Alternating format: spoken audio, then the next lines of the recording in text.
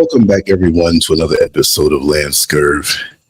Yes, I had tried to ponder different points that one would need when they thought about moving to Africa. Although I have to give credit where credit is due. I will not mention the name of the individual who suggested this title to me, but they are a mentor to me and very much incognito. And it's a brilliant, brilliant topic. You know, online, I noticed there's a lot of fallacies, emotions, misperceptions, although it's not for me to say that somebody's perspective is wrong. But when it's fueled by frustration, emotionalism, and expectations going wrong, I have to comment on it. And I jotted down a few expectations and several realities.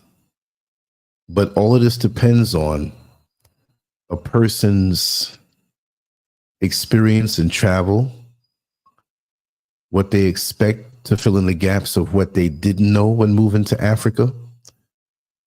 And let me tell you, Africa, Al-Kebulan, is not just a little piece of place that you go to, and it's all the same. There are many countries here, many different languages, many different cultures within the motherland.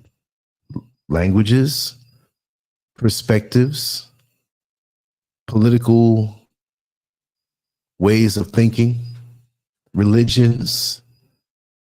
So it's not just one thing or one size fits all. Oh, go to Africa. No. You go to the Gambia, you go to Kenya, South Africa, Ghana, Benin, and the list goes on and on. You have East Africa. You have North Africa, South Africa, the Congo. Many of us in America, we weren't taught about Africa. Africa has been pushed to the side in the curriculum of elementary school, junior high school, and not really put on as being important. Wise man, welcome on in. Tracy, Diane. Wow, I was kind of in the zone. I just want to take my time with this. And I know there are some who are listening who they got their ear pressed to it. And I can't say that it's not for everyone.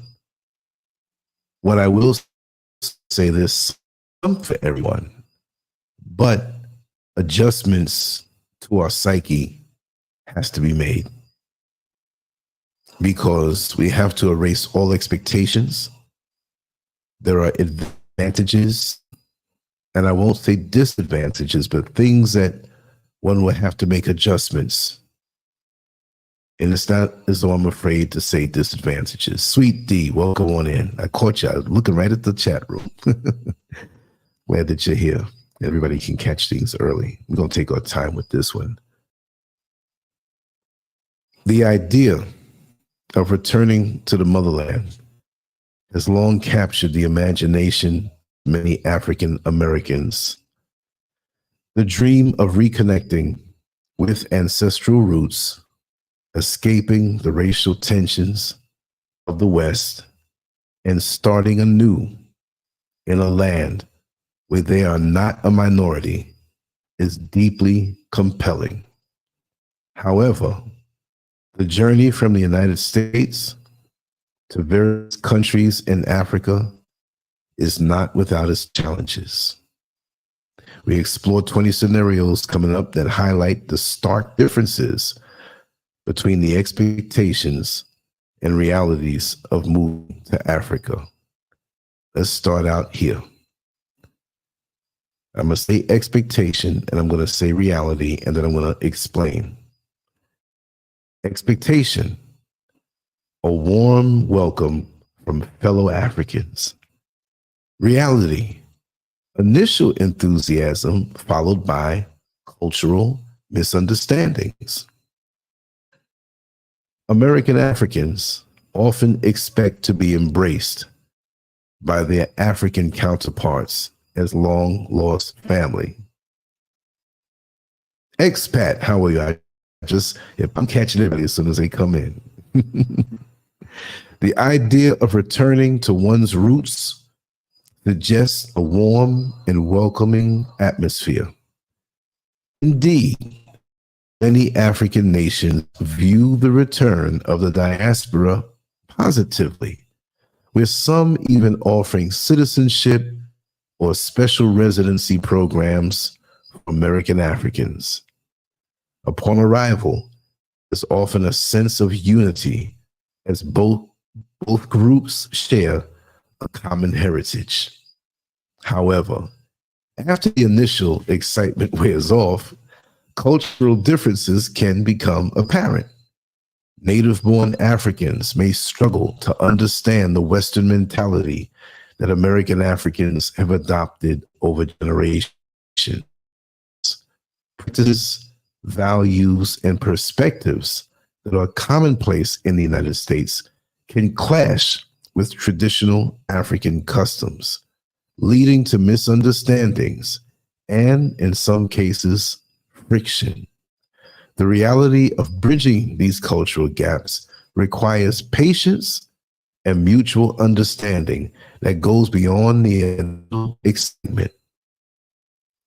Expectation, living a luxurious lifestyle with American dollars. Reality, adjusting to a middle-class lifestyle in a developing economy. And remember what I said, that whatever I state here is just a overall, because different countries will be affected different by the exchange rate, money, okay? Many American Africans believe that their savings or retirement income will allow them to live a luxurious lifestyle in Africa, where the cost of living is often perceived to be lower. The idea of living in a large house with domestic help and other luxuries is a common expectation. Exchange rate often makes American dollars seem to stretch further, reinforcing this belief. The reality, however, is that while your money might go further, it doesn't always equate to luxury.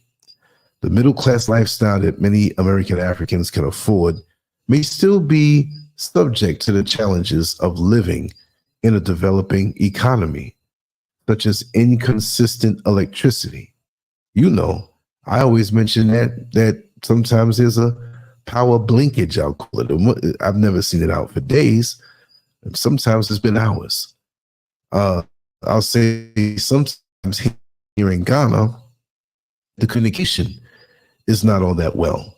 They may say, we're going to shut things down for 3 hours tomorrow, but never put it out there. You have to check online and see when these things are happening. And when they begin to work on things, they just cut it off. They don't tell you. The inconsistent electricity, the water shortages, which is not an issue here where I am in this country, and the need for imported goods in certain cases, which can be costly because of shipping. Moreover, the perception that American Africans are wealthy can lead to inflated prices for goods and services, eroding any financial advantage. Yes, they think you're rich. They think you have more, most often. When I say they, I'm trying to be funny and basically say, that, yeah, they, because we have many ways of thinking here. Expectation, a strong sense of and belonging. Reality, feeling like an outsider despite shared heritage. American Africans moving to Africa often expect to feel in a sense of belonging. The idea of returning to one's ancestral homeland carries the hope of finding a community where one's skin color is no longer a point of distinction or prejudice. There's a strong belief that Africa will provide the sense of community that was lacking in the US. In reality, many American Africans find them feeling like outsiders. While they share ancestry with native-born Africans, their experiences are vastly different. American Africans often find that their perspectives shaped by life in the US differ significantly from those of native Africans. The sense of alienation can be compounded by language barriers, different social norms, and the fact that some Africans may see them as foreigners rather than family. Expectation, easier land and property. Reality, navigating complex legal and bureaucratic systems. The dream of owning land or property in Africa is a strong motivator for many American Africans. The idea that land is more affordable and readily available than in the US leads to expectations of quickly home or business space. Some even anticipate the possibility of living off the land, returning to a simpler, more sustainable lifestyle. The reality can be far more complicated. While land available, the legal and bureaucratic processes involved in acquiring property can be complex and time-consuming. Issues such as unclear, got to be careful about that. Corruption, you got to be careful about that too. And local laws that restrict foreign ownership can pose significant challenges. And again, this is not just a Ghana thing, but some things I say in my reading, the writing that I put out, is not a Ghana thing. It could be in certain points. It could be, so when I said moving to, it's not a one size fits all for every country, but I had to include the realities that can happen in other countries also through people I've talked to. And I'm going to answer questions of what I've known at the end of this and my experiences from my perspective, but I had to remain neutral in writing because the titles didn't say moving to Ghana, right? It's moving to Africa. It's a wider range, I'll say here. So I wanted to kind of incorporate everything, right?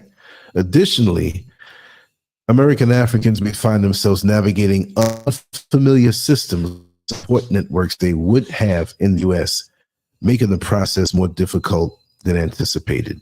Yes, they drag their feet here. You have to make sure that you have a title. There's a lot of corruption I'm speaking about here in Ghana and other places too, right? And once you make sure, and you go down to the Lands Commission and make sure the Lands Commission here in the area where I live in is prehistoric. I'm going to be honest. You expect to go to this building and, you know, people greet you and the computer, paperwork. Stacks of paperwork. They have a computer here and there, but you're like, wait a second. This may not be what it is in Accra. In Accra, in the city, yes, everything's super modern. But this is the country, this is the mountains. And the turnover is not as high. So because of that, it's not like in this particular area, houses are flooding in. Oh yeah, they're people buying land. The land is selling, no, I'm not going to say fast, but brisk. And there's a whole lot of it to go around. But the people and the pencil pushers, especially since it's not a computer thing, take their time. They got to go in the back and move a box. God forbid there's a fire, right? But that is only in the part way far away from the modern city. So if you go way out, don't expect it to be the air conditioned, whatever. You may have to take some time and find your paperwork. Well, they can check for that title though. So this is, I'm just freestyling this, right? Don't trust anybody that you don't know. Oh, no, I can get it. I'll do it for you. Just give me so much money. I'll do it for you. Or I'm selling this land. I'm selling this land. Yeah. Okay. Let's go down to the Lands Commission, right? And let's get it straight. And you got to get the survey done. They're going to do it the right way by drone to know exactly where your property line begins and ends. And I'll just add this in. I want to add a lot of, so I don't want to linger on, but I just want to, I may forget this, right? Hold on, let me get my water first of all. Oh, you know how I am with water during the show. Hold on. So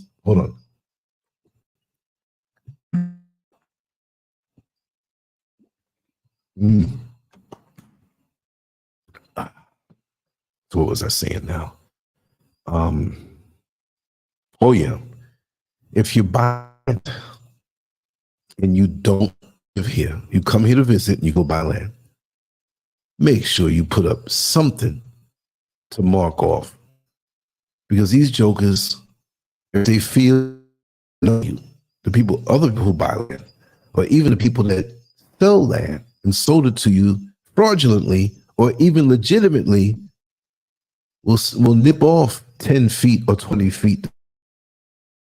If it's a lot of land, you might not miss it. And then when you come back, you might not see how much smaller it is. There's all kind of tricks. I know people personally that I can pick up the phone right now and ask them to be on the show. You know, their voices might be known by their family, but I know a lot of people who've been ripped off. A lot. So all of the, oh, my brother, yes, we are one home. Yeah, that's beautiful when you're real about it. And I observed a situation where there was an American man that I even featured on one of my videos. And people went because of the trust. I am so sick of being betrayed because people see that people trust me, right? And so readily, oh, it's with Lancescurv, I see him talking to Lance. Oh, Lance is out there on the land with him, and oh my God, yeah, no problem. And they called me back, Lance. He got me for $32,000. He got me for $40,000. He got me for $16,000. Man, I feel so bad. This is why I'm not, unless I can certify with anything, because I've been used to turn this into that type of show.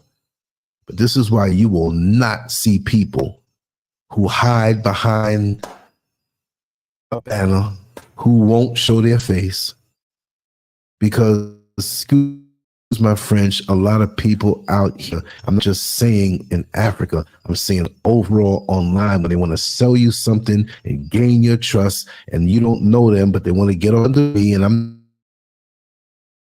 not something because I've shown my life.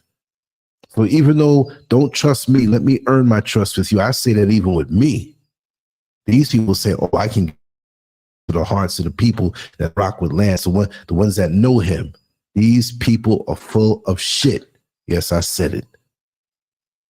And if anybody out there is full of it, and you want to come at me and get on this platform to tell me a whole lot about yourself and prove it. I don't care if you're selling Girl Scout cookies. I don't care. Because I never asked for a cut of anything that anybody would get or whatever, but just move with caution. That goes with anything, especially now. There are so many scams in the world. I want to say something else on a different subject. Well, let me go ahead and say it right now real quick, because that's how we did it yesterday. I just had to drink a lot of water. I'm on Telegram. I'm everywhere, damn it. But I'm on Telegram. And there are people who watch the show who connect with me there, or on Signal, or on WhatsApp, or on Facebook, or on X, or, so there's a lot of checking I have to do. On Telegram, you'll have people who pop up, hey, how you doing? I'm glad to connect with you here, right? Hey, thank you. And I go look at their profile. Nothing on their profile. Nothing. They might have an in the name of their Telegram presence. Last night. Hey, matter of fact, I blocked her. Basically, hello, how are you? And I'm like, I'm fine. Hey, what did she say? It's good to. I said, it's a beautiful thing. And then she said, where? No, she didn't ask me where I was, because I like to play with these people sometime, and I'm gonna drop one on y'all. It's gonna shock. I was like, yeah, it's kind of late, which is a relative term. So I'm gonna go to bed soon. It was actually 3:00 in the morning, and actually I didn't get to bed till 6. I was so excited. Share on better, and I was like blown away. When I get zoned like that, I didn't sleep till the sun came up. And I woke up bushed today. You notice I didn't do any show except this show, right? And I thought I was going to leave out, and I didn't. But still, it was a good day. I was just beat. So I said, it's 3:00 over here, 3 a.m.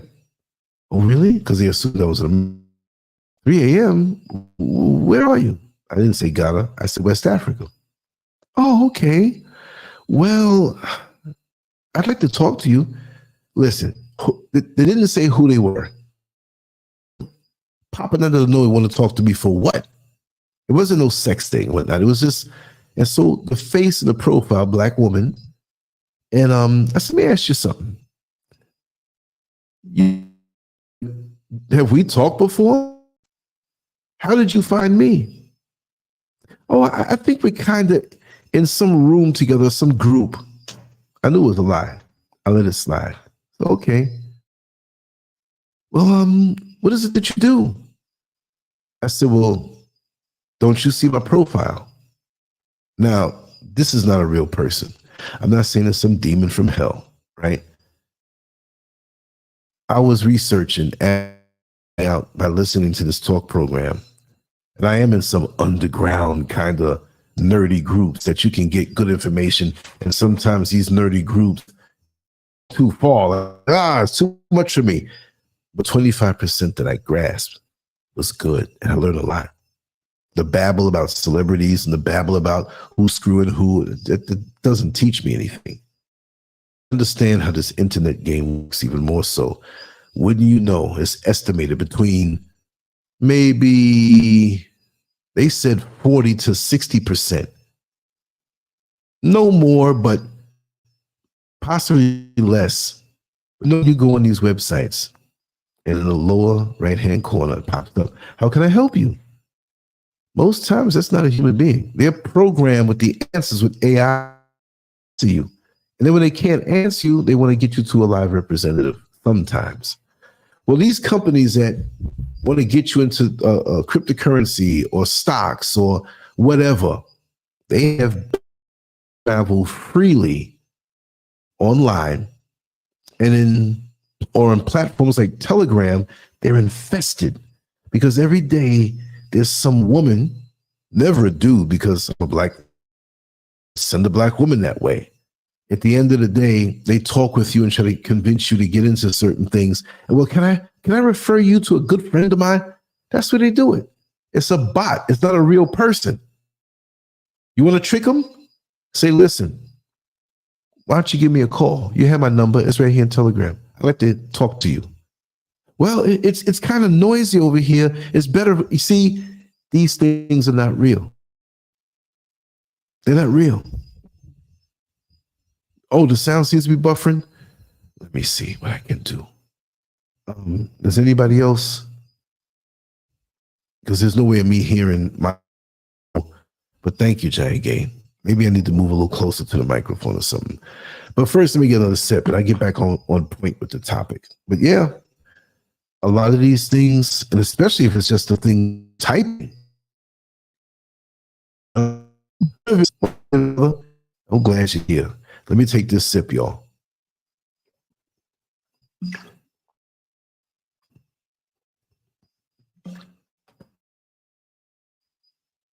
So just be careful online. You don't know what you're talking to. Seriously. Expectation. Finding high quality health care easily. facing challenges in assessing reliable medical services. Now, this is a wide range thing. I would say in Ghana, a lot of the hospitals, the smaller places, may seem a little dusty and slow. But there is several hospitals, and especially one. And when I do have the time or so, I want to go down there and try to see if I can somebody. Man, I thought I was on the Starship Enterprise. That hospital, huge. I forgot the exact name of it, but I've been there several times. And I'm talking about the floor, modern, spacious. It's like when you go there, you don't want to leave. And I want to show that. But there are some countries where certain medical, services may be a little limited. I don't know to say that country or this country. I know here, Mrs. Melanin. Wow, been a while. Good to see you. Wow. Yeah, so that's on a country by country basis, and within each country, you can't say, "Oh, I had an experience there and the medical care sucked." It doesn't mean the whole country, right?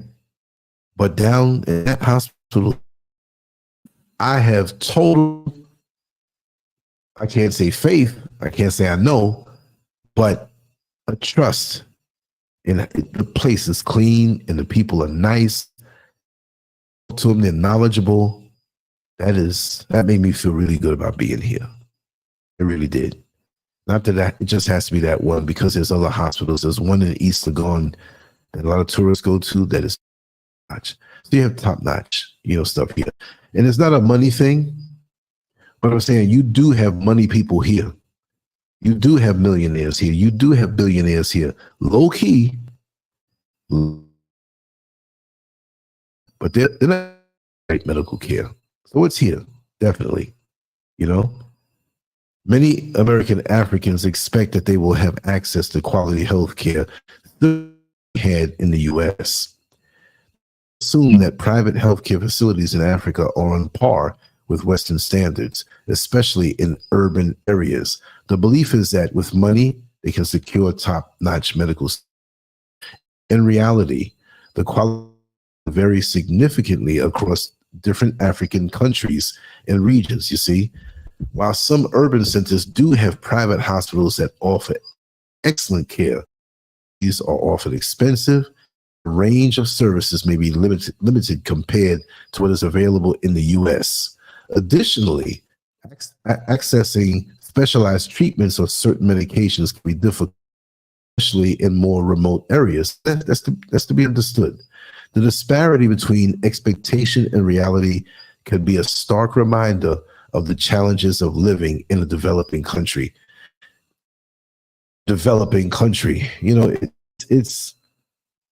kind of bothers me. I know the terminology which I will use for somebody who is going to read this in a neutral way. What do you mean by that, Lance? Serves people that have to say it. You see what I mean? Because if I don't say it, they may expect, top-notch, whatever. And it doesn't mean that you can't get it, but it's mostly in the remote areas. It's not like you roll way out in a village that's so far away from a major area. You get what you get. You know what I mean? But I will say this.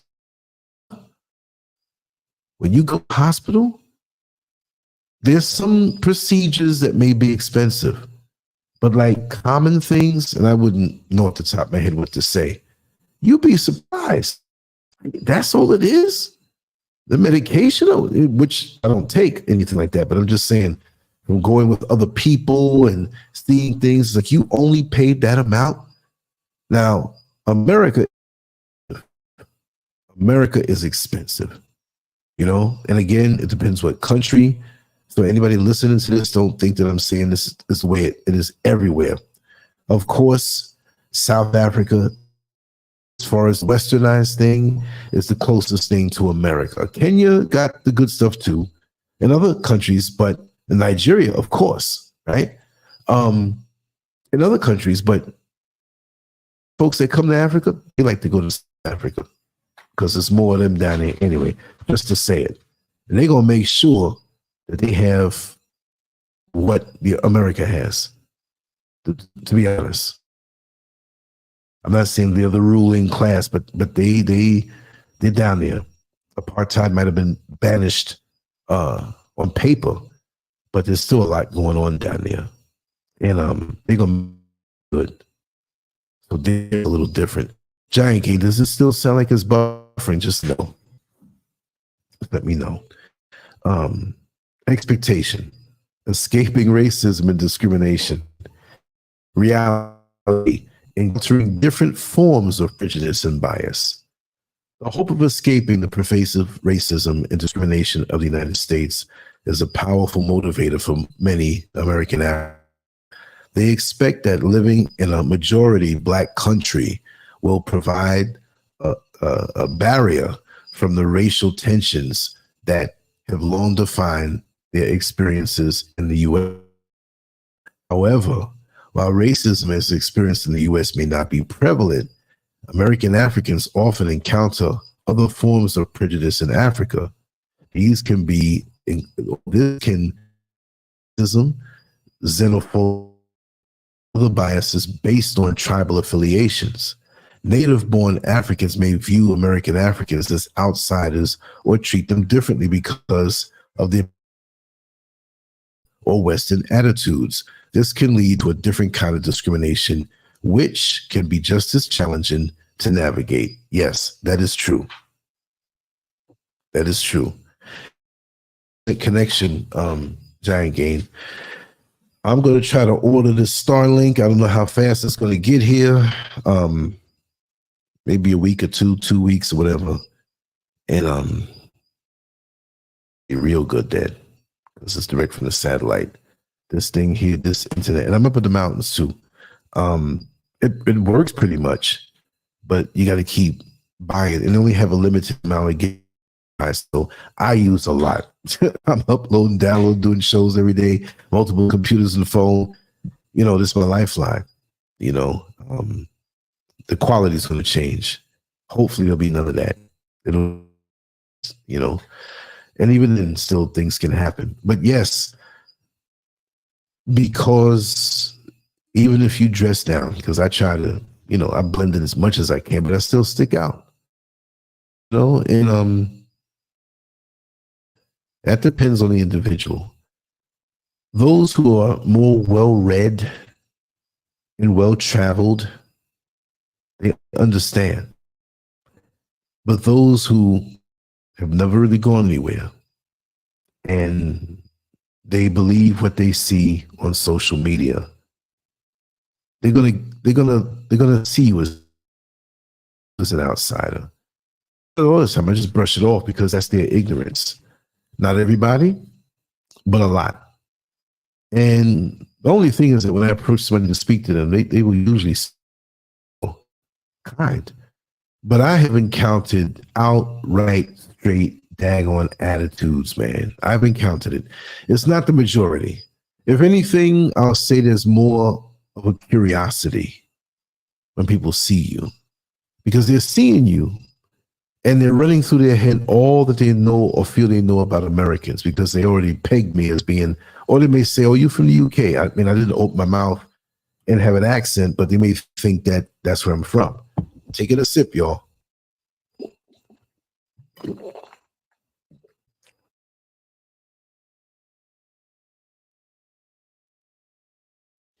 I had to mute that.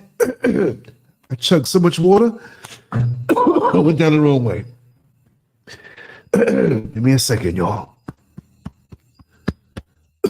Beat my chest like a gorilla.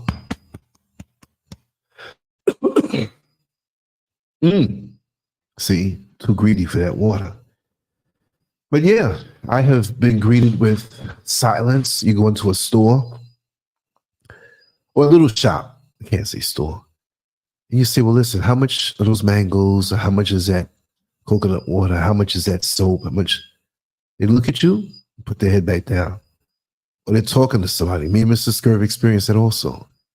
And it's weird. I've seen men like eye me up and down, like they cannot stand me. And it's usually the older guys. And I tried to figure that out. And I was speaking to a Ghanaian here. I speak to many because I try to learn. It's not like I just throw myself out there cold turkey and try to figure it out. But very intelligent Ghanaians. So we speak on different issues, and a lot of them just afraid to put their voice on the show, but trust and believe. I do speak with a lot of intelligent people here. And the bottom line is that with the men, because I said, what is it with the men, the older men? Like, I'm saying older, but I'm older, right? My age. They may not look it, they may look their age, right? So a lot of times they think I'm a little younger. And I notice if I have a camera in my hand, a small camera, like I'm not even holding it up, tourist, you know, or some who see me regularly, but don't know me, but they know I live here. And you may have to talk to them or something. And it's the attitude. Not all older Ghanaian men. I'm not saying that, but a lot more. You would expect that they would have a little wisdom, a little whatever. And my thing is, here's the thing, that in my speaking with others, they say, you know, there may be some resentment because you come from America and you come here for the good parts. Meaning that, you know, 20 or 30 years ago, Lance, it wasn't like it is now. You have more modern amenities here. You have more, you know, it's grown, because I heard even 40 years ago, like say, okay, this is 2024, let's say 44 years. Let's round it off to 1980. It wasn't like it is now. You know, I mean, there's things that some people say they desire, but you can find anything out here. You can get anything out here. It's just that things are spread out. And it depends on your taste. It depends on how you like to live. I walk past clubs. I'm not a nightclub guy, but I'm just saying, just to make it extreme, and I'm not materialistic. It doesn't mean everybody's living good like that. But there's not any kind of car I have seen down in Osu on a Friday or Saturday night. I've seen drop top Bentleys, more than one, Lamborghinis, Benzes all over. Even up here, because there's people, Lebanese and Turkish, who live up in the mountains. They want to be away from the population. They live up in the mountains and way up somewhere where they're on top. You got some mountains out here that are wicked, boy. You know, so it all depends on the person. But sometimes my thing now is, and what I've learned more so, see, in America, you don't have to think about this as much. Like, you can kind of read people easy. Like when you see old racist person, the way they, okay, we know what it is. But pretty much for black people, it's just like a status thing between each other. Like, yeah, I got more than you or whatever. They might throw off a little bit.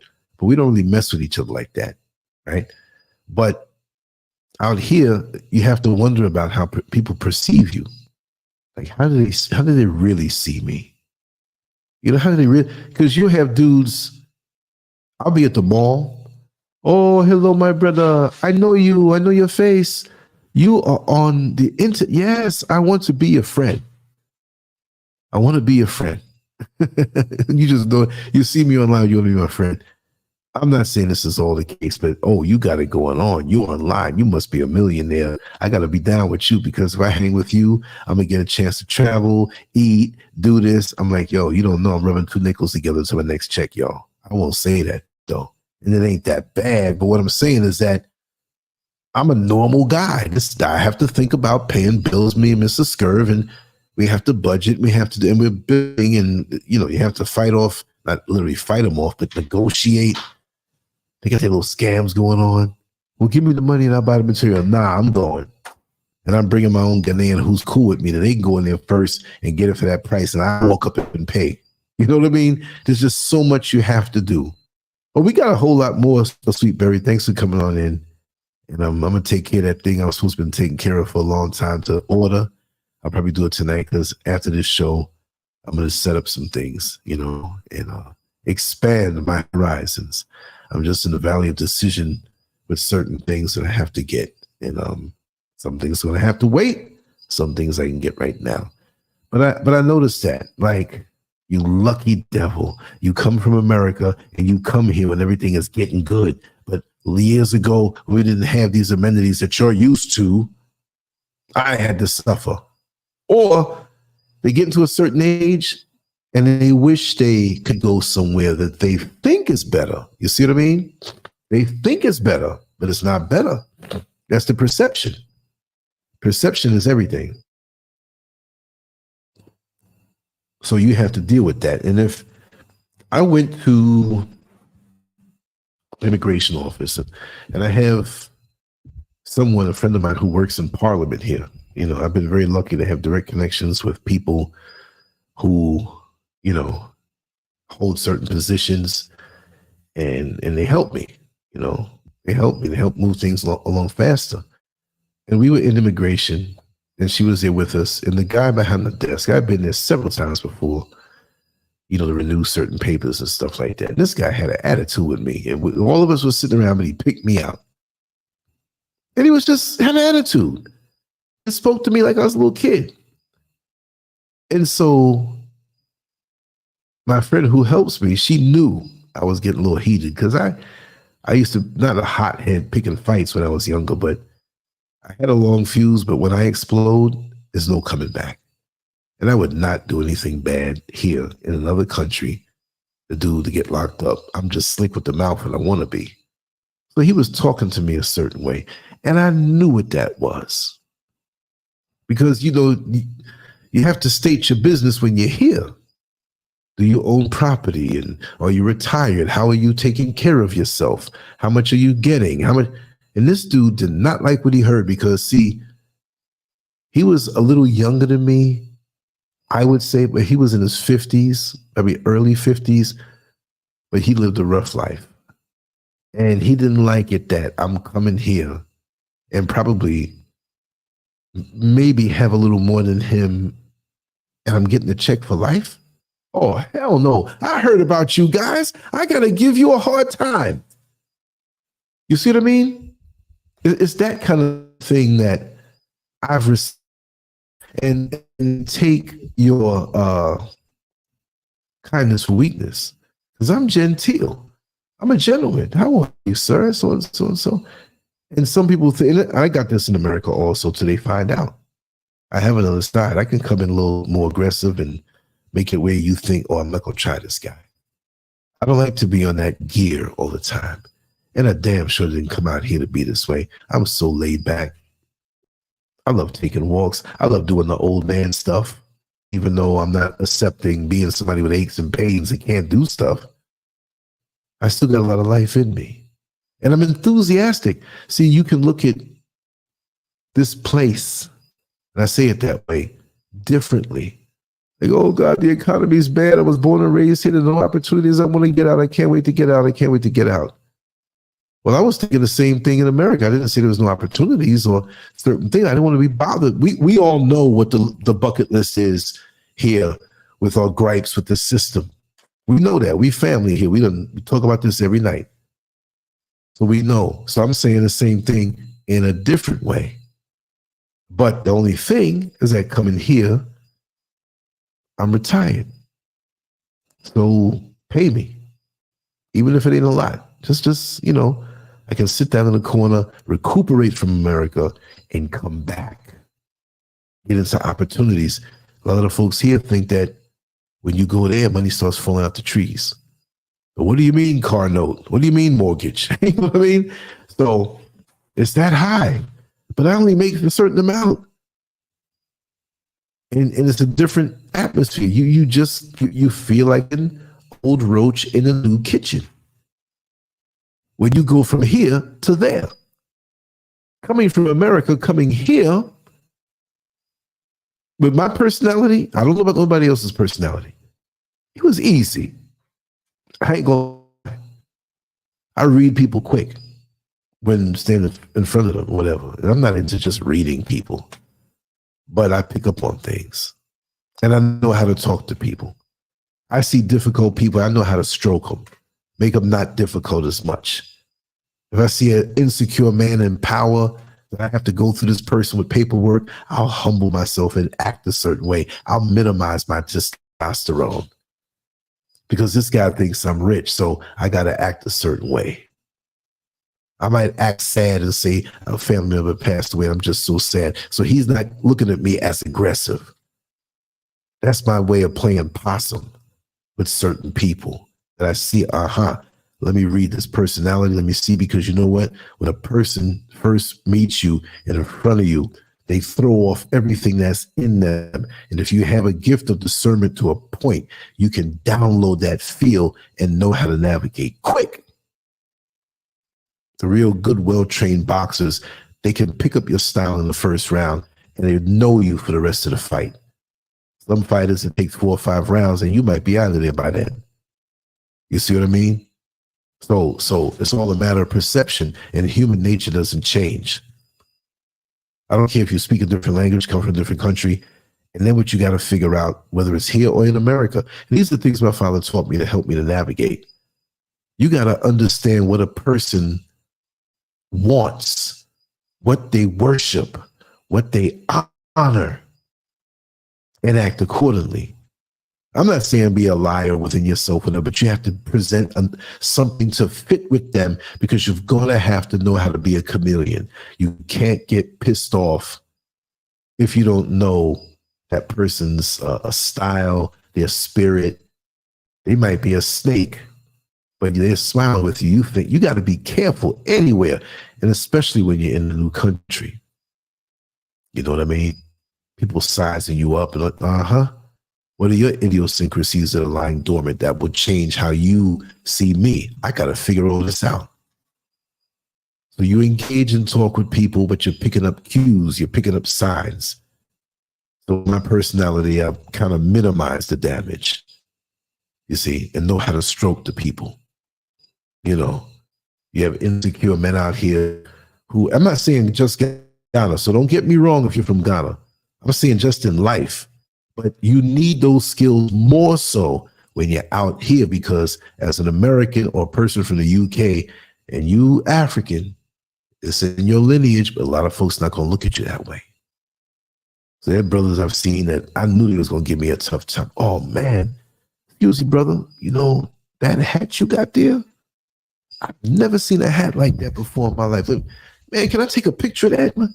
Oh, yeah, sure. So now, he might have been intimidated by me just being American, although I got a hole in my t-shirt and I'm wearing Crocs. And I'm giving him props. But now he feels good. And we're going to have a nice exchange for whatever business is that I had to take care of. You know what I mean? You know, so even dealing with women, you're not going to just flatter them just outright. It might be a woman who has an attitude with you because they think American men are rude. So now you got to be over polite. So they say, oh, he's not a rude American. Because you can see some women that you deal with when you have to take care of official business. They see you come in and you can see by the look of their face what they think you are. But this is life stuff. This is not just coming to Africa, but you're going to have those skills. You see? So when they think they're going to have a problem from you, looking down on them because maybe they feel insecure for whatever reason, or maybe an American black person and let's see, they're American, he probably comes over here and thinks he can own the world. They will make you wait. You know what I mean? Oh man, and it's only going to take 3 minutes, but we're going to make him wait 20. They'll serve other people. Don't get mad because they're going to think you that. You got to take it. And at the end of the day, they'll be polite with you when they see that you are not what they thought you were. It's a lot of radar. You better have some radar, baby, yin yang. But it's not hard. It's just perception. If you're centered, no matter where you go, you'll navigate when you connect with people, right? Let me see. Expectation. A simple, stress-free lifestyle. Reality. Adjusting to new sources of stress and complexity. Many American Africans expect that moving to Africa will allow them to escape the fast-paced, stressful lifestyle of the U.S. The vision of a simpler, more peaceful life in the countryside or a close-knit community is appealing, especially for those looking to retire or slow down. So yeah, I gotta say it that way, although I'm somewhere in the country, by the countryside, whatever. You know, you go for what you go for, right? In reality, life in Africa can come with its own set of stresses and complexities. Issues such as unreliable infrastructure, cultural misunderstandings, navigating a new environment creates stress. Additionally, the slower pace of life can sometimes lead to frustration for those used to the efficiency and convenience of West systems. The reality is that while the type of stress may change, it doesn't necessarily disappear, right? The power outages might blink out for 90 seconds, but I'm online and go back in and it cuts me off. And that's why I can't wait to get to Starlink. I'm ordering that bad boy tonight. But it's different. But I'll take these. But is in America. I didn't realize how I was concerned about gunplay in America in public places. You know, I had guns put to my head when I drove the dollar van in New York and the guy robbed me, whatever. I could have kicked his behind if he didn't have a gun, but he knew that. I've been in situations that helped me to not get robbed because I didn't act like I was scared, and it kind of made the people feel I had something. I told you the story when the 4 guys got on the train late at night in the Bronx. I went to this girl's to get back home. My vehicle was in the shop, so I had to take the train. It was cold. It was ice. There was nobody out there. I get on the train. I'm well dressed. It's running local because it's late at night, and nobody's on the train. This car ain't nobody. And no, it was me. Nice overcoat, shoes, slacks, nice everything, you know, clean. I look like money. I wasn't trying to, but I just got paid, and I had some money that I took from the bank. So I had a little pocket. I didn't walk around like that all the time. It just so happened that I was going to go straight home after work, and I had the next few days off, but this young lady convinced me, come on up to the Bronx.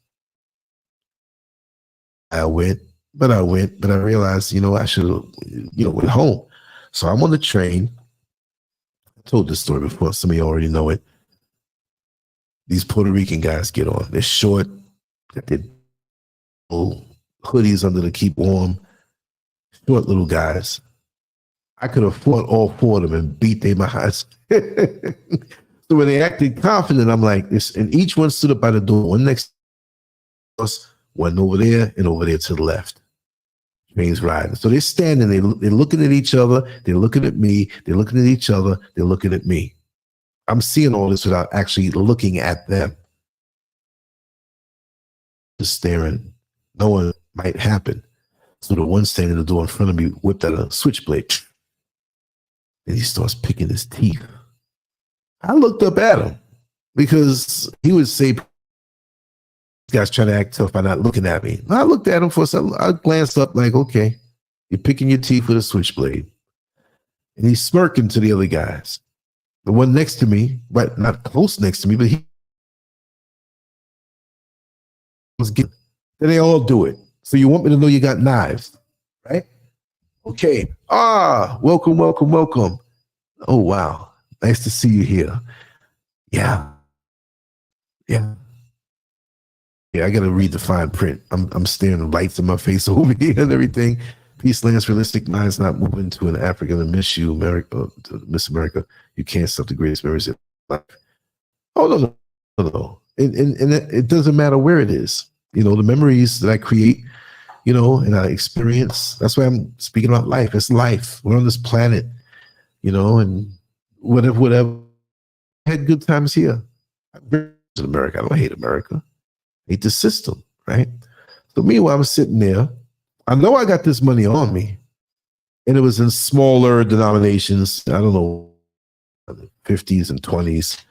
So it looked like a lot. So now they're staring at me, and the one in front of me standing with the knife in his hand, just staring at me, smirking. So I looked at him, smirked. My heart was beating. I can't whip a knife. I don't care if you're 4'10" or whatever these guys. No, they weren't that short. Because I ain't tall either, 5'10". Maybe no. But I looked at him and smirked too. The fact that I was dressed very clean. I'm always clean cut, even when I grew hair on the top of my head. I shave it now. I don't want to see what it grows like. I know it's all white. I got no problem with that though. I love being shaved. Anyway, I reached in my pocket and whipped out all my money. $1,000. My heart was beating. It sounds like Ralph Cramden now. They knew that I knew that they had a knife. They knew that all of them had switchblades and can cut me up easily. I was dressed professionally and I whipped out my money. Now, you just don't whip out your money.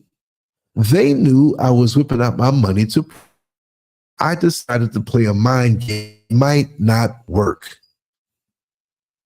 It might not work.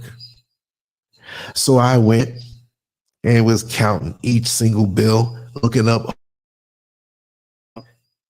I took some of it, I kissed it, looked up at them smiling, and put the money back in and folded my arms and sat back in the chair. Now, this whole time I'm scared. I'm not scared of them.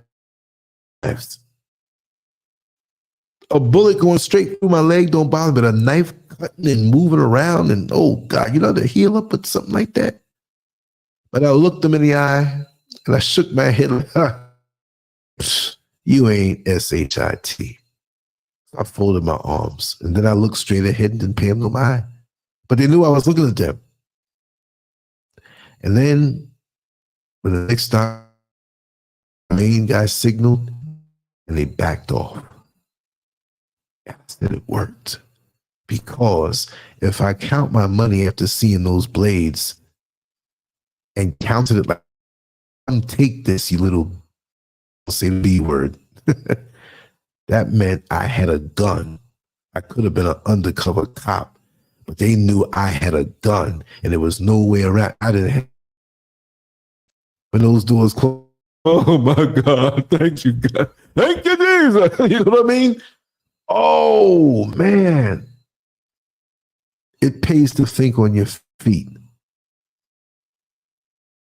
But that kind of thing, it can happen here too.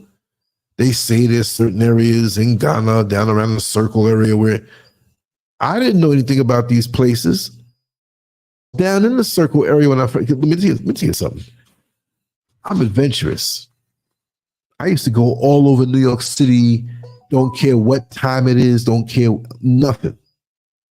I used to go and explore rough neighborhoods. I didn't see it as that. I'm just, because you know why?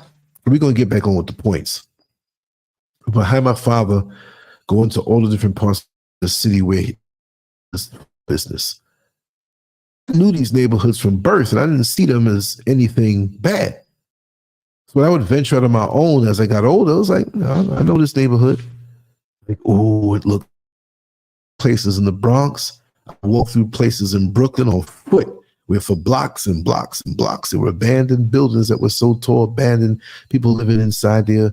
You know, they're burning the big barrel and the fire in the winter.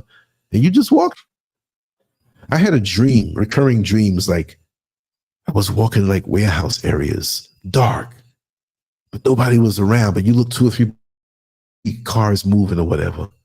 And the more you go to those busy streets that you see, it's still further away. I don't know what that dream meant. That's off topic. But anyway, I walked around that circle area and got to say, I saw dudes out there that knew they were into stuff.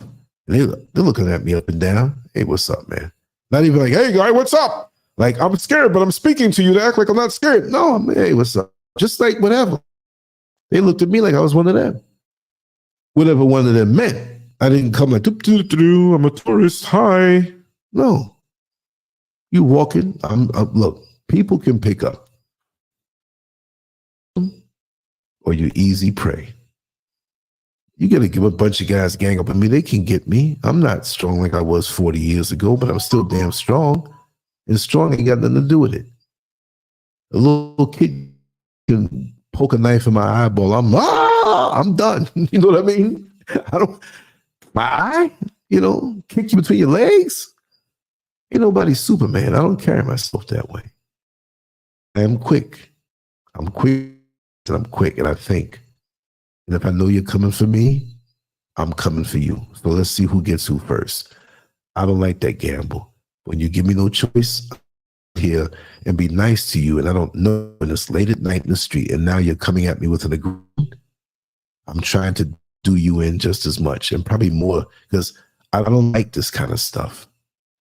I don't like it. Okay, let me see something here about can't. I see the word can't. JD, welcome. Okay, Africa memories, you can't do it.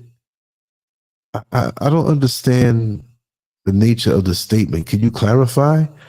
Or even we can take a commercial break and you can come on into the show and talk it. I mean, is that something?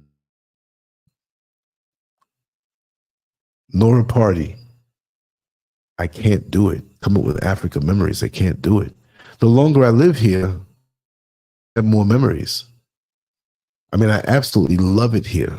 So I already have lots of memories anyway, which dispels you saying that I can't do it. There are people that I know about me, knowing what I do online. But give me a little more of which. Let me look at the previous statement to get an indication of what it is. Realistic minds not moving to an Africa. You can't stop the greatest memories of your life. Why do I want to stop the greatest memories of my life?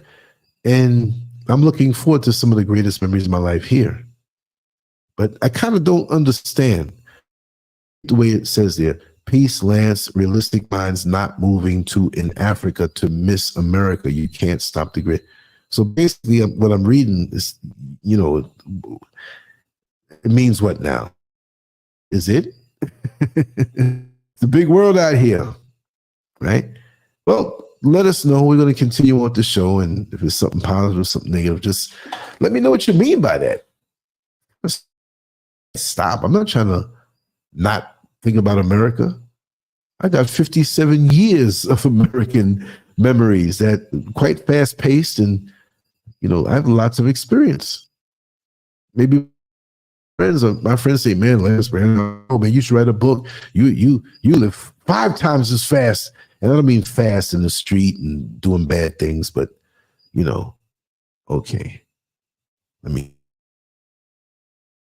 Africa for indigenous. Okay, one of those, please. I am in Africa right now. And I'm not going to let you sway the beauty of this show into discussion. How could you say that? Are you so indoctrinated with the Western mentality?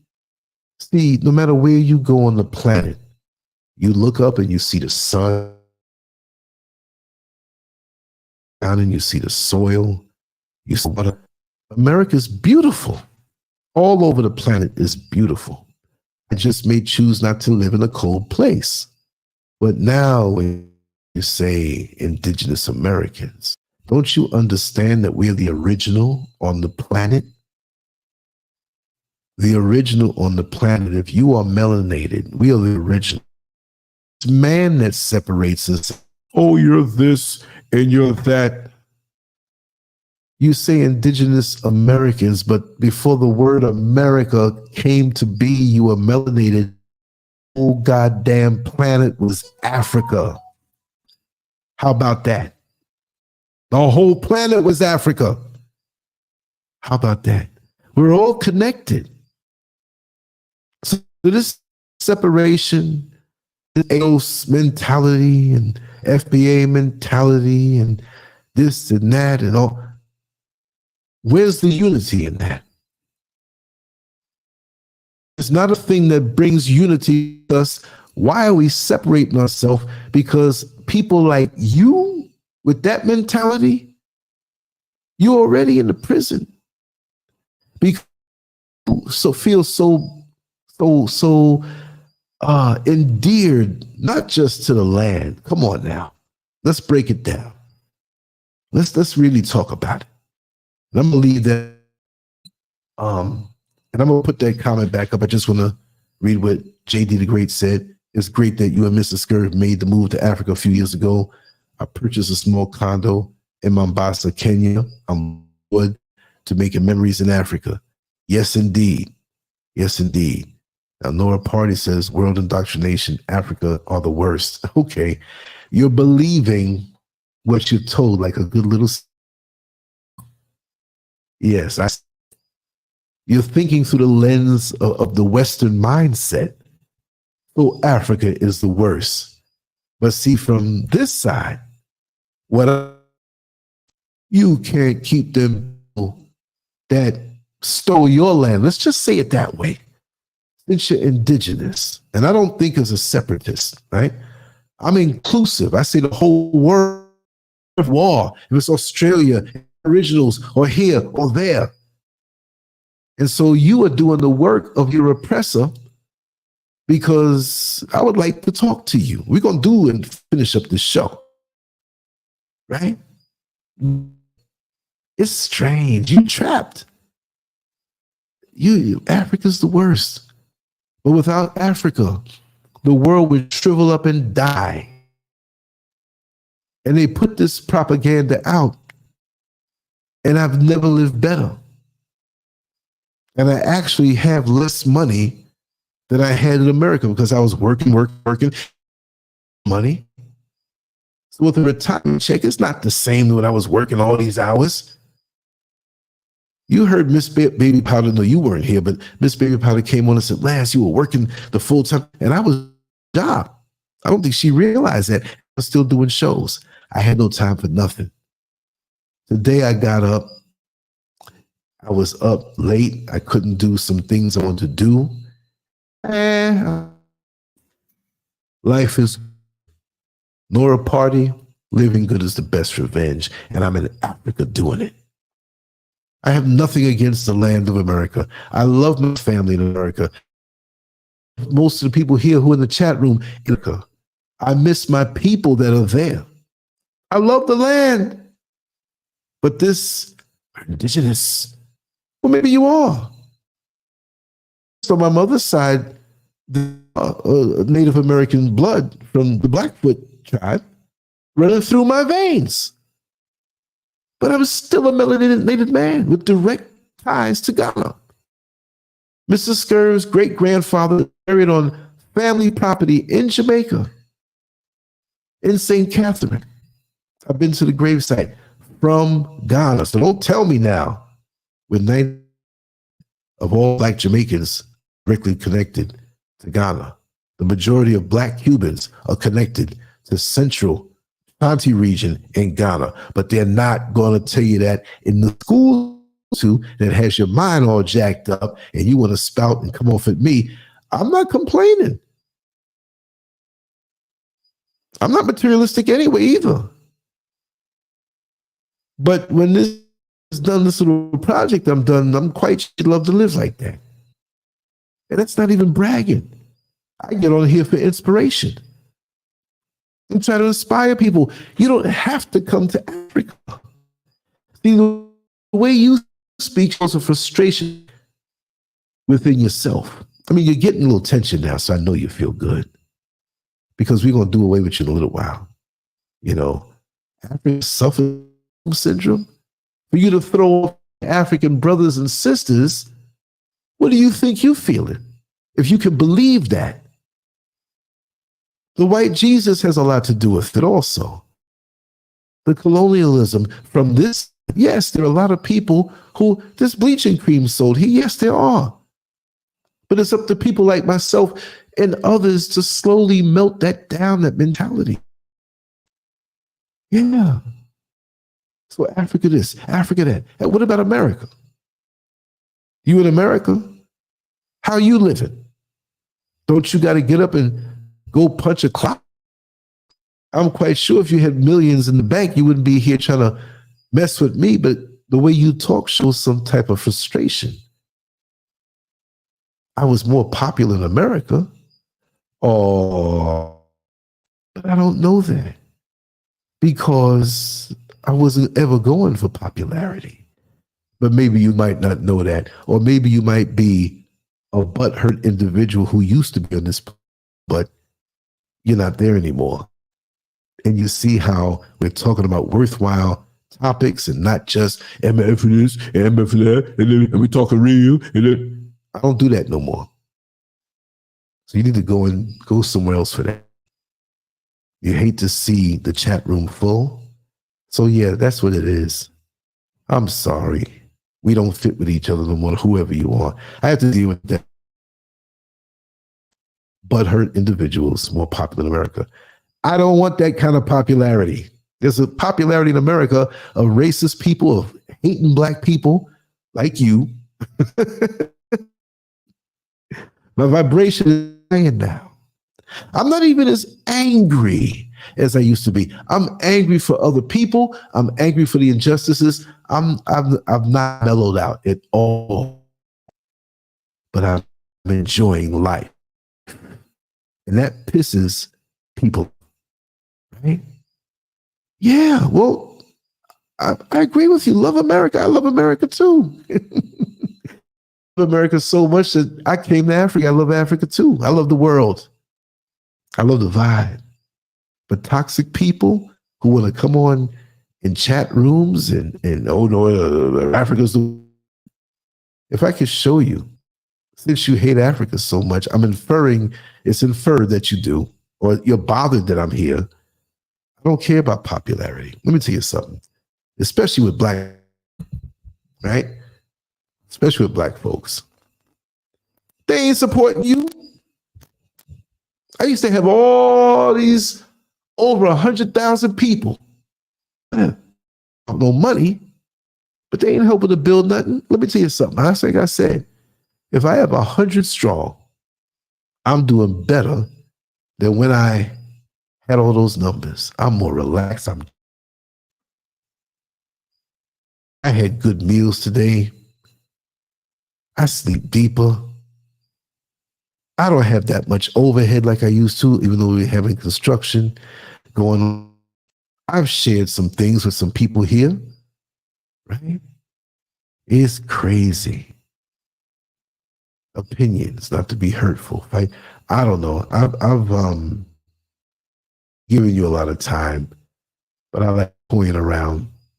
I'm like a cat with the mouse. I'm like a cat with the mouse, and when these things happen, it's like you use them as teachable moments to show that there are people out there that got jacked up ways of thinking. It's like, you upset. I'm not bothering nobody. I'm not, I can't stand the indigenous people who call themselves, I can't stand the FBAs. I see who it is. You know what I mean? See, yeah, that's a personal event. You're hiding behind a new profile. And yeah, I don't do that. I left you all in 2023. It's a new day. Living good is the best revenge.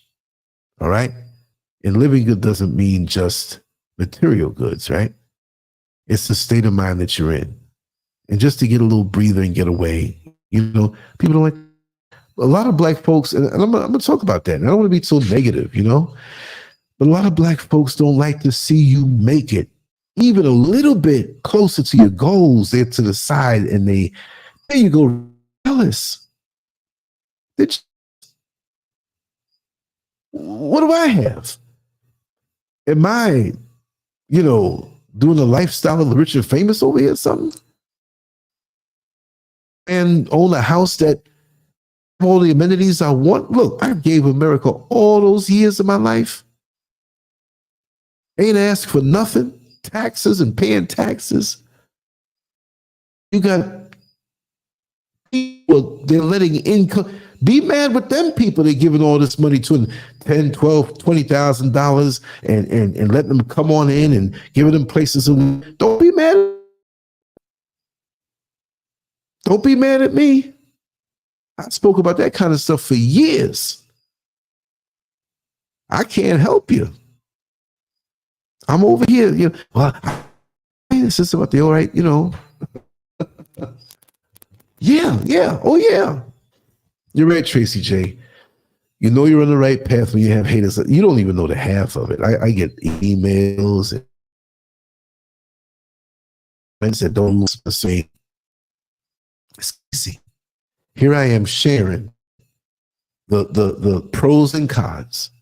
I'm not sugarcoating anything. In my private with many who are here, you all know how I talk. I'll tell you. I'll show you.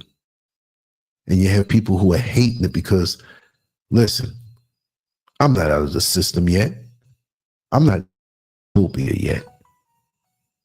More of a utopia. It's more of a, I'm feeling getting out of that heat. But the colonialism is here. I still got a credit card I gotta use. The system goes down. I'm screwed just like anybody else. So I don't understand. See, so when people have a little extra knowledge on you, and they say, this guy's doing the damn thing. And I don't, I'm 60 friggin' 1 year old. In 20 years, I'm 81. What am I supposed to do? I chose this. Me and Mr. Scurv, can we live the next little decades if we have that much peacefully? We're just sharing our reality. If I had money, this house would have been done. I don't apologize to anybody. I do it the way I see fit. Just foresight, vision, and I ain't changed. When I played that show from fifth, or wasn't a show, I was just talking. My first video, I was talking the same way. I spoke about vision, working hard. But you got people who get on the keyboard and they can't show you who they are, and they want to come at you. I don't second guess myself. I am and I am very happy where I am. And if you stay in America and that is where you're happy, be happy. I'm not against it. Matter of fact, I was speaking to a friend of mine, again, one of my friends that I've known for about 50 years from, he says, hey, would you move back to America? I said, I'd buy property there. I'd buy land there. Business there. If the world is a safer place, and if that place changes, but there's opportunities all over. I might be living in Kenya 3 years from now. I might be East Africa island. This is not it. I'm a citizen of the world. And some people cannot stand that when I don't understand. Queens never gets it was my fate that I'll be seen as an outsider by people that look like me. That's the worst kind of pain. Well, let me just share that for me, everything. But for me, yeah, I've experienced that. But the acceptance far outweighed that, And it's here. It's not enough to annoy me. It's almost like, it's a weird analogy. You're coming home from somewhere, you got like a little bag of groceries in your hand, and you're 3 doors away from your house, but there's a neighbor that you start talking. You didn't see them for a while. And you got to pee. But the conversation's so good, you hold it, be like, okay, I held it enough, I got to pee. Look, it's not enough right now to annoy me. You don't like to make me like, oh, I'm regretting this, because it all depends on how one lives. I'll say this. It all depends, because like me, when I was living in Orlando and even in New York City, toward the end of my time in New York City, I was always inside. I was always working in New York, right? I mean, and paying a lot of bills. Had tenants, and still things got tight. I was getting it. When I was working at the People's Court TV show, that's the last job I had before I left. I was getting it, and I was giving it away to all the bill collectors, right? So I came down to Orlando for better life. That became more crazy too, right? So it's not running, it's just adjusting. So I began to think about outside more so. So when I traded off, right? When I got down into Orlando, I started getting to this thing called cyberspace, the internet. I was working in corrections, drawing pictures, uploading them, writing stuff. Been online. Coming up on 24 years, it's still 23 and a half years I've been online. Been online hard every day. So I'm inside a lot. For me being here, it really doesn't bother me. Because unless I have to go out for something, very seldom do I, when I do go, it's pleasant. I got phone numbers from some of the local folks around here. Some of them help me in the yard. You pick who you choose to have around you, but you will be viewed as an outsider by some. And that's a lot better than the systemic racism in America for me. That's what it is. Jade, I'm going up. There are jealous entities out there that are frustrated because they don't have the courage to do what you did. I'm not patting myself on the back by no means, but that was shared with me. And again, it doesn't mean everybody has to do the same thing I did. But people see it, right? It does. The way that it's being done. Because this house is not finished yet. I'm living on a construction site. A couple more months will be all right. So the sacrifice, the loneliness from where you were, from the people that you love and you see, but a lot of my friends are going to move out here too. They have obligations and things and roots there. I cut mine completely as far as finances and stuff. So everybody's situation is different. But I laugh, have a good time. But I'm usually, inside working on the stuff that I do, like I've always done. When I was working in Orlando and driving a bus and working a second job into the wee hours, still doing my shows, I was home a lot. There's times that I had a 2-week vacation and never left the house. There were certain times like that. So here, where it's more spacious, more floors, more room, big wall all the way around, I'm happy. When I'm way upstairs, I don't think about downstairs. When I'm down there, I'm like in a mall, man. I'm like, this is a lot of space for me in the quietness, and it suits me just fine. And probably I could have found the same feel in America, but the system of America kills me. Going to a mall and wondering if some crazy white man's going to shoot the place up. You know what I mean? That doesn't happen everywhere. So let me move it down. I know there's some fat comments here. Diane says, you have genuine love. I can feel it from both of you. Yes. Yes, we do. I mean, we can't fake it. I mean, I'm doing a show, but we're talking. We're hanging out. I'm not here to spew venom on people who consider themselves indigenous American. Look. I got a good gay following, right? I'm not saying that's a good thing or bad thing. I'm just saying, and not even right now, but on the old channel before they took it down, there's white folks. Well, I don't really want to come in and talk or whatever. Oh, you gave me a better understanding on certain things. Oh, Lance, you're cute. You waste of manhood, but we read you. That you ain't like us and whatnot. But on the black man tip, we feel you. We feel you. You know what I mean? So I got all types. I got stalkers. I got perverts of both sexes that send me pictures. I don't know if anybody wants to be Lancescurv, but no, it's cool. JD Great, thank you so much. JD Great says, I've been listening to your show since 2018. You have shared and enlightened us to so many things over the years. I know many of us greatly appreciate you and Mr. Scurv. Just the way you wrote that, much love and appreciation, but just the way you wrote that. Let's not even go back to 2001. It wasn't like this then, but 2018, for me to see that number, even that 6 years ago. Wow. That's a lot of listening.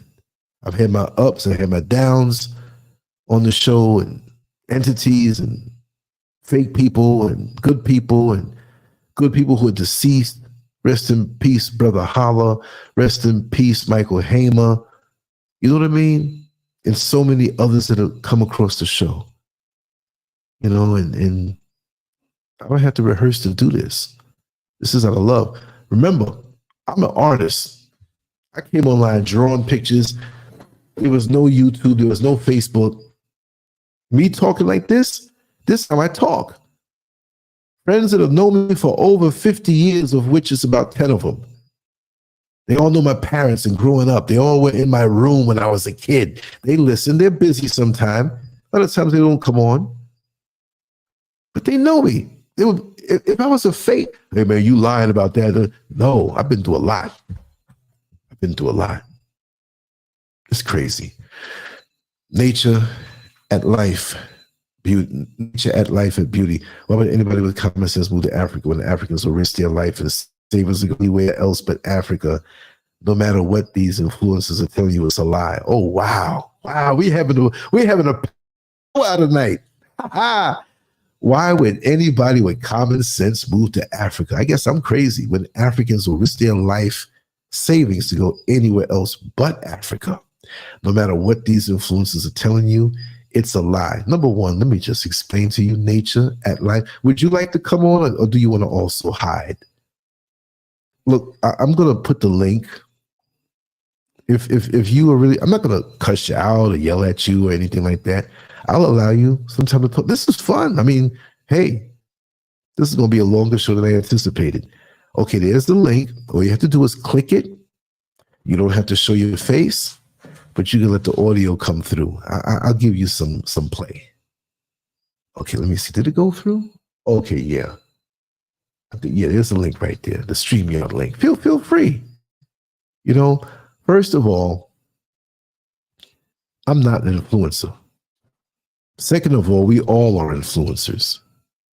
And it's obvious that there are many who are upset that I'm speaking about moving to Africa and fairly speaking of the, oh, great. We're looking forward to hearing from you. As long as we keep it intelligent, respectful, we're going to talk real.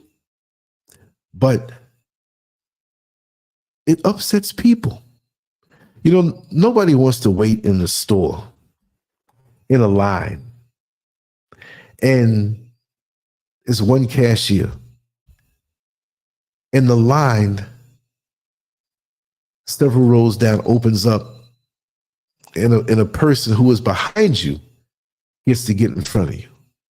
Now, I'm not saying I'm getting in front of anybody, but I think what really pisses off a lot of people is that look, we know my roots are here in Ghana. With me and Mr. Scurv, our actual bloodline is, the main bloodline is here, right? I couldn't tell you who I'm related to here. I couldn't tell you what my native name would be for real, for real. Couldn't tell you that. But I think that it upsets a lot of people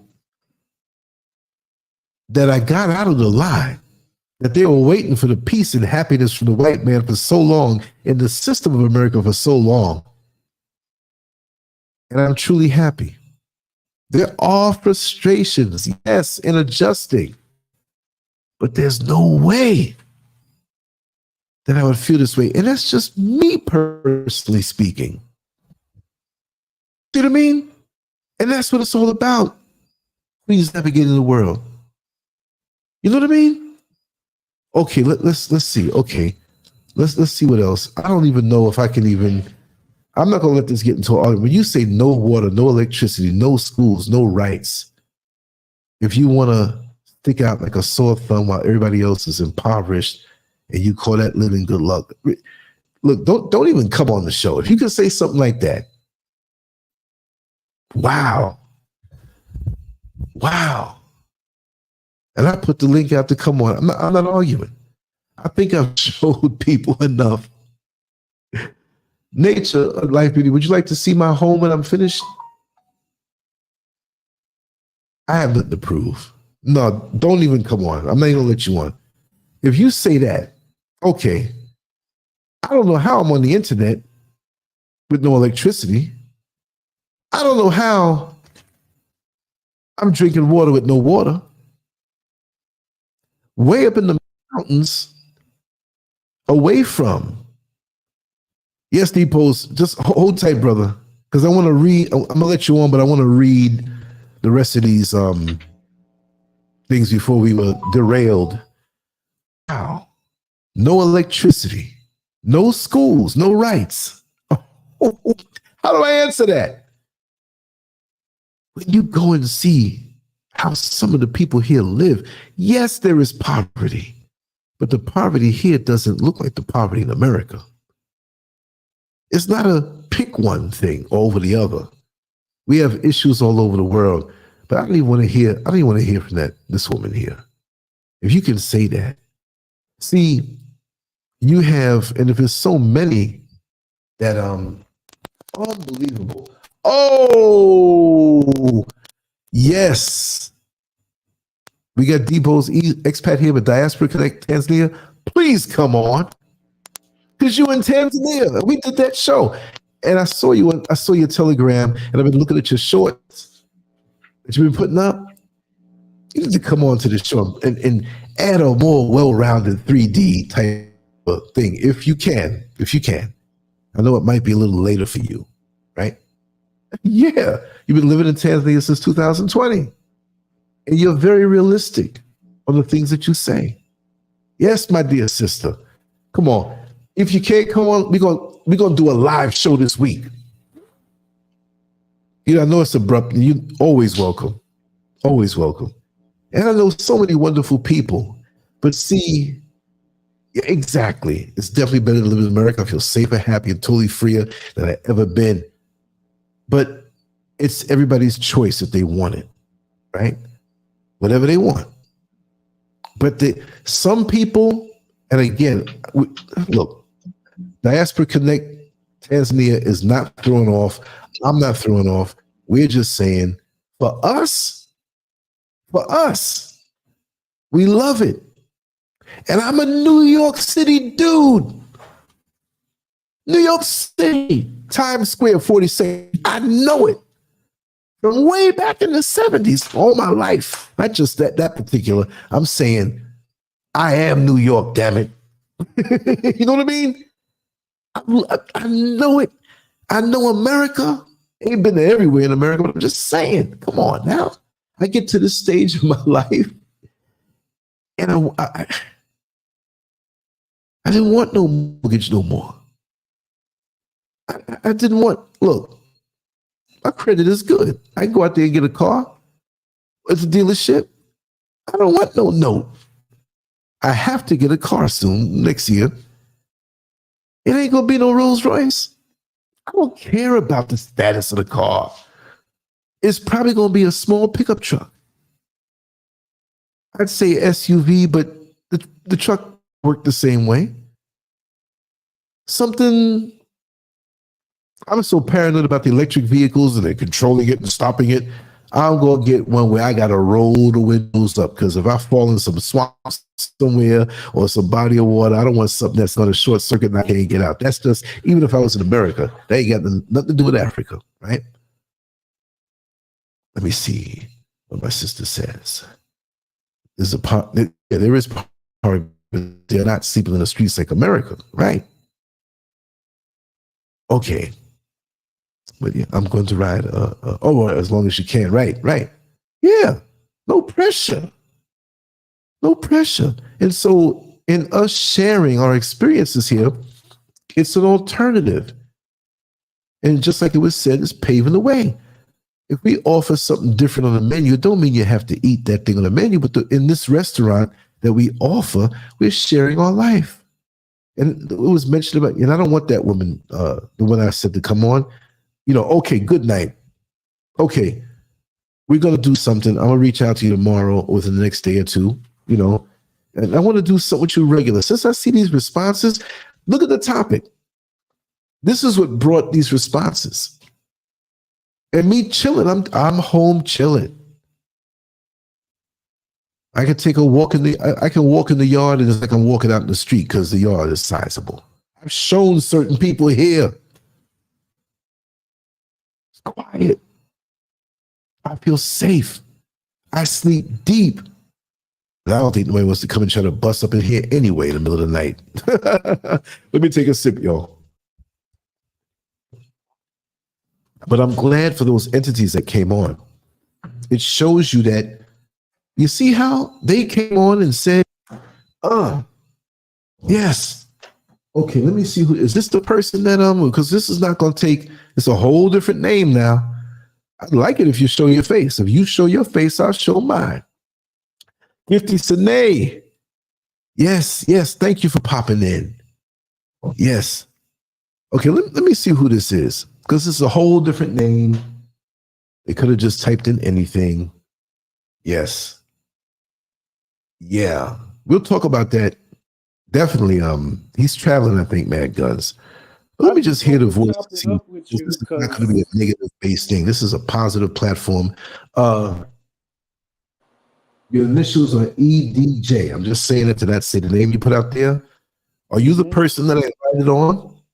Yeah, I'm the one that I'm the one who actually wrote both of the comments.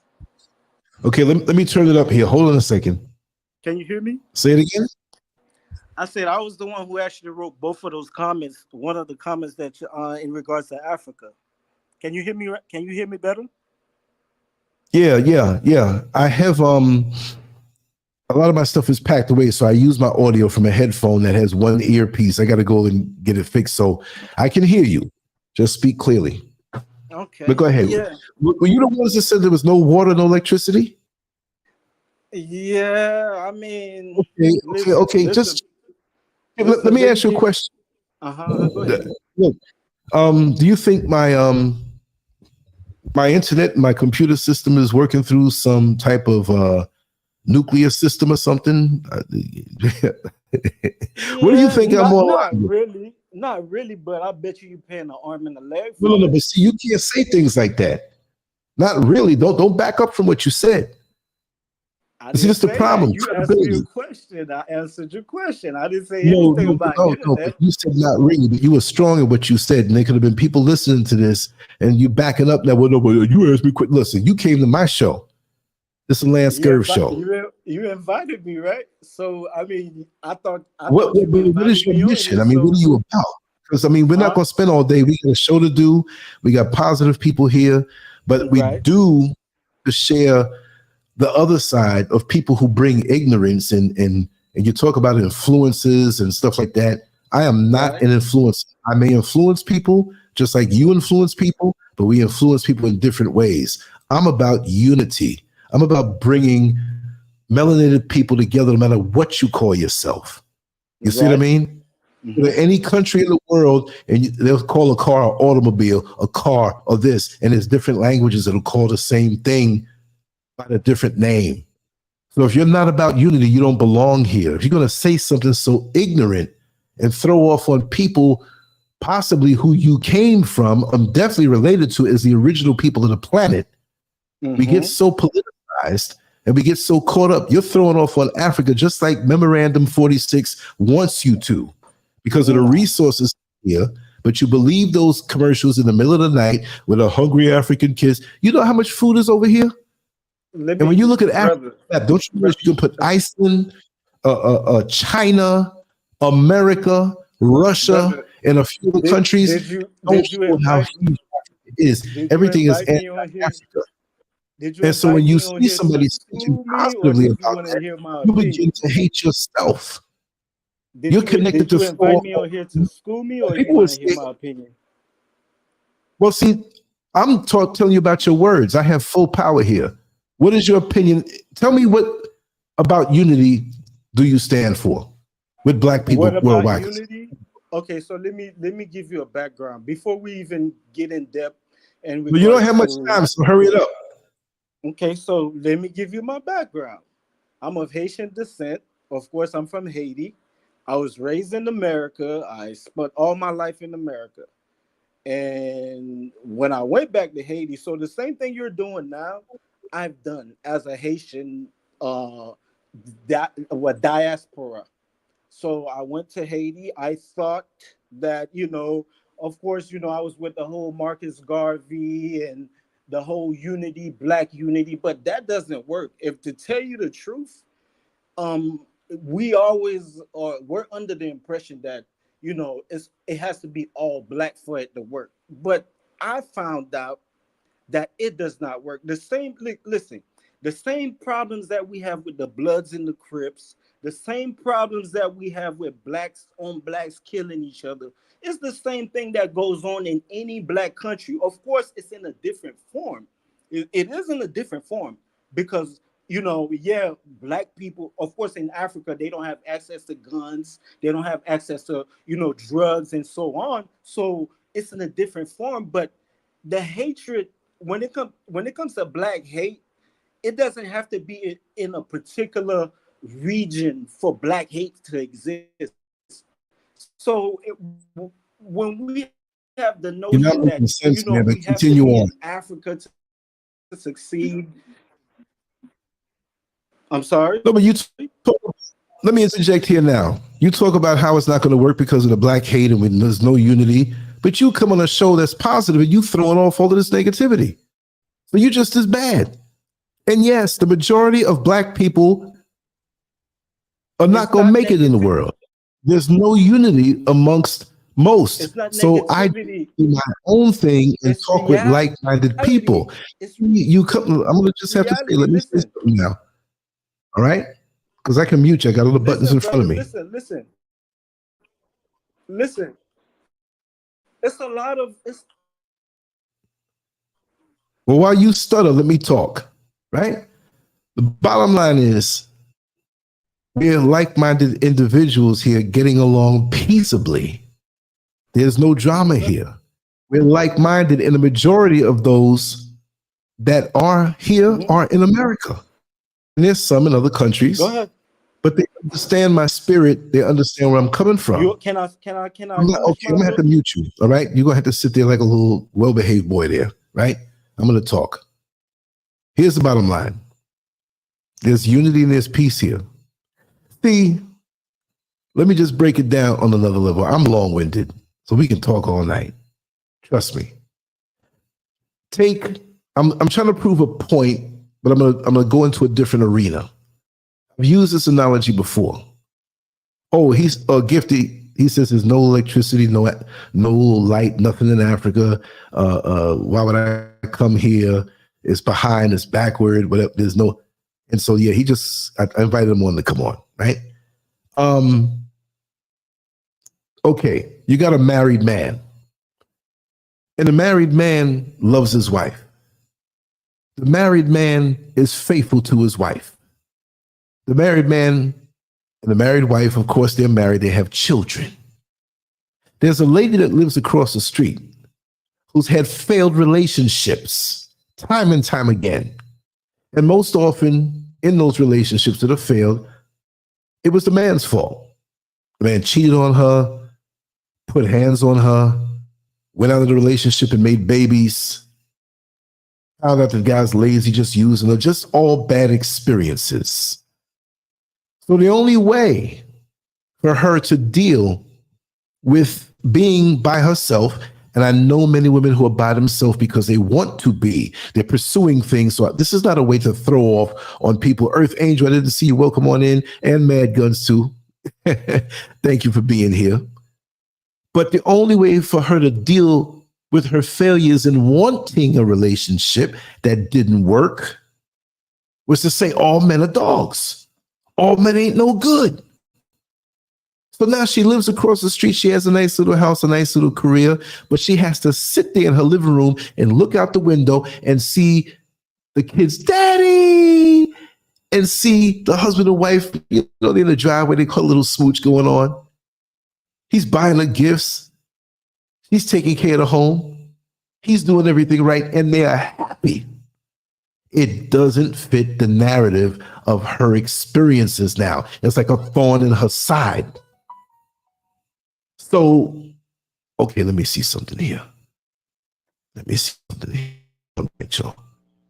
take care of something. I got to hold that thought.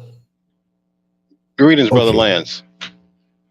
Yes, brother. I know you see, brother, you in rare form, brother, today. I just dropped the link in there for someone else who might come in. Thank you, brother. Yes, sir. But let me just yes, sir.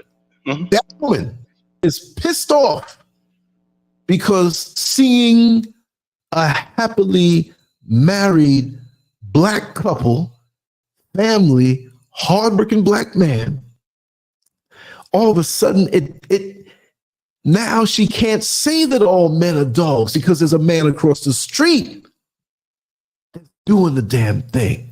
Now she has to question herself. Why am I alone? Which you get them early, you get them late. Sometimes you got to go through different relationships to get to that one, right? Sometimes it's inner growth. so we can see the situation different. But her way of dealing with it, she happened to overhear when he was in the driveway with his wife that he opened them at the airport, the kids and the wife, so that she can go out of state for 2 weeks and visit her mother. Ah, he's going to be alone. So he's out there cutting the yard. He knows her. They're neighbors. They talk. But she claims that she has an issue with one of the tools in her backyard. And he's been to her house many times. The kids have been. The wife has been. They're all friendly with each other. But they didn't know the void that she has inside. So instead of accepting that they're all good men out here, instead of accepting that there are countries in Africa where you can live good, you have to say now, like that woman who sees the man as a good man, but she can't face her failed relationships. She tries to seduce the man so she can then say, aha, all that fronting you did over there acting like the good family man. All men are dogs. He comes behind her, breast hanging out, drops something with a short skirt so he can see the gateway to her offering of heaven that he don't want. So he dismisses himself and says, I think I need to go. She is so angry. But if he approached her and she had him in her bedroom, she didn't really want him. She had something to prove to herself. He ain't no different than the other ones. All men are dogs. So we agree that, and I'm gonna let you back on, but we agree that a lot of things in the Black community don't work because our minds are not right. It's gonna take generations. It took generations to get us this way. These aliens, because I don't want to get knocked off of YouTube again, but these alien invasions that have been going on for hundreds of years, going to the melanated parts of the world, which the whole planet is ours, but just Black folks don't like living up at the North or South Pole. I'm on 0 latitude and 0 longitude. I'm up in the mountains. I mean, you talking to, look, I don't know how long you've been on the show as far as checking things out, because this is a new channel. The old channel was chock full of everything. I show the impoverished side. I show the sides that you would swear, that can't be America, because America don't look that good. But the propaganda, you are going to replicate and spew and say there's no election. Let me tell you something. To be real, to be honest, by the way I feel now, yes, there's poverty here and there has been drug addictions here, right? But America is a shithole country too. If here's a shithole country, this is a shithole with dingleberries and hair with doo-doo on it and diarrhea and stinking. And yeah, America now, and it has always been this way for us. There's corruption here in most of the governments of those who call themselves elite. And they don't care about the people here. I'm not saying all of them. I'm getting to know some. But they know and respect me because I'm going to speak the truth. I'm not going to drop no names. I drop your name. You put your name there. I didn't say it. I'm going to respect you that way. But don't come and say something that I know that is not the truth. How could you say that? I explain how in certain situations I'm looked at different. I'm transparent. There are some influences that go, oh, and this is heaven, and this is perfect, and this is, and they dress themselves up, and they act a certain way, and whatever, and they back in America because they couldn't handle it, some of them. Some of them I know personally, and some of them I know through other people, and I would not put their business out. You're talking to somebody who has been online for a long time, been shadow banned for a long time, who's known by most people who are in media that you know who are so-called famous. They will never let me have that. I'm not mad at that. I get calls from people. I got phone numbers you wouldn't believe that I have in my phone. I don't even abuse that. They can't come on this show. Yeah? My very name means something as far as, let me see. Okay. I'd like for you to come on, though. I would like for you to come on. I'm speaking to somebody who, there's several people I'm talking to, but I'm going to drop the link again. I'm handling it, but nobody handles it like you. And if you do come on, I'm going to take a pee-pee break, okay? But I know I have Brother Debo's also, and I have Brother here. Give me 2 more minutes. 2 more minutes. I'm polite on my own show. I'm asking you to give me 2 more. No, give me 4 more minutes, right? I'm not saying to my text. I'm saying to the brother who's on here. Man, I have to say, honestly, I have my moments with Black people because I have high expectations. But when you have expectations, you often will get hurt. So I had to readjust my thinking. I understand at this point in my life right now that I've said it. I've said 85% of Black people may not make it. I'll raise it up to 92. Those 8% or 7 or 6 or 5 might unify to preserve everything moving forward. But too many of us now, we're so stuck on not having a real identity. We're so, yes. And we're going to do that.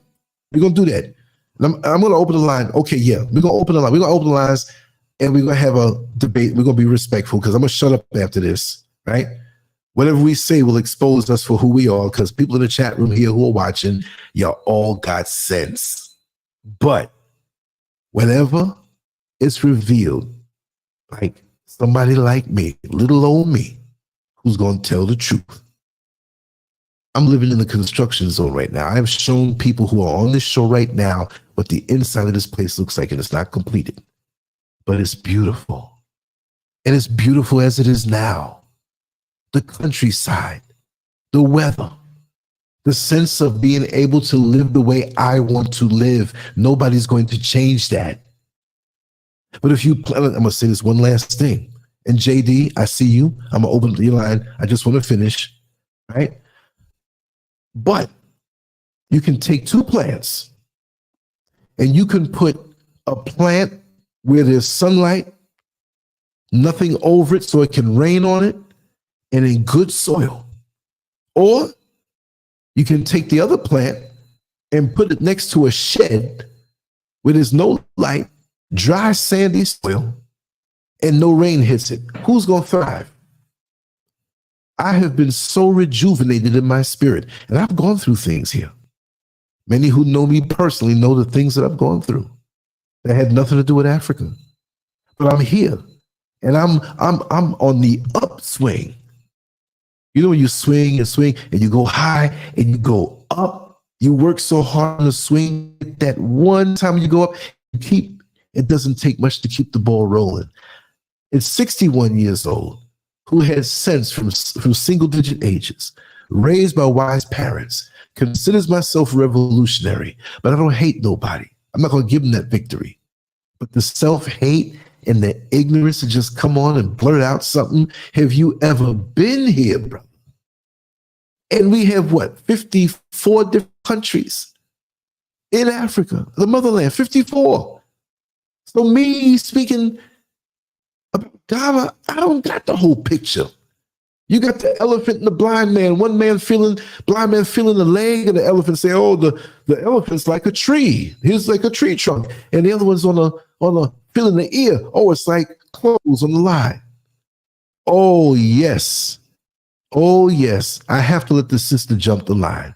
And I'm going to open up everybody's line. But I want you to all respect our Queen Nefertiti, who's here. I'm going to run to the bathroom, but I'm going to take the phone, listening to it away from, come on in.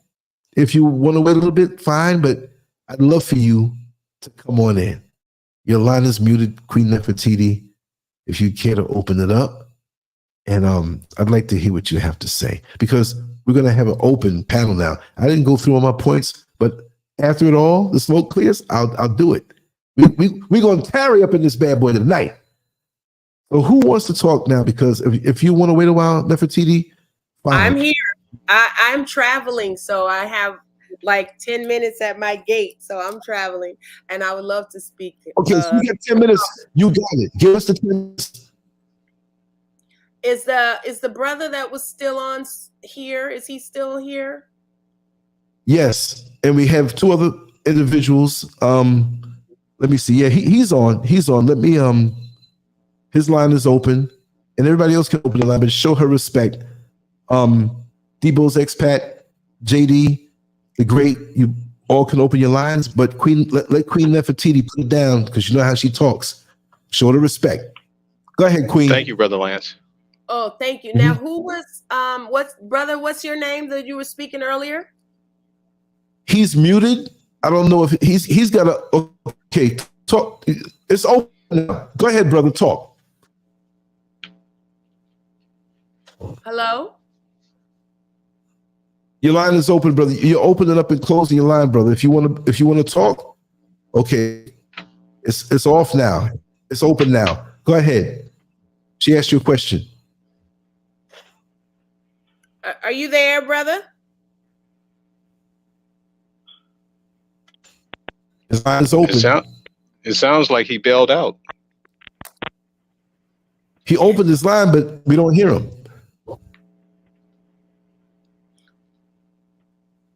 If he doesn't want to talk, don't waste time. Right? Yeah. No. The reason I wanted just even to speak with him is because he represents a huge population. And so I wanted to have a dialogue with him, because you just checked him basically with truth. But sometimes people who don't know, or they don't want to know, or they haven't been exposed, they need to go to school or at least have a conversation. So if he's open to the conversation, I'll just ask one last time. If he's not on the line, then I'll just make a comment and then go off. Yeah. Well, he's here and he's playing around the line. He's opening and closing. You already know the type of person you're talking to. Okay. So and I was saying, and I was just to him, but not even to him specifically, but his mindset, because his mindset represents one of the reasons why we don't have unity. And even though it's not our fault, it's our problem to deal with. We know the faults. Who's at fault? We know that white supremacy, we know that colonization, we know that slavery, we know that all these things have caused this problem, but now it's our turn to have these kind of dialogues. And I actually love to meet people who have a certain either mentality, or maybe they just haven't been exposed, so we can have the opportunity to open them up and to find out, is this person really open to dialogue, or are they just trying to be a distraction? So that's what I really wanted to ask him, because although I disagree with him, if he is innocently ignorant, then we can have a conversation. And then if he thinks we're ignorant, then he can also tell us why that is. But if he's just trolling, then that's another story. So that's kind of why I wanted to pop on here and speak to him. But most people, whether it's from ignorance, meaning lack of knowledge, or whether they're just trolling, those are in two different categories. The people who are trolling, they have self-hatred. They hate being black. They hate black people. They hate unity. They just hate themselves, period. So they shouldn't be given time, just like you said, in our personal lives, on the air, whatever, on your channel specifically. But if it's a person who is ignorant or uneducated, and they are truly, sincerely, maybe they're frustrated. I've been frustrated with the black condition. Sometimes I cuss out black people. And when I say I'm sure all of us, sometimes we cuss out black people, our own neighborhoods. We're not who's littering our neighborhoods, who's doing certain things in our neighborhood that may not be our fault, but it's now our problem because of the trauma and the generational PTSD, post-traumatic slave syndrome, and all these things. So we definitely, as a people, have a lot of trauma that we have to deal with. And then we have to determine, is this person savable or are they not? Are they really worth an earnest conversation or not? Because all the problems in Africa can be, the recent problems in Africa, recent meaning in the last 400 years, can be directly connected to being brutalized, enslaved, colonized, and all these kinds of things. And they trickle down, and it's just as bad what's happening in Africa as it is in America. It's the same coin, a different side of the coin. I'm not telling anything you don't talk about already, Brother Lance. I'm not talking about anything that most people on your channel don't already know. But when somebody comes on, I wanted to ask the brother, does he have the same opinion about Western civilization? That's really what my big question was that I wanted to ask him. Well, he's back on right now. If you want to come on, brother, we got an open panel. We're gonna dialogue. Don't be afraid. Your mic is open.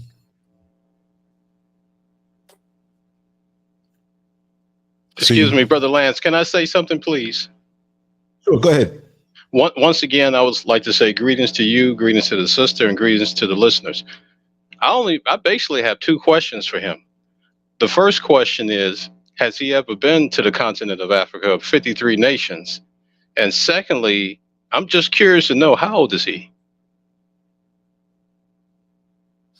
Now, it appears to me he doesn't want to answer the question. Anything. I guess he's and there's some other ignorant comments I'm going to address in the chat room later on, because like Queen Nefertiti said, we have to have this dialogue. But Queen Nefertiti, I know you have limited time. Continue on until you can't anymore. And this particular individual just wants to troll, but let's address people like him, because since he's not talking, we're getting him out of here. All right, what are go ahead. Other comments? I see. Okay, let me get this guy out of here. I looked up and down and I see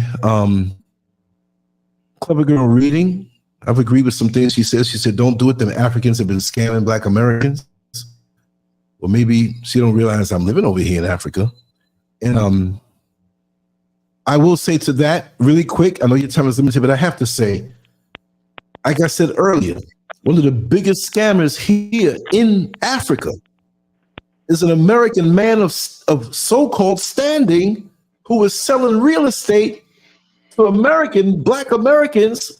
It was on my channel, and I rode with him to the land, and we saw everything. 62,000, 16,000, 32,000 people. So they called me up. He took our money, Lance. We trusted him. He's on your channel. You were with him for 6 hours and did a long show and did a long video. So it's not about this thing is everywhere. You can get ripped off anywhere. Queen Nefertiti, keep going. So I don't know if this person is a troll or not a troll. I'm hearing somebody's I think mic. it's a troll. Okay, so this person, Clever Girl Reading, don't do it. Them Africans have been scamming. I love to have conversations with these kind of people, because people are scammers.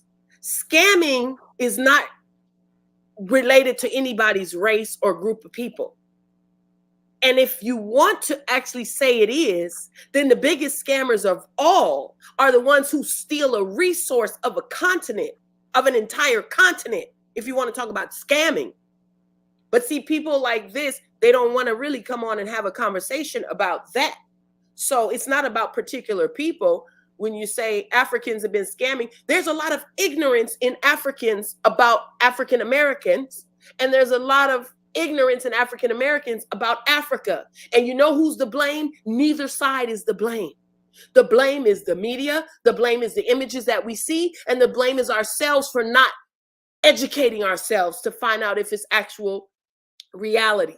We are the last to blame. I would say that because sometimes you don't know what you don't know. And if you don't know that you don't know it, you don't study it. So if you think that this is what it is because that's what you see on the TV, that's what you've maybe heard, then you don't even know that you should go and research it because you don't know that that problem exists. But if you listen to channels like this channel right here, then we know that this African-American man who's half Jamaican actually, and married to a Jamaican, have moved to the motherland, then the question is, what is it like? Instead of assuming this is a person who has done it, who's been there a few years already, they're not new over there, but there is a huge divide between Africans and African Americans, but all of us need to understand that it's because of the person in between who has broken down every time we've tried to unify. The same people who have broken down the unification of African Americans whenever they try to rise up economically or politically or socially or whatever. What they're doing right now with the elections, they're trying to divide people. Oh, if you don't vote for this person or if you don't vote for that person, then you're not black. And Biden's not the only one who said that. There's a lot of black people who say if you don't vote for this person who looks like us, then you're not black. I know somebody who told somebody else, I was listening to a conversation, one person said they're voting for the woman, one person said they're voting for the man, and then the person who's voting for the woman, they're both black, said, oh, that's inflammatory that you would vote for the man. And it's like, how could a black person say that? That's like saying, that's like two black enslaved individuals, two African enslaved individuals arguing over which slave master is better. And they're both slave masters. They both don't have your intention at heart. The conversation doesn't need to be about the slave masters anymore. The conversation needs to be, how can we connect? How can we unify? And if you have a problem with the other side, that's a valid concern. Just like if you married or you have family, you don't just say F you, you discuss it because it's your family. And African Americans and Africans are family. It doesn't matter if you accept it or not, just like people who were adopted. You don't have to go and reconnect with your adopted family, but that's still your blood. And we are one people of the same blood. African Americans have been mixed through rape and through forced childbirth during all the 200 and some years of legal slavery and beyond that. But we are one, we have one mother. So the only way that African Americans and Africans can ever come up individually and as a group is to unify. Everybody's not going to unify, but it has to be at least enough of us with the mentality to unify, to become educated, and whatever frustrations we have with each other because of miseducation, intentional miseducation by the enemy of African people, by the enemy of African land, by the enemy of the continent, then it's up to us to say, let's talk it out, like on platforms like this one. There are more comments that from Clever Girl Reading. Clever Girl Reading, why don't you come on and have a discussion with me if you say you're not family? Let me tell you something, Clever Girl Reading. If your mama gives birth to you, that's your mother. You might hate her. She might be a drug addict. She might have done you wrong. You might not have any relationship with her, but blood is blood. So that's first of all. So depending on what your definition of family is, you might not feel emotionally connected. You might not feel any kind of cultural connection, although you are no doubt culturally connected, because all the people who were enslaved, we still have all these DNA connections that happen, these similarities that happen, so many, but you are family. So that's not even a conversation. That's a fact that you are family. But whether you like them, whether you want to connect with them, then that's an option. And that's what should be discussed. So if you don't like Africans, which is valid, for whatever reasons, or if African Americans don't like Africans, which is valid, if you've been hurt or you had the wrong, misinformation and you don't know it, then we have to have that discussion. That's what the discussion is about, because nobody is a monolith, and you as a Black person cannot individually come up with the collective group if we don't come up together, because you will never be accepted in mainstream Western civilization ever. Even if you marry into it, you will never be accepted. Your skin color will never be accepted. I want to read off the full, because I know you have to go. Clever Girl Reading says that she can't email address. Hey, that is not my doing. That is StreamYard, the program, and that's to just keep you connected so they can try to get you to get your own setup. I would never see it. Not all those here had the same issue. Give their email address, but if you did want to come on, you can call me directly, and I can Bluetooth you in, and you can block your number because I don't need anybody email address to harass or whatever. This out. I want you to hear this, Nefertiti. African immigrants have told me my face that they don't like Black Americans. They say we're lazy. Plus, there's videos of Black Americans who have and come back broke. Okay, now, here's some more of it. Right? No. Okay, Can you go back to that? Can you go back to that? Just 1 second. Can you go? Yeah. I mean, you don't have to go back to it, but I want to comment on it. If you replace the word African immigrant, I'm gonna reread your sentence. I'm gonna correct it for her. And I'm not trying to be arrogant, although I sound passionate. It's just out of love for my people and her if she's a sister. So let's just replace the word African immigrants with Western civilization has told me to my face that they don't like Black Americans. Western civilization has said we're lazy. Plus, there's videos of African Americans who live in Western civilization and are flat broke. How about that? I fixed it. Tell me when you have been victimized, anybody, by Africa and Africans in the same way or impact that Western civilization has made you broke, called you lazy, raped you, brutalized you, stolen from you. When you try to come up, they break it down. They tell you who you have to vote for, not because that's who's going to do something for you, but because you're still a slave. When as Africans or Africa, the continent, with all of our issues from colonization and slavery, when have they ever enslaved you? When have they ever taken your money? And I'm not talking about an individual transaction between you and an individual. I'm talking about continentally. When have Africans or African people had the power to hold you back? When? Answer these questions. Anybody who feels that way. These are the kind of analytical thinking you need to ask yourself. So these kind of statements are ignorant in comparison to what the West has done for hundreds of years.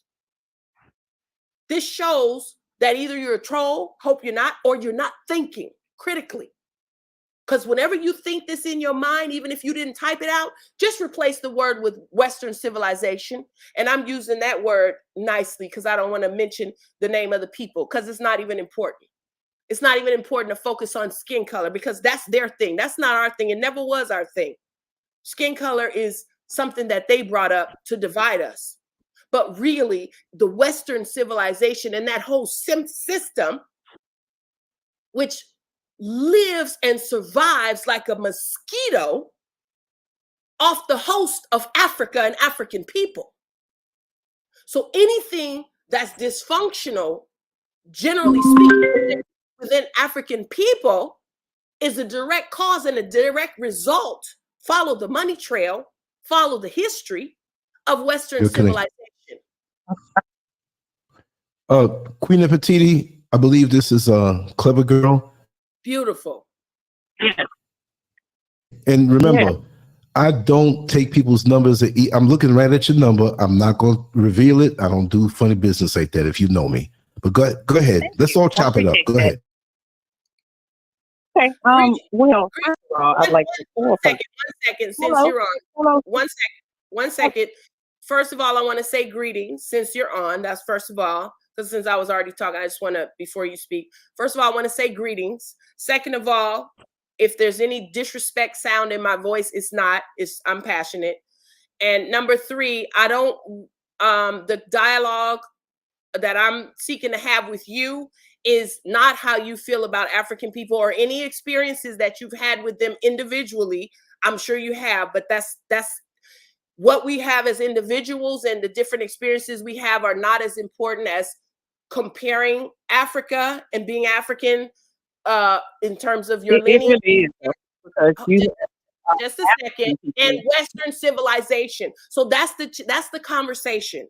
It's the cause, and that's the conversation. So it's not about individual experiences, because we all have individual experiences. So that's not your mom might be a crackhead, but in general, mothers aren't crackheads. So it's not about the individual experience. It's about understanding that. So the conversation or debate or whatever that I would like to have with you is not about my individual experiences or yours individual experiences, because we've all had horrible experiences, bad experiences with all kinds of people.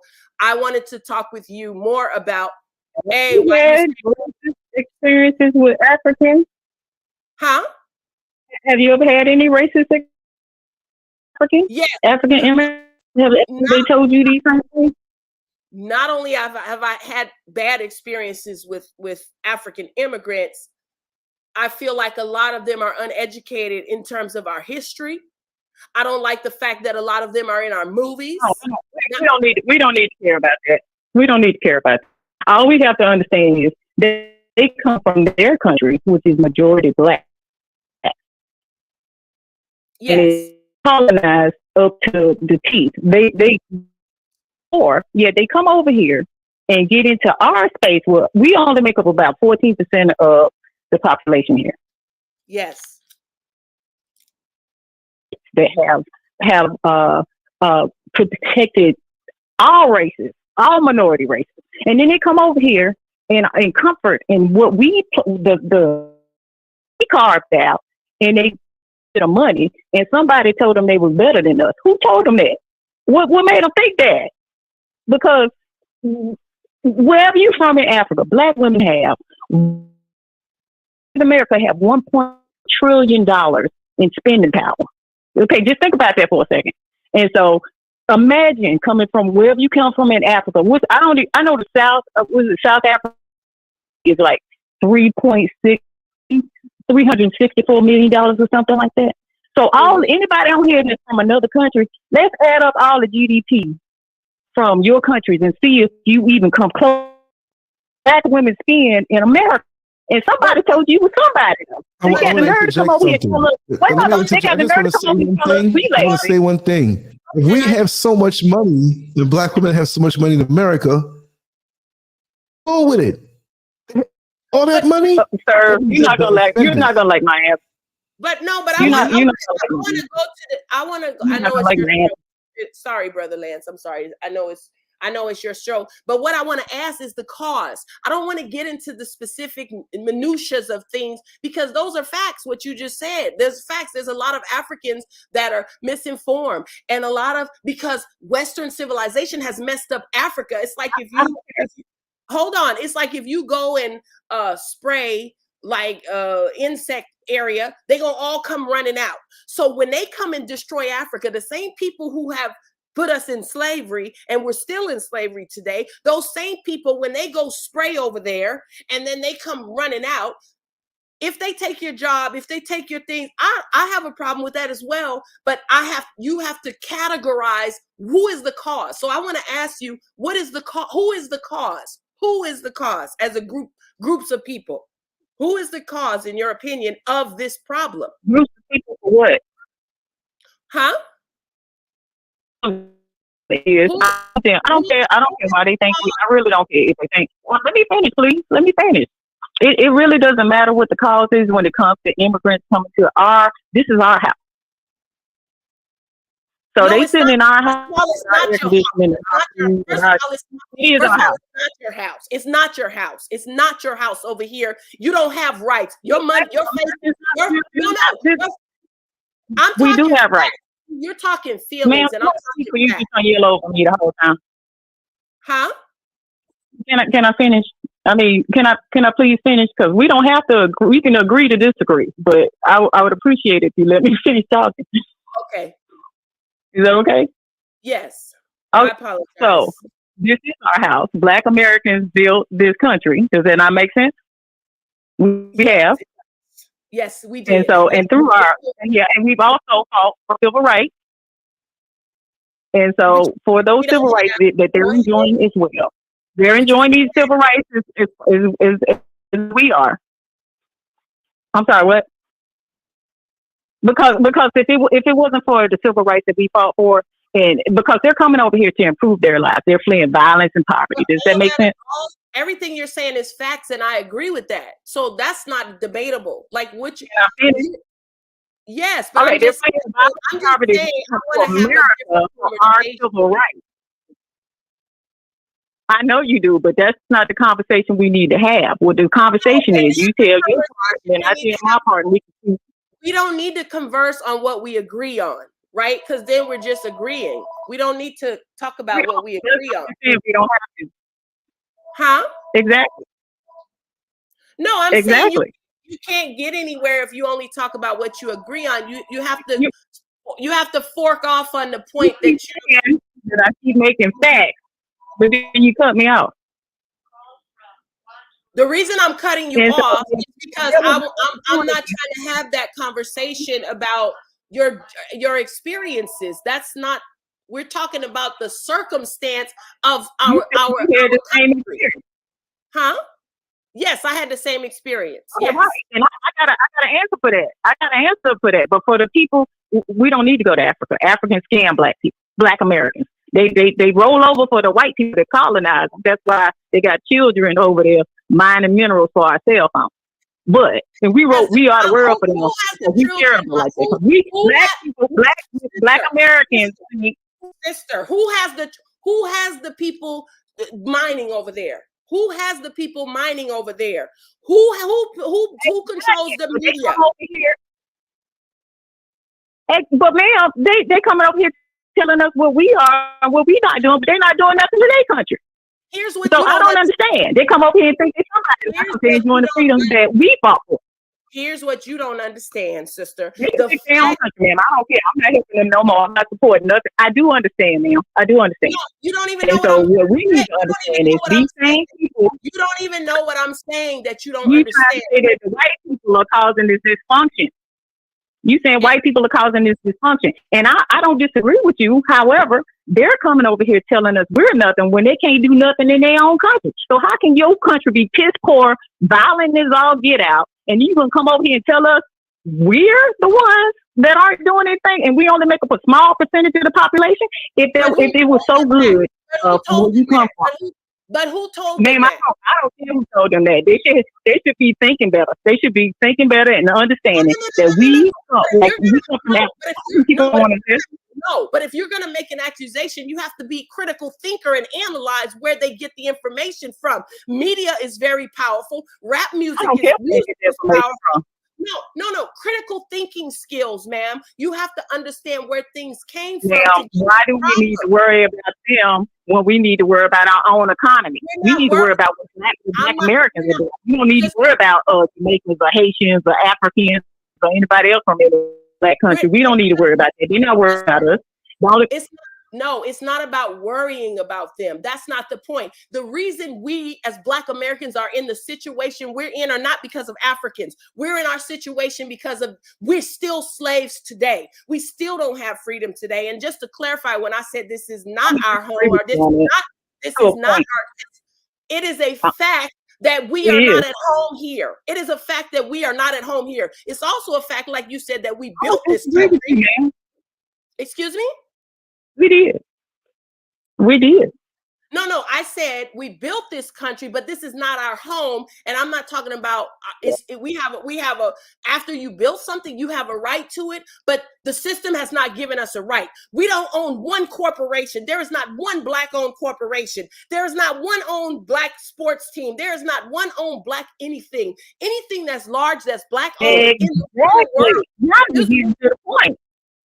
No, so that's not the fault of Africans. We do have one Black-owned corporation. Ma'am, again, you got to the part of it, but then you go back to Africa. We don't own any corporations. None. We don't. How many? Myron Allen. Excuse me. All the companies that are owned, they're called subsidiaries. Subsidiaries means you are still under somebody. We don't control the media. We don't control music. We don't control the food industry. We don't control transportation. We don't control the grid. We don't control any of that. We don't own any of it. We don't own any of it. It's not called true ownership. It's not true ownership. It's not true ownership when you're a subsidiary of somebody, because they can shut you down. That's why Byron Allen had to go to court. He had to go to court against Daddy. He had to go to court against Daddy because they have the power. We don't have any power as African Americans. And when you fight Africans or they fight you, when you fight Africans and they fight you, that is what they want you to do. And that's how you lose, because divided we fall. No, that is we don't need Africa. Excuse me? We don't need any other black country. When was the last, ma'am? Who was your last African? The bottom line is that every resource I just want to know. Over here in Africa. We don't need Africa. The world would dry up without Africa. Oh, please. No, we don't need them. They getting pillaged and raped left and right by colonialism. They don't own their own resources. No, we don't need them. We have to understand. What is your point in terms of not your experiences, but what is your point? What I hear you saying, and I just want to be corrected. You're saying, yeah, Western civilization is at fault, but it doesn't matter. But it doesn't matter. Are you saying Western civilization is at fault, but it doesn't matter? The cause doesn't matter? What I'm saying is, we are from one of the wealthiest countries in the world. As Black people, the problem is, like you said, and I put on the thing, is that we don't own anything as Black people. However, we can, because all you have to do is look at Asian communities, mixed communities in America. Why are you not mad at the people who are stopping you from owning what you built? You built this country, and you're not mad at the people who stop you from owning it? What makes you think I'm not upset about it? What makes you think I'm not upset about it? Because your talking points are about peon Africans. Of course we experience racism. You know what we're in well, I'm trying to get there, but you keep stopping me.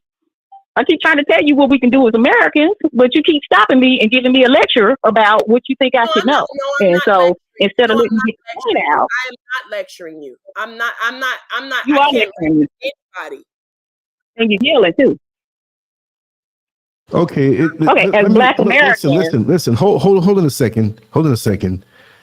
It seems as though there's some pre-existing resentments toward Africa. Okay. And sometimes when there's pre-existing resentments, we want to work this thing off that we got when we can talk about something. So who hurt you? The bottom line is, you say you come from the richest country in the world, but China and Russia don't need America. America's on its way out. And with all the trillions of dollars you say you have, and America's the richest country, where did they get the riches from, and how did they get it? They're over here in Africa taking it because they are. Listen, I'm not going to argue over you now. Hold on. We're gonna pull that button down. I don't like to do that. I'm in my own living room. I want to be relaxed. When you understand how much resources they come over and take, leaving the people poor. We have corrupt officials over here in many countries. Understand that. You talk about mining in the Congo, but you got a cell phone. So you support that. You're just as bad as anything else. I got a cell phone. I'm just as bad, I guess, right? The resources over here, the food over here. There's so much food over here. I can go in my backyard right now and feed 100 people from the fruit grown on the trees. The propaganda. See, some of us who want to feel elite over those others who come from the other countries. You mentioned Jamaica and Haiti and the other. My father's from Jamaica. He's deceased. My mother's born American. My wife is Jamaican. They work very hard. And we've had to encounter, and I had to be teased when I was young, even though I was born in American soil in Manhattan, April 8th, 1963. I'm a lifetime citizen of America. I'm still a citizen of America, and I always will be. But I understand the dynamics, and I'm not going to dominate right now because I want the debate to continue. But I'm going to talk about this tomorrow. I'm going to do a monologue on it. And I'm going to talk about these types who want to feel over somebody else. And they partially look at facts and propaganda and mold it to fit their resentments to throw off on. I don't hear any love in your heart, sister. I don't hear it. And I'm opening up back your line. Excuse me, Brother Lance, could I say something before you do that? Go ahead, brother. I just wanted to say that I think both sisters, you know, I've been listening for the past few minutes, and I think both sisters are making some very valid points, and I believe that both of them deserve to be heard. I think the challenge here, and you can correct me if I'm wrong, is what is the solution to this situation? But before we can come up with a solution, we have to agree, or at least be able to identify what is the problem, because there are several different things that are being discussed at once. So the key, I would say this, if anybody, and I'm saying this from experience as somebody who lives here in the States, but yet lives in the Far East, I would tell anybody, because the original thing is about moving to Africa, correct? That was your original statement. I would say, yes, before anybody decides, go ahead, Lance. No, the title you said was expectations. Reality of moving to Africa. I'll put the banner back up. Expectations versus reality. I'm living a reality here. Yes, sir. We're supposed to hear this hocus pocus electricity business going on. But go ahead, brother. Well, see, that's what I was saying. Come on. Yeah, I just want to say this just Make briefly. Your point. That is what's being discussed. So I would say anybody, whether you're going to move to Africa, planning to move to Africa, whether you're going to move to Asia or somewhere in South America, I would tell people at least go there first and visit there. If you know a friend or a family member who's there, go visit them, maybe stay for about 30 days and get a feel for the people, get a feel for the culture. And then after that, once you decide, well, hey, this is for me, you can make the transition. If it's not for you, then just stay where you are. So I would say look before you leap is what I'm saying. Yeah, I agree with that, but there's no but to what he said. But the sister said I was yelling and cutting her off, which is true. I was yelling and I was cutting her off. So I am apologetic about that because I'm really passionate, but my passion is coming from love because I understand.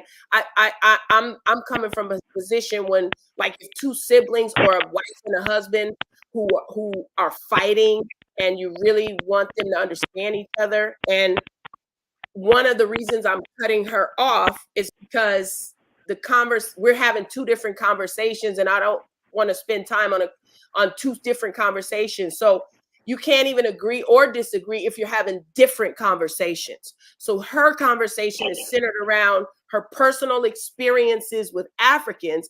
My conversation, I think that's secondary to the big theme of what is the problem of Black people, descendants of Africa around the world, because we have the same enemy, the same problem, the same coin on different sides. And how tragic is that one coin, see, a coin is one thing, but one has tails and one has heads. How tragic is that if the tails and the heads are fighting, but the person who created the problem is not even being discussed? I don't want to discuss personal experience. There's a lot of bad things that African people have done, individuals, and there's a lot of badass things that Black Americans have done right there in the hood that I grew up in. So we're not safe in our own neighborhoods because of us. And we do have a lot of problems in the Black American community. That is a fact. And the problem, obviously, again, it's not. Hey, Lance, are you still there? It's not our. Yeah, I'm still here. It's waiting my turn. It's not our fault, but it's our problem. And I'm not about talking about faults. I want to talk about problems because that gets to the solutions. So if 5 African people scammed me last week and I come on Lance, the show, are you still there? Lance, can you hear me? I'm listening to Queen Nefertiti right now. Yeah, go ahead, don't know sister. So if I get scammed by 5 Africans, and Lance, you made this point earlier about guys and girls. So I'll just use that just since it's a clean analogy. If the last 5 guys I dated beat me, stole from me, or whatever, yeah, I can go out and talk about that. It's probably better to do that in therapy. But if I want to have a conversation about males and females, then that particular experience is not relevant to that conversation, because we need to discuss, is this just a personal thing that I experienced, or let's talk about the broader male female. So I guarantee just as many quote Africans have scammed you or had an attitude with you. That's all valid, and I'm agreeing with you. I agree with the sister on that, but I'm not having that conversation because that's majoring in the minors. And when a lot of Black people, I've been guilty of it too. And so majoring in the minors is not going to get you nowhere. And what does majoring in the minors means? It means you're focusing on the person that don't even have the power to change your life. These Africans that come here, even if they had a bad experience or when you had they can't change your life. They don't have they can't give you a job or take a job away from you. I'm talking about collectively when I speak of this. They don't impact your life, but there's a greater enemy here who is slavery is not history. Colonization is not history. It's present. Of course, it's past history, but it's happening now.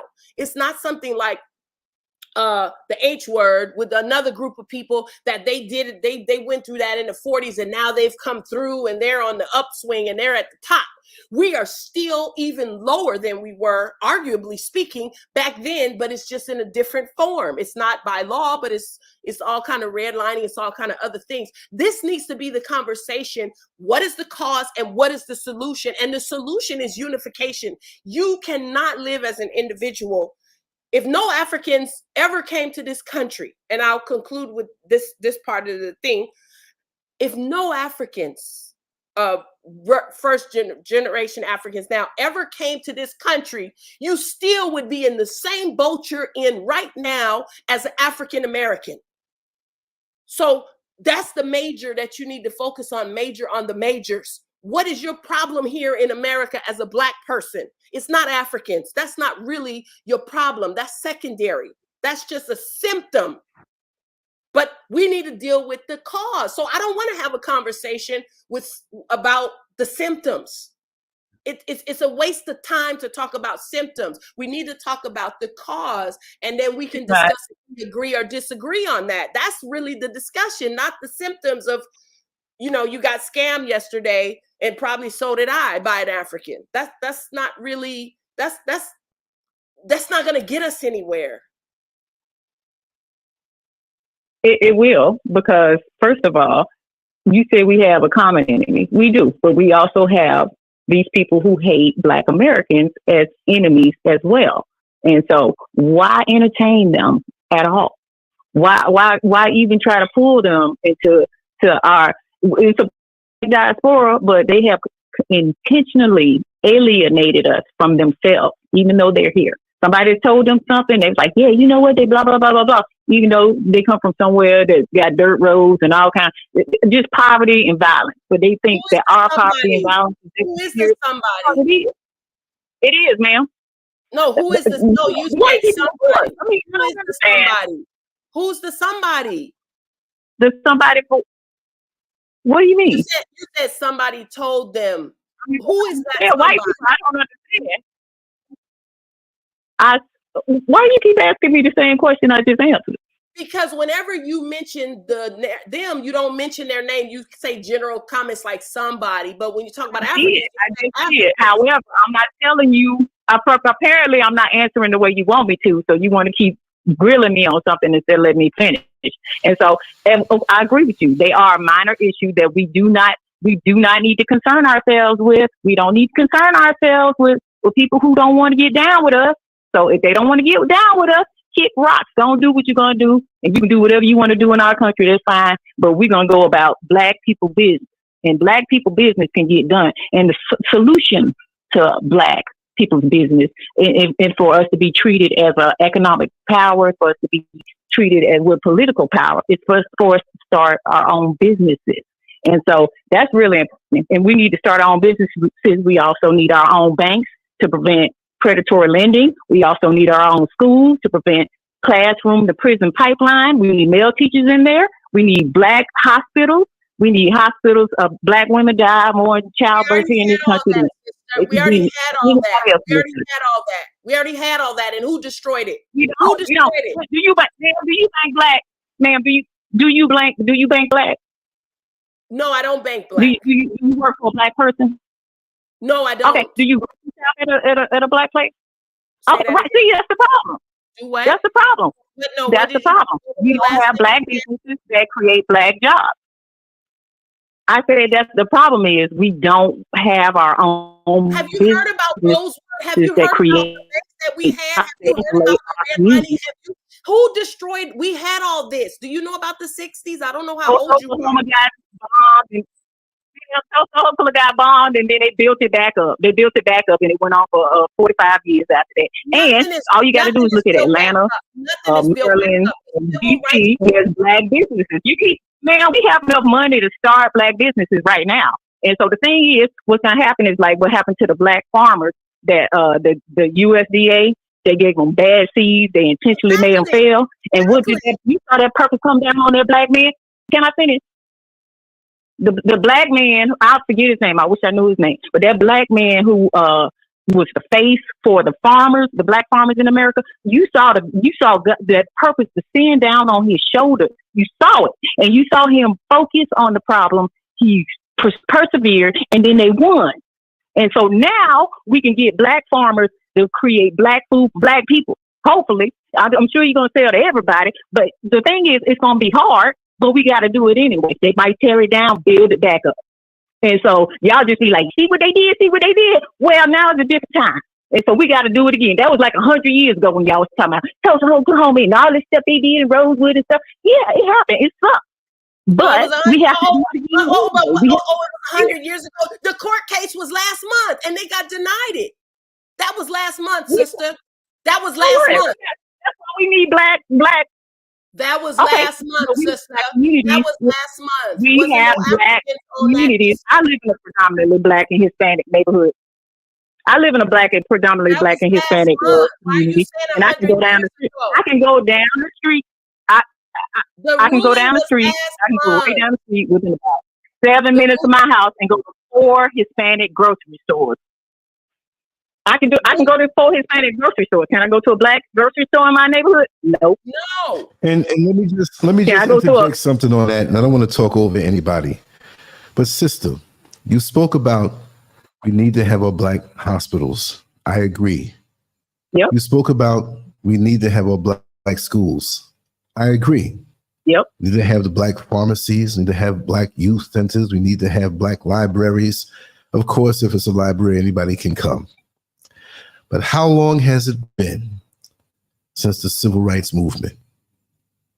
Where do we lose momentum and why? Do you know about Memorandum 46?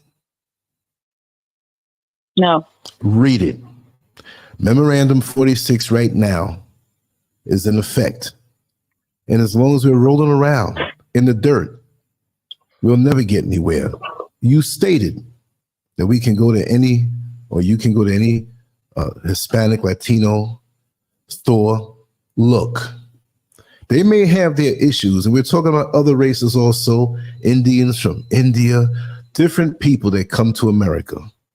And it hurts me not to see that we have those things because we were here first. We built the country.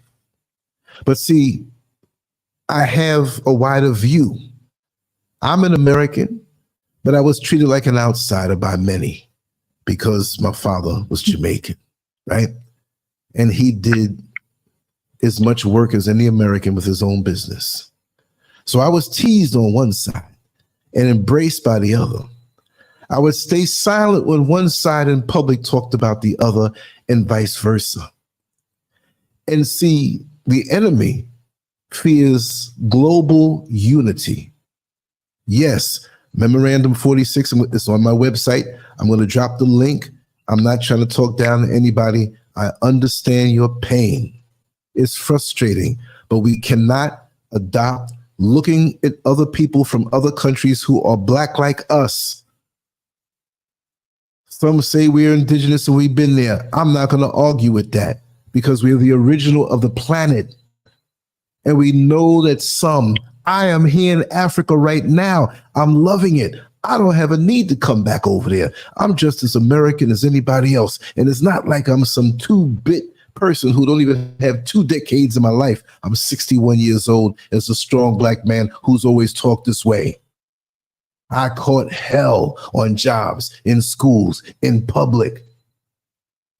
I'm the original Rodney King. All right. I've been beat down by 11 police officers and still live to tell about it. Anything that you can think of. But we got to stop throwing off on each other because we may feel as though we are closer to the slave master and he convinced us that his house is ours. If we had unity and saw each other as one, we would not have these issues. So we still have to deal. There are Africans in Africa here who see me as an outsider. There's some who embrace me. You can't throw away the whole vehicle because it has a knock and it stalls a little bit with the check engine light. You got to take it to the mechanic, lift up the hood, and correct the issues. This is not going to change in the next 200 years. It might be better because the job that was done to us as a people was a wicked, controlled, engineered thing to keep us like this because there ain't no white folks here on this line. But the seething and the venom, go ahead. I'm going to let y'all talk and both of y'all take it. Be respectful, both. We're doing good. I understand. I have love and respect for the sister. I am frustrated about our situation collectively, but what I guess my question is probably rhetorical for her, but so for every African that has done something to her, that's true and valid, and it's happened to me too. So you just said you had bad experiences over there in Africa. You've talked about it, but I guess my question is: so is it the same yardstick for your country right here? You built this country, and they don't give you nothing. And she's talking about 100 years ago, and just last month, Tulsa, the 100-year-old was denied, and it was proof. This is today's injustice, and so. It's like, do you have the same, 2 questions. It's one question, but it's 2-pronged. Do you have the same, judgment for your colonizer and your enslaver as your people, number 1, and number 2, have you been done wrong by African Americans in general, whether it's family, friends, on the street, or whatever? And I'm asking that rhetorically because a lot of African Americans have done me wrong individually. So that would be stupid if I'm like, well, I'm never going to talk to any African American again because those are individuals. But then when you deal with Africans, I'm talking about you now. If certain Africans did you wrong, you just say, I'm not going to deal with Africans. You have to use the same yardstick anywhere, for white people, for Africans, for Black Americans. So for every Black American that's done you wrong, even if it was your mother, or even if it was your friend, or somebody at school that bullied you, or stole from you, or robbed from you, or did whatever, a lot of violence. I know a lot of brothers that, hold on, I know a lot of brothers that have been killed by other Black men. So by your justification, since overwhelmingly Black on Black crime is the biggest threat to Black people today, and that's a fact. And since that's the case, then do we say, well, we're not going to deal with Black Americans? No, we still deal with us, and we just throw out the bad seeds. So what I can't understand about your logic is, if you have these bad experiences with individual Africans, and certainly with white people and the system, why aren't you using that same logic with those groups, with Black Americans? Because I know you had to be hurt by Black Americans in your life if you live long enough, and you've definitely been hurt by white people. So why is your conversation and your judgment? I can answer your question now. I can answer you now. But don't cut her off like that. Let the flow go on. So stop the condescending, bitter attitude. This is something I'm saying to you, condescending. I'm letting you talk, but this, trying to talk like somebody's asking you for something, because you'd be very surprised to some of the people that you're talking to here. So don't come like that. Let's talk like family. Are you finished, Queen Nefertiti? You can keep I am going. trying to. I just don't think y'all like my answers. So no, you I don't like your attitude. I'm going to say that I listened to you for a while, and you got this butthurt, condescending attitude that you're like superior somehow to anybody, but you feeling it all up in your ass. I really don't. No, seriously. I really don't. And you mad. I can tell your generation. I know from hearing you talk, you're from the South, and you probably got problems with Northerners. You know what I mean? You're a ball of contradictions, and you just making up stuff, Arthur. And you need to stop talking like that. That's half your problem. Where's your husband? You probably ran him off away too, talking like that. Sorry to get personal, or he's miserable and laying with somebody else. See how you condescending to me right now? I'm telling you right now, I'm reading you like a cheap novel. Stop the condescending stuff. You're hurting. You have a lot of venom. And you won't let me answer people. I'm not answering the way you don't have to lecture now. You bring in some other kind of feeling to this whole thing. I'm in Africa, and you will tell no electricity. Well, what am I on now? Can I? Oh, okay. What else in Africa that ain't got no electricity? You come on through. You full of, come on now. Come on. You know there's parts of Africa that ain't got no paved roads, no air conditioning. Number one. They ask have for you food. ever been to Africa? I'm sorry. Huh? I never have, and I never will. Well, I don't want you to. I don't need to ruin the experience. I have done quite a bit of traveling, though. You wouldn't last long over here. You're probably not lasting long over there. How many cats do you have? You keep thinking that I came to this conclusion because I hate Africans. That's not what happened. What happened was Africans and other people from they came over here and hated us. Like my father from Jamaica, who is just as American, is adding into this country as anything else. Because you mentioned that you don't like people from other places. You feel as though, let me read you some more. Black Americans have been open arms. You were in the line so long thinking, and I'm not going to talk over anybody because you're going to slide that slider on down so you can sit there and remain emotionally constipated. The bottom line. We have a faction of American, not just, but I've lived in the South for many years, right? Look, many of them got this attitude toward anybody from anywhere else, like we've been here and we did this. Yeah, I'm glad she hung up. Good. I'm going to read it. And I'm not disrespectful to nobody, but come on, man. I've been at the butt of so many women like this, and I do not hate black women, but the way they talk. You don't need to lecture me. No, nobody going to deal with that. I'm not going to sit here and we have people patiently on the line. We have my sister here talking, making valid points, and you want to cut this person off, and you can come back in the chat room if you want. Exactly, Detroit D-Town, the energy. That's why she ran. Ain't no woman like that got no daggone husband. He's probably around the corner getting some head from somebody else because he don't want to hear what's coming out of her head.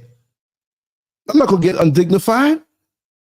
But Queen Nefertiti has always brought truth and facts and spoken with passion. And I don't hate nobody. But the mentalities that we have, and that's going to decide the show for tomorrow. I'm going to monologue that bad. I wouldn't be surprised if I'm just monologuing for like 6 hours tomorrow. I don't like this. And there's different types. I'm not against women from the South. There's gay dudes in the North that got a certain flavor. There's people from the West that got a certain flavor. Division is what's happening. You see what I mean? What's the problem with Africa? What's the problem? With half the stuff in her daggone cramped up apartment is probably from there under brand names from America. So come on. You bring in something pre-existing inside of you because the things that she typed. How could you do that when I'm not saying, look, I'm talking about the pros and cons. I'm telling it. I've had uncomfortable experiences here. But you gonna come on now and just slam everything. You were waiting in line for a long time. America didn't give you what you thought you deserved. You butthurt. You want to say, oh, the Africans are saying that we're lazy. Well, there's a lot of other people that say you lazy, but you don't say a damn thing about them. And of course, we are not lazy as a people. We've become lazy and complacent. And you talked about having hospitals and stores and venues and businesses and black businesses. Why the hell did it happen? That's why I asked. Oh, you know, I muted you and you got off the line. That's good. And if you act up inside the chat room, you won't even come back here no more. You came on the other day. I had no problem with anybody. But don't come with that condescending like I'm here and I'm going to. No, heal yourself. Because there's some toxicity inside of you. I've lived enough life to know what I'm hearing. But you've had enough years. And when I speak to people like that, I'm also speaking to myself. And I'm trying to do the right thing. I'm trying to be unified. But you got to deal with the sludge at the bottom. No matter whether you make money or not, when you have that kind of mentality, you're sludge. You come on because you want to work off your toxicities on something positive. And this is positive still, even with the negative that you bring. That's the beauty of lemonade. You can taste the sugar because of what's sour, and you can make a comparison in your mouth and enjoy the brew. And this is why we need to unearth these entities that are lurking about, who just might do something. If you work in an administrative position somewhere, and you see an African last name, who knows what you do? Just like the racist restaurant where white folks are, and you go in there and eat, and you might be eating a whole bunch of spit.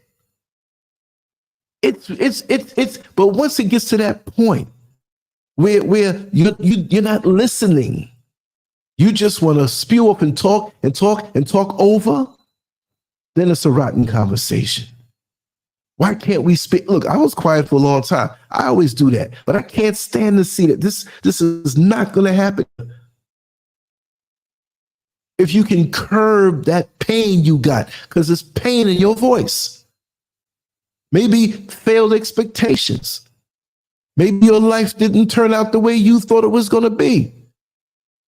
But don't throw off on Africans. Maybe you see some successful. There's a lot of money out here. And poor, and it's poor, and it's poor. You hate to see somebody else living better than you? America is not high on the scale of places to live. The top 10 places to live, and that's influenced by race also. So if you ask people and do a poll, you might have 10 different places. But generally, over the years, I research stuff. I'm not a scholar, but I like to read. Kevin knows me for decades in the chat room. Kevin Clark, decades and decades and decades. He knows I'm a reader. I'm a clown too. I tell jokes, but I read. And from long before the internet came to be, as far as what we know it now, the top 10 places voted by so many different types, America was never on the list. And when you wake up and see that, when you're so pro-America and you think that you're the sugar honey ice and you better than other people who come there, and you realize the world ain't really paying you no mind, it hurts. Doesn't hurt me, because I was always having an expanded mind growing up where I did. In my community, there were so many different races of people that we knew, experiences. It wasn't no me against them. And it's a damn shame. People like that wouldn't say a damn thing to any white person that's racist on their job. But they're like controlled robots, controlled to do masses bidding. I'm going to come. And I invited you, yeah, but I didn't invite you to come on there like that. This is crazy. And we'll never make it. The majority will never make it. And I'm not going to stop doing what I'm doing for myself and for the like-minded people. I'm going to shut up in 2 minutes for the like-minded people like me, because 92%, I feel, will perish. No matter how much good they're doing and living or whatever, their minds are messed up. And it's hundreds of years. What happened to us cannot be fit into a 1-week miniseries with commercials. You watched Roots. It started on Monday. It finished on Friday. We have people who were born into slavery, where that was the norm, not being brought over here. But their grandmama and great-grandmama and great-great-grandmama was in it. Do you know the life expectancy was only about 32 years old? Late 20s, early 30s? So within 100 years, you can have 3 generations. 400 years, 12 generations. So what happened to the 6th and 7th generation? They were born into this, and we still got people talking, oh, you got some good hair. And I can imagine her saying that. See, people like that, I hate to say it, they're going to leave this earth and take all that stuff with them. We have got to bring a new world in, knowing that we're not going to fill the bucket up all the way. We might be out of here, but we're going to have to start with solutions and point stuff like this out. I'm not angry. I'm passionate. But people like that, we will never unify. She probably has a subscription to Tariq Nasheed's channel and probably donated her last Social Security check to him because she damn sure sounds like them. And I'm going to say one more thing. When you have non-divisive platforms that try to speak the reality, they will never get hits.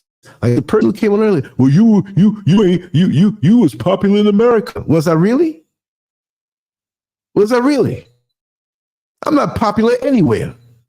Old people know my name, but I'm not. Nobody's giving me the few that are here.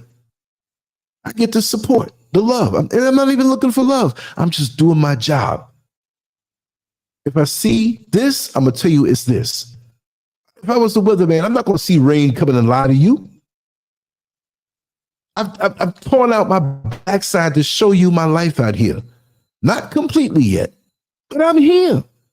So they don't like that. So here come the trolls. Don't you know there are YouTubers who are paid lots of money to push the agenda against Africa and to push these different organizations? The Tariq Nasheed, the ADOS thing, the indigenous thing. They're all talking about the other factions of people to be divisive. Nobody's watching TV anymore. You have influencers, and you have this person talking about, oh, these influencers go to Africa and they come back broke. I'm still here. Next month, September 16th, makes 4 continuous years I have not touched foot in America. But guess what? My mind is there for my people. I didn't come here and show everybody everything and try to change. I'm the same dude from 134th Street in Richmond Hill, Queens. I ain't never changed. It's just another branch on my tree. But I'm not mixed up like that. I love my people everywhere I go. I get hate in America from Black people. I don't get hate here. It's just where folks don't understand you. Listen, I got the Nefertiti, speak freely. I know you got to go soon, but speak freely. And then the fellows can come on in. JD the Great, Debo's, everybody, whoever wants to come in, let's talk. Thank you, Kevin, for putting that up. I'm going to put it up on the screen. Wow. Yeah, I know other people have to get a chance to speak. So, you know, I'm sorry it didn't go well. I as far as with her, but maybe she's just not interested. But I just want to wrap up basically majoring on the minors and also using a different measuring stick and a harsher measuring stick for ourselves than other people who are actually the cause. That's a problem. And if you think about any other group of people in the world, let's talk about the most powerful group of people in the world, right? We know who that is.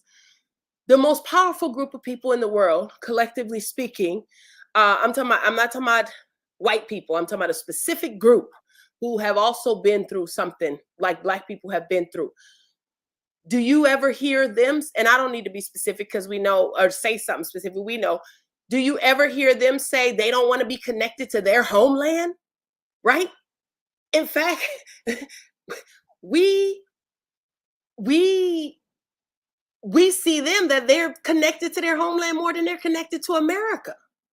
And that's what gives them their power base, right? I'm just using that as an example. Ain't nothing wrong with that. That's because the tree is connected, you know, to the root. So many of us, because of individual experiences, we don't want to be connected to the root. Like, why don't we want, that's self-hatred. Like Malcolm X says, who taught you to hate yourself? And so the sister might have thought I was being disrespectful or that I was trying to lecture her. And that's why I apologize. I apologize again, even in the chat, if my energy feels like I'm trying to lecture or whatever. Your energy was hard.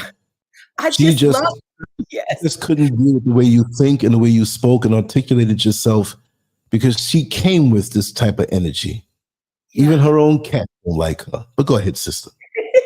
And I agreed with her. Like, I was like, I've been hurt by a lot of Africans, individuals. I've been hurt by a lot of Black Americans, and I'm Black American. So, like, do I just hate them? And then the white system and they did this to me too. And so me as a Black person, so you just hate everybody. You have to, at some point, you either use the same measuring stick for everybody, which was my problem with that sister. If you're gonna use that against Africans and say, well, 100 Africans did me wrong, so I hate Africans. Well, then 1 million non-Black people did me wrong, so I hate them. And also 1,000 Black Americans did me wrong, so I hate them. That's not the way to do it. But I'm saying, if you're going to use the measuring stick, use the same measuring stick.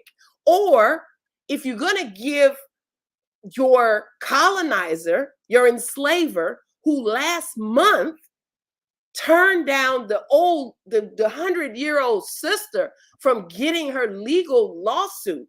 I mean, that was so tragic, Lance. I know. I mean, how tragic is that? She's in her hundreds. There was no dispute about whether she was a victim of this.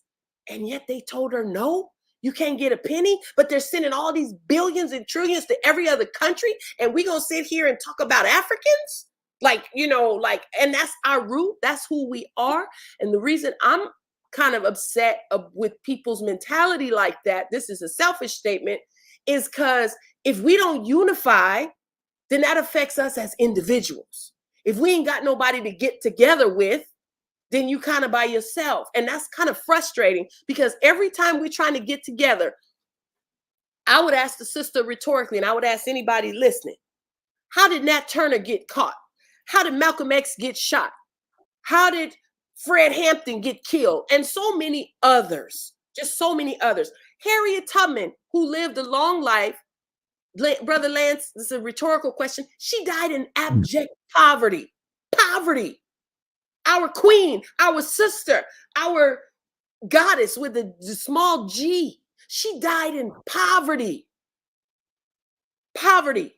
And then after she died, they gave her this big, like, presidential kind of funeral after she was gone, And so not understanding who your true enemy is, it's ridiculous. It's like a big fat person being mad that they're fat, but they don't look at their diet. They don't look at their exercise. They don't look at their health. They don't look at nothing. And they're just complaining about being fat. It doesn't make sense.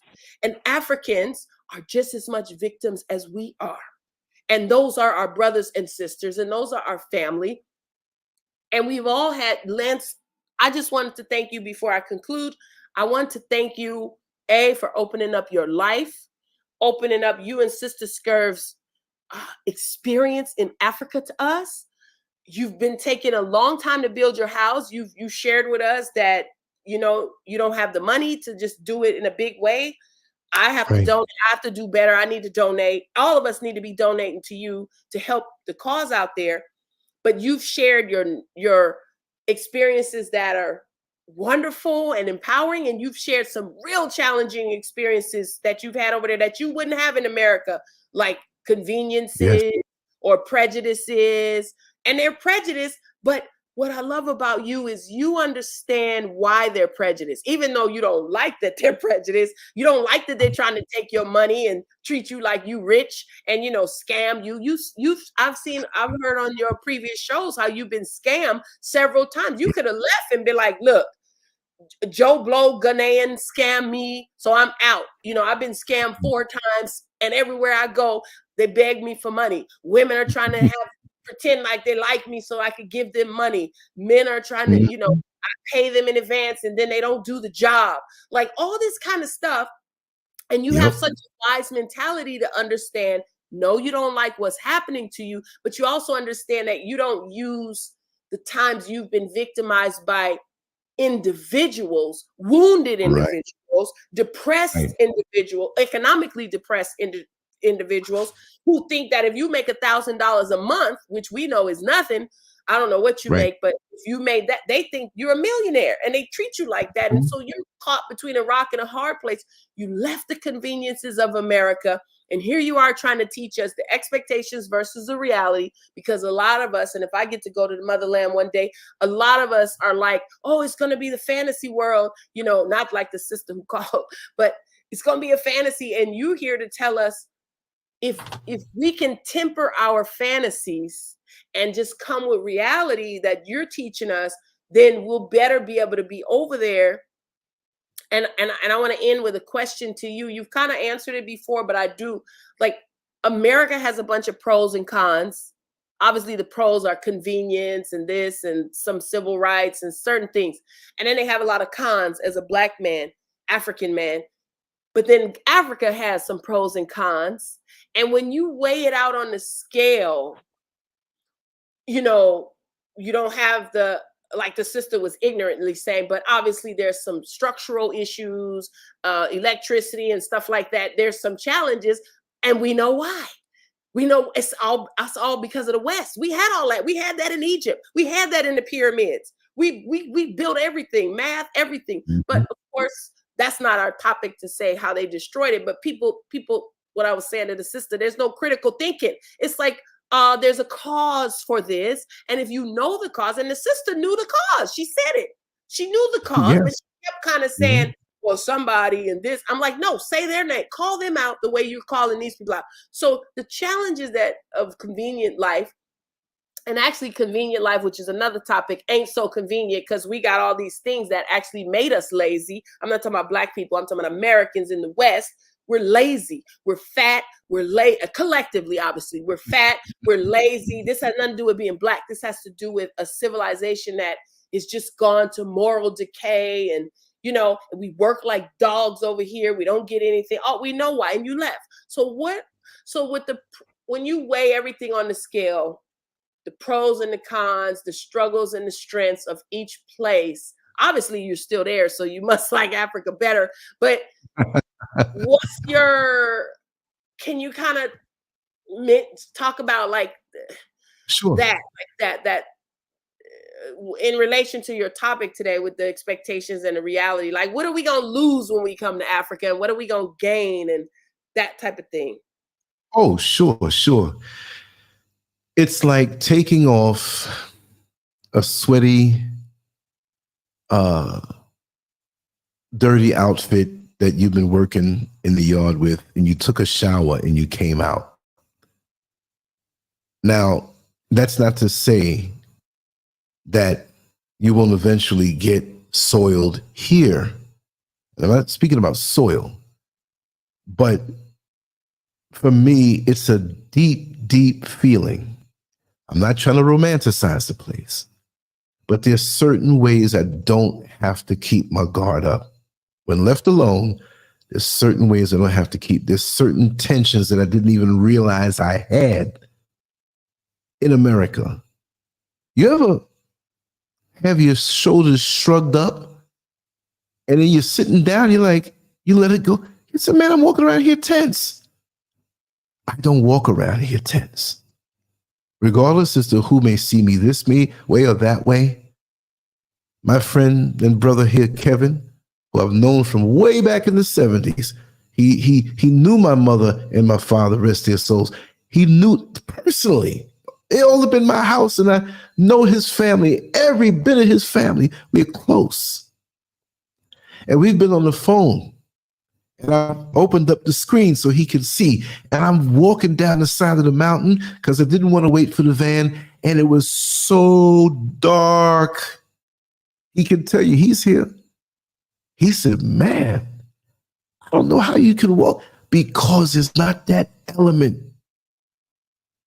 And even though some may not see me as one who was born and raised there, deep down there's an admiration under that. That if I chip away at what's on the surface of their mind that was absorbed through propaganda, they see the commonality. They see the similarity Because when I sit down and talk with any one of those who are here, who I can detect has that, if I choose to, I can't talk to all the countless millions of Africans one at a time. But those who know me, I make sure, just like when I detail my artwork, I detail the conversation and I make sure I don't move on until every point is understood. And you can't keep these brothers and sisters away from me because they understand. And I'm also going to open up the line for Tracy J. I'm going to continue to answer the question for another 90 seconds. And I want all of you, JD the Great, you've been waiting. Queen Nefertiti, you here. I want you to stay on as long as you can. Debo's expat and Tracy J. But here, it's a different vibration. Let me tell you something. I'm a New Yorker. I'm a New Yorker in my wiring until the day I transition. 37 very intense years in New York City, 19 more in Orlando, right? 4 more here, added up. A couple of months in there will make it 61 years old. I know the best of the best. I know the amenities. I've had jobs that have shown me, jobs and clients that my father had, and we live pretty well to be middle class in a different world of a nice community. But there's something for me that is so peaceful here. Just like the shrugging of the shoulders that you didn't know you were doing. It's something in my spirit.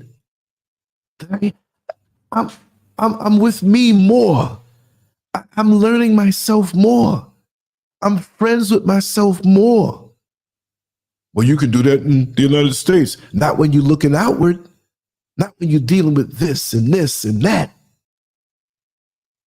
I'm left alone to be me. So even if there's a Ghanaian here who doesn't understand me, they don't go but so far. I can walk up and I'm in the mountains and I walk up to the village. You see the young ladies selling stuff and they got the big bowls and different boxes and things on top of their head. You ain't gonna see no Walmart up here. I know that life. I don't hate it.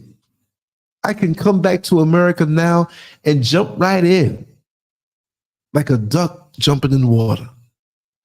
You can put me in Times Square. I'm not gonna flinch. I'll mug my face a little bit and keep it stepping. But I can sharpen my sword here. I can drop my guard here. I have emotionally been through so much in my life. It's a wonder I'm not crazy. But here, regardless as to what obstacles may be, because it's really an economic thing. If you say any place here is poor, it's because of the hierarchy and the governments and the so-called elite that are here that treat Black people, these people are Black, and treat Black people the way white racists who have money treat Black people in America. It's here because they're intoxicated with the toys of the colonizer. Intoxicated. Some of them won't even look at a sister. You better be as white as these letters on the banner. But that's okay. We all have our path of healing, ascension, realization, getting better. And in this atmosphere for me, I'm really healing up from a lot of things I've been through. And it's because I'm here. But it has its own type of stresses, but these things ain't nothing to me. That's like Mike Tyson fighting a local Golden Glover who's swinging wide, don't know how to fight. These little stresses don't bother me. They can be annoying, like a fly who's trying to land on your plate at the cookout when you're trying to eat that burger. That's all it is. I'm on the phone with my brother Kevin here all day long sometime, voicemailing, texting, laughing. I don't forget the memories of growing up. It doesn't disconnect me from America, what I've known on the good side, but this is life. And as an older man, I can heal. I have more. I couldn't afford what I have here. There was an economic inspiration also, motivation also. And I love it. And I'm content. I don't need more. I'm content. The games they play with the finances and the jobs, it's a prison. This whole planet has been made into a prison, but some places are worse than others. And I absolutely love it. I do. And I'm at home. But I never forget my other home, my root. We're complex beings. I'm not any different than when I was in America, except I can rest better mentally, physically, and spiritually. I can talk all night, y'all. So if you want me to keep answering, y'all can jump in. JD the Great, Nefertiti, Debo's ex, Pat Tracy J. Let it flow. Hey, Lance, if I could speak, I'd like to say something. Yes. And I just want to say greetings to everyone. And I think this has been some great dialogue that has been taking place. And as I think you alluded to earlier, Lance, with the topics just was discussed between the two ladies tonight. You said something about our history in a 1-week series. Just the topics that was discussed tonight in this between the dialogue between the two ladies, that's more than enough for a month series. I mean, because there were so many variables to that conversation. And I think I saw the points on both sides. Really, I do, because the lady that left the conversation, I have relatives who think the very way that she thinks. Because they ask me, why do I always go back and forth to Africa? I'm there 2-3 times a year between Ethiopia and Kenya. And I bought me a small condominium in Kenya, Mombasa. And the building will be finished in January. And I bought me a quarter-acre lot. Purchased a quarter-acre lot about 100 yards from the Indian Ocean. And I tell them, yes, I've had bad experiences in Africa. I have. But I have bad experiences in America from Black Americans, relatives, but that right. doesn't, so it's kind of like, to say that you're going to hate a whole group, and she's hating a whole continent with statistics, the official statistics they put out that say Africa has 1.7, 1.8 billion, but I say it's double that, because when you look at the vast area, Africa is like about 5,000 miles from north to south, or 3,000 from east to west, or something like that. My numbers may be off, but let me just interject that. Africa's shrunk on the map. They don't show how big it is. Yeah, you can put China, America, Iceland, Russia. That's how big it is. But they will never say anything superior about Africa. But they're all over here extracting the resources. And like I said before, if you took Africa and removed it off of the earth, the world would die. Food? It's what? It's hungry? What? Go ahead, brother. Keep talking. And no. I mean, everything that you're saying, I'm in total agreement with, because like I said, I've been going back and forth to the continent now for 7 years. And so 2 or 3 times a year. That's why I went and purchased the land and the apartment I bought in Mombasa, Kenya, because I love it. And then you talk about the food is organic. Now they trying to get in there and mess the Africans up, but trying to bring in some GMOs, but the food is organic. I was over there eating good 3 and 4 times a day, and I'm losing weight eating good food, So, and it's like, but I love it. I think what we're going to do, like Sister Nefertiti, we got to look at the causes in some kind of way or another. We got to unify, but I am like you. I think you said, no matter what has happened, you already look at 92% of us just going to fall by the wayside. I'm paraphrasing now, but I say 10. I said at least 10%. 10% can survive, but the 90% is going to fall by the wayside from the way it looks. And that powerful group that Sister Nefertiti was talking about, they only make up about 0.5% of the world population, but they're controlling it. So if we could get 10% of Africans, or I'll just say people who look like us, working together, we can definitely change the whole game. But I just wanted to say I appreciate the dialogue. I appreciate the opportunity to speak to the family that is listening. And I'm going to always support you, and I'll let someone else get up here and speak. But thank you for this opportunity, Lance. And thank you for coming on. And anytime you want to come on, anytime anybody wants to come on, anytime anybody has a topic, anytime anybody has an experience, no, we're going to keep on going because I still got more stuff to read. So we're going to hang on this one. If there's a power blink at y'all and you don't hear me, I'll be back on. But what I'm saying is that it's all about the unity. It's all about the solutions. It's all about keeping your spirit up. It's not about putting anybody above anybody else. You know, the brother who's trying to call me on the phone, just I'm gonna drop the link again if you want to come on in through the link. But look, we got some work to do. But we have to focus on ourselves, those who understand, those who want to be stuck on stupid when they see how the world is on the brink of so much major change. And you have to look at things globally. I'm preaching to the choir, but we have to see things globally. Earlier, we had an example of someone who was so toxic and focused on just not loving their own people, wanting to see the separation. You know, let me drop this link in here so Wise Man can come on in.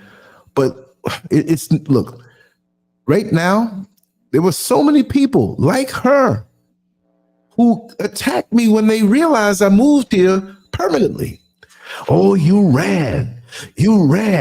But in America, and I'm not speaking about anybody here, because we know we are the minority as far as those who are understanding what's going on. When I was over there and trying to do real things, ain't nobody was getting down.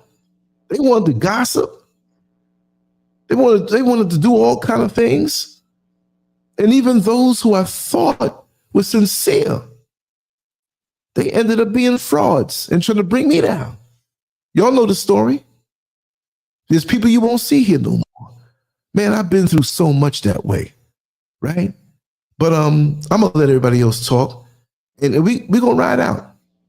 I went to bed last night at 6 a.m., so I woke up late, but I see the purpose why my sleep hours are shifted, because if I have to be up all night again, I'm ready, because I ain't wake up really till about 2 o'clock this afternoon. I got up a couple times. I realized I didn't have to leave like I thought. So we can roll out. This is when we're gonna roll out. Excuse me, Brother Lance. Talk. I just want to just say two quick things real quick. I don't know if I ever said this on your program. This might be a first. I believe, this is just me personally, I believe there are 3 types of people in this world. There are white people, there are non-white people, and there are white supremacists. Now, I'm saying that to say this. People have asked me, like being in the Philippines, the most often question I get asked, aside from how does my wife's family treat me, is that how do the people treat me in the Philippines? And the best way I can answer that, or the most accurate way, I usually say, well, for me, it's like this. Oftentimes when you go into other people are already territorial within their own environments. So sometimes when you're an outsider and you come into an environment like that, people might tend to look at you kind of, you know, like an outsider. Now, if you speak American English, if you speak British English, because of the colonization, the white supremacists going into these countries and colonizing the people, they may say, oh, you're American. Oh, you're British. Oh, you're from Australia. Oh, you're from Canada. They might kind of look at you kind of favorable, per se, even if you're black. So I come to learn, brother, to make it short, that what I try to do, I try to learn the language, and I try to treat people the way I would like to be treated, you know, in terms of a human being. But at the same time, there is some Filipinos I hang around, and there's some I don't hang around. And for me, it's just like that. I'm not trying to go over there and build no utopia with the people. I just try to treat them with mutual respect. And I want them to do the same, because at the same time, yeah, there are people who will get along with you and treat you respectfully, but you got scammers out there, and you have other people who want to take your life if they could and take everything that you have, especially if you come over there and you purchasing property and buying cars, material things. So like I said, with the people, I just try to treat them with mutual respect, and I just hope that they return the same for me. But again, there's some Filipinos I hang around, and there's some I don't hang around. Great point. Great point, brother. Thank you so much. We still have Nefertiti here. I wanted to, Brother Lance, this is just a quote. I know you have a lot more of the show, and then I'm going to mute myself after that, unless you need me to come on or guests come on to discuss further while I'm waiting for my flight. I wanted to read this quote. We've all probably heard it before, people on your channel, because this is the church choir. It's James Baldwin. And in 1961, he was asked by a radio host about being Black in America, and he said this, and I know you've heard it before: to be a Negro in this country, America, not Africa, America, to be a Negro in this country and to be relatively conscious.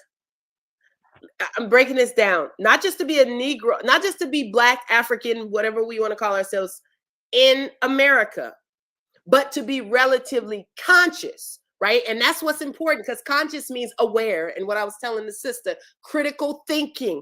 If we just walking around and we're not critically thinking, we're majoring in the minors and all that other kind of stuff, we're not conscious. So he's speaking to the people who are conscious, who are critical thinkers, who are analyzing things. Nothing is perfect, just like your episode says, you know, the reality. There's reality. There's no heaven on earth.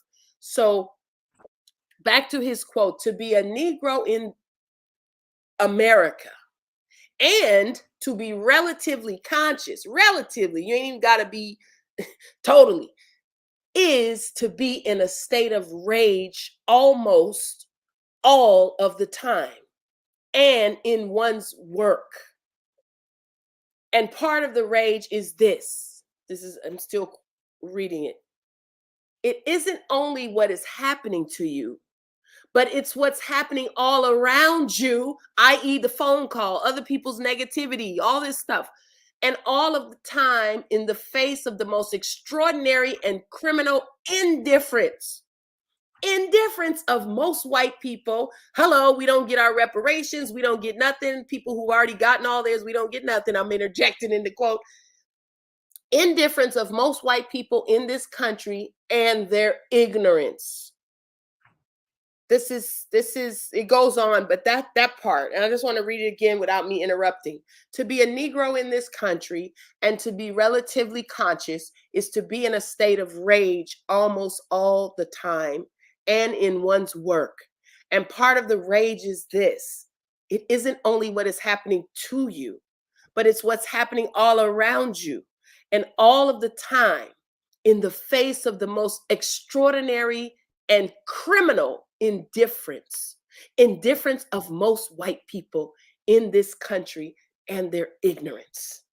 That sums up our experience. That sums up what's happened on the show, because it's not just our experiences, but what's happening around us. People who, like the sister and other people who, no judgment on that, but in terms of them not wanting to be together, like Malcolm X said, who taught you to hate yourself? When other Black people hate themselves and hate other Black people in a harsher way than the real enemy of their soul, of their spirit, of everything, then it's what he said, is to be in a constant stage of rage all the time. And that causes passionate and raising the voice and cutting people off, because I am in a constant state of rage all the time. Not literally, but when this type of topic comes up, because it's so simple in terms of what the solution is, not in order not to do it, but just to not be distracted by all this stuff. You know, when Africans come over here, they've learned from the white movies and the music. And then when they come over here, well, we as a collective don't embrace them either. So like, they're like, well, they ain't embracing us. And plus, I don't know what's going on. They got some hot, steamy stuff going on. They, I saw them shoot each other on the news yesterday and all this stuff. So they just kind of stay away, and they're scared, and they don't know. They're kind of terrified. And then I've heard when we go to Africa, like you said, not you, but we act all superior because, you know, we're the American Negro over here. So like we're both kind of operating out of this trauma, and we're always all in a rage about it. And those of us who marry outside of Black or move outside of Black, go to Europe, we're kind of subconsciously trying to escape the terror and the trauma. And then the people who stay in it, it's like we're suffering here in this rage and in this trauma. So I thought it was a relevant quote, James Baldwin, the great James Baldwin, for your topic. Excellent. I'm not going to lie. When you speak, the words just flow and it ignites my spirit. And it gets me hyped. And see, this is what we're going to have to tap into, because there's going to be so many adversarial entities that will pretend that they're walking along the path with you. And we all have our own path. But if we can see eye to eye and understand each individual because of the experiences that are unique, that they've been through uniquely, that's going to take us to see out of ourselves. Earlier on, it was a prime example of someone who couldn't see beyond their own pain and toxicity and wanted to lash out on a whole continent, but yet stated what they wanted in the country that we've been talking about from before the civil rights era. But instead of turning that energy within, not herself, but affecting her community with those thoughts and keeping it going, even if we don't have money to put into the projects. And I mean projects that we seek to accomplish. I'm not saying the projects, but in the projects where people live, we have a lot of vessels there, individuals who still need to be taught, right? So let's go about doing everything in a healing fashion. But to do the cleaning up and to do the healing, sometimes we're going to get a diagnosis that we don't like to hear because of what we've been through, because we're notorious for moving forward, or at least think we're moving forward, while holding so much pain that if we just stop for a second and dealt with the pain that we have on the inside and frustration, instead of turning it around on each other, understanding what we are going through and being the soothers and the healers for each other. So what you heard dumping off on you was that pain and frustration and misdirection and ignorance, lots of ignorance. So we got to get through and rummage through like looking for a needle in the haystack, like somebody who dropped an expensive watch in the gutter or the garbage can. And we got to dig through all of this muck and mire just to get it something valuable. Right now, we have to load shed. Right now, it's no time to fuss and fight. I let the sparring go on. We needed to see this as an example. But this won't be the norm every day. Come on and debate with me. And I don't think I know everything. But when I started to sense the toxicity, instead of maybe an opposing view, I had to shut it down. And yes, I said a couple things that made the episode spicy, but I really meant it because I know that spirit. I may have been out of America for 4 years, but I don't know if I was out of America for 400 years. I know us, and I know the good of us, I know the bad of us, and I know the sick of us. And that woman got issues. That's why she laughed. She couldn't believe I spoke about certain things that she, go back and listen to it. I know. I know my people. I'm sorry. I know. And I hit the bullseye in the dark with the lights out. They didn't say anything to negate it. She laughed at the pain. How does this Negro know that about me? When it comes to my people, I'm a specialist. There's no white man who can go into our communities and neighborhoods and study us and know more than me about my people who I walk in this skin. I walk with this mentality, and I damn sure have been the target of the attacks, all types, from being held back from opportunities to being beat down by the cops. And like I said, I still remember the taste of the white man's fist and that leather in my mouth while they put me in the chokehold, held my hands back to pull my wrist back to put the cuffs, and grab my baby maker as hard as they could. Pain? All kind of pain America let me feel. And that's why I'm glad to be able to be repositioned, but still very much in the fight. So for those who say I ran, I never run from no damn fight. I don't like to fight, but if I have to fight, I'm going to do it because I'm a warrior. And when I say I don't like to fight, I'm not a punk, but I don't have to prove myself by always physically pushing up on somebody or putting somebody down, but any which way they want to bring it. A lot of the racist Caucasians who crossed my path, I told them, I can give it to you in ways you could never comprehend, mentally, physically, or spiritually. You pick one. Does that seem like somebody who ran? But I need to reposition myself to get into my work so that I can leave something behind, so that maybe 200 years from now, and there's a book that I wrote and it explains the feelings of what it was happening now. Because like I said, Muhammad Ali 200 years from now in the media, he's going to be a white man. Nefertiti in history is going to be white. They're going to whitewash us out if they have our way, or if they have their way. They took my channel down. They didn't like a lot of the content. For no reason at all. So now I'm wiser and smarter, and we all have to move that way. And just like Chuck D said, and welcome to the Terror Dome, every brother, and I'll say sister, every brother ain't a brother. They could be undercover. So now we got to watch each other. Because if it's 92% or even 90%, and we're part of the 10, and that's a guesstimate, might be 3. That's a whole lot of having your neck on a swivel. But you can't let paranoia dominate your thoughts. You can't let negativity dominate your thoughts. As soon as you see something around and you feel it, you call it out and deal with it like I did tonight. Come on, y'all, talk to me. Good evening, everyone. Tracy J in the house.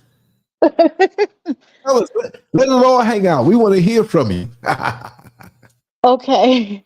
I have been listening and it has been a great conversation. I enjoy listening way more than I like speaking.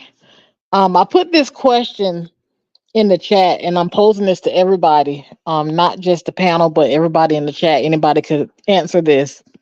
When a Black person, especially a Black American, wants to better their life and they talk about relocating and, just moving to a better opportunity, why is it that people have big problems with, the continent of Africa? I feel like if you say you're moving to Italy or Greece or Japan or Australia, you don't get the backlash that you get when you're moving to a country in Africa. It's like something on the inside of the person just ignites and say, why are you doing that? That country's this, that country's that. But I feel like if you say you're moving anywhere else, especially to like another like white country, you wouldn't get that type of backlash. You wouldn't get those type of responses, the same responses that you would get if you're saying you're moving to a Black country. Me personally, I'm looking at retirement in a few years, and America is not my best option. So if I'm trying to move to a specific country, like, why are they mad that you're moving to that country? It's not like you're changing their life, you're changing your life. So me moving to whatever country in Africa that I want to move to, that's to benefit me and that's to change my life. That has nothing to do with you. So I just want to pose the question to the panel, to the chat, to whoever's listening, like, why do you think that is? So I'm just throwing that out there. I'll go ahead and mute myself now. We appreciate that question. I'll just answer it briefly. It's the programming. Look, I have no problem with anybody who wants to travel anywhere in the world, because the world is ours. But it's like we have to almost apologize to our own people when we say, look, I have been on the phone with people from the bank. You know, I have an app that allows me to keep my original phone number. And I had that phone number for a very long time. So moving to Africa, I could not, I have another number that's local. I'm saying this for a reason. So when I would call America and call to these different agencies or banks or businesses, they see a 407 number, which is a Florida, Central Florida area code. And we're talking for a while. And so if they talked about shipping something to me, I have connections in America where I can have things sent to, and I have people that work along with me in various capacities. But if I say it's going to have to ship out to West Africa, of course they're going to be confused. I'm seeing a 407 number, so I have to explain to them the technology that I use. But even after that, some of them, in a professional sense, they can't act funny, but you can hear it in their voice. But the people who, and I have to say it, I hate to say it, but I have to say it.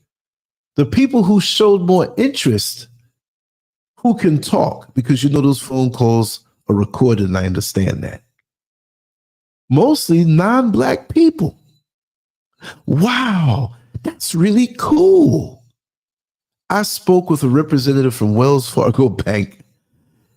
She was going to go on a lunch break. She couldn't ask me for my phone number. But I said, could you take this number down? Because I noticed she wanted to talk. And I was waiting for someone at the Accra Mall, and I knew I was going to have to wait 3 hours. So I knew I had an hour to kill. And she called me, and she was so enthusiastic. She had nothing negative to say. She said that she heard some negative things, and I schooled her. And since she was on her private phone, I said, listen, let me show you. And we walked through the mall together, and she was surprised. She was saying her next trip out of the country was going to be to Ghana. I had no problem with that. This was a white woman. I'm not trying to get her over here to colonize, and I don't think she had that in her spirit. I wouldn't have talked to her so long.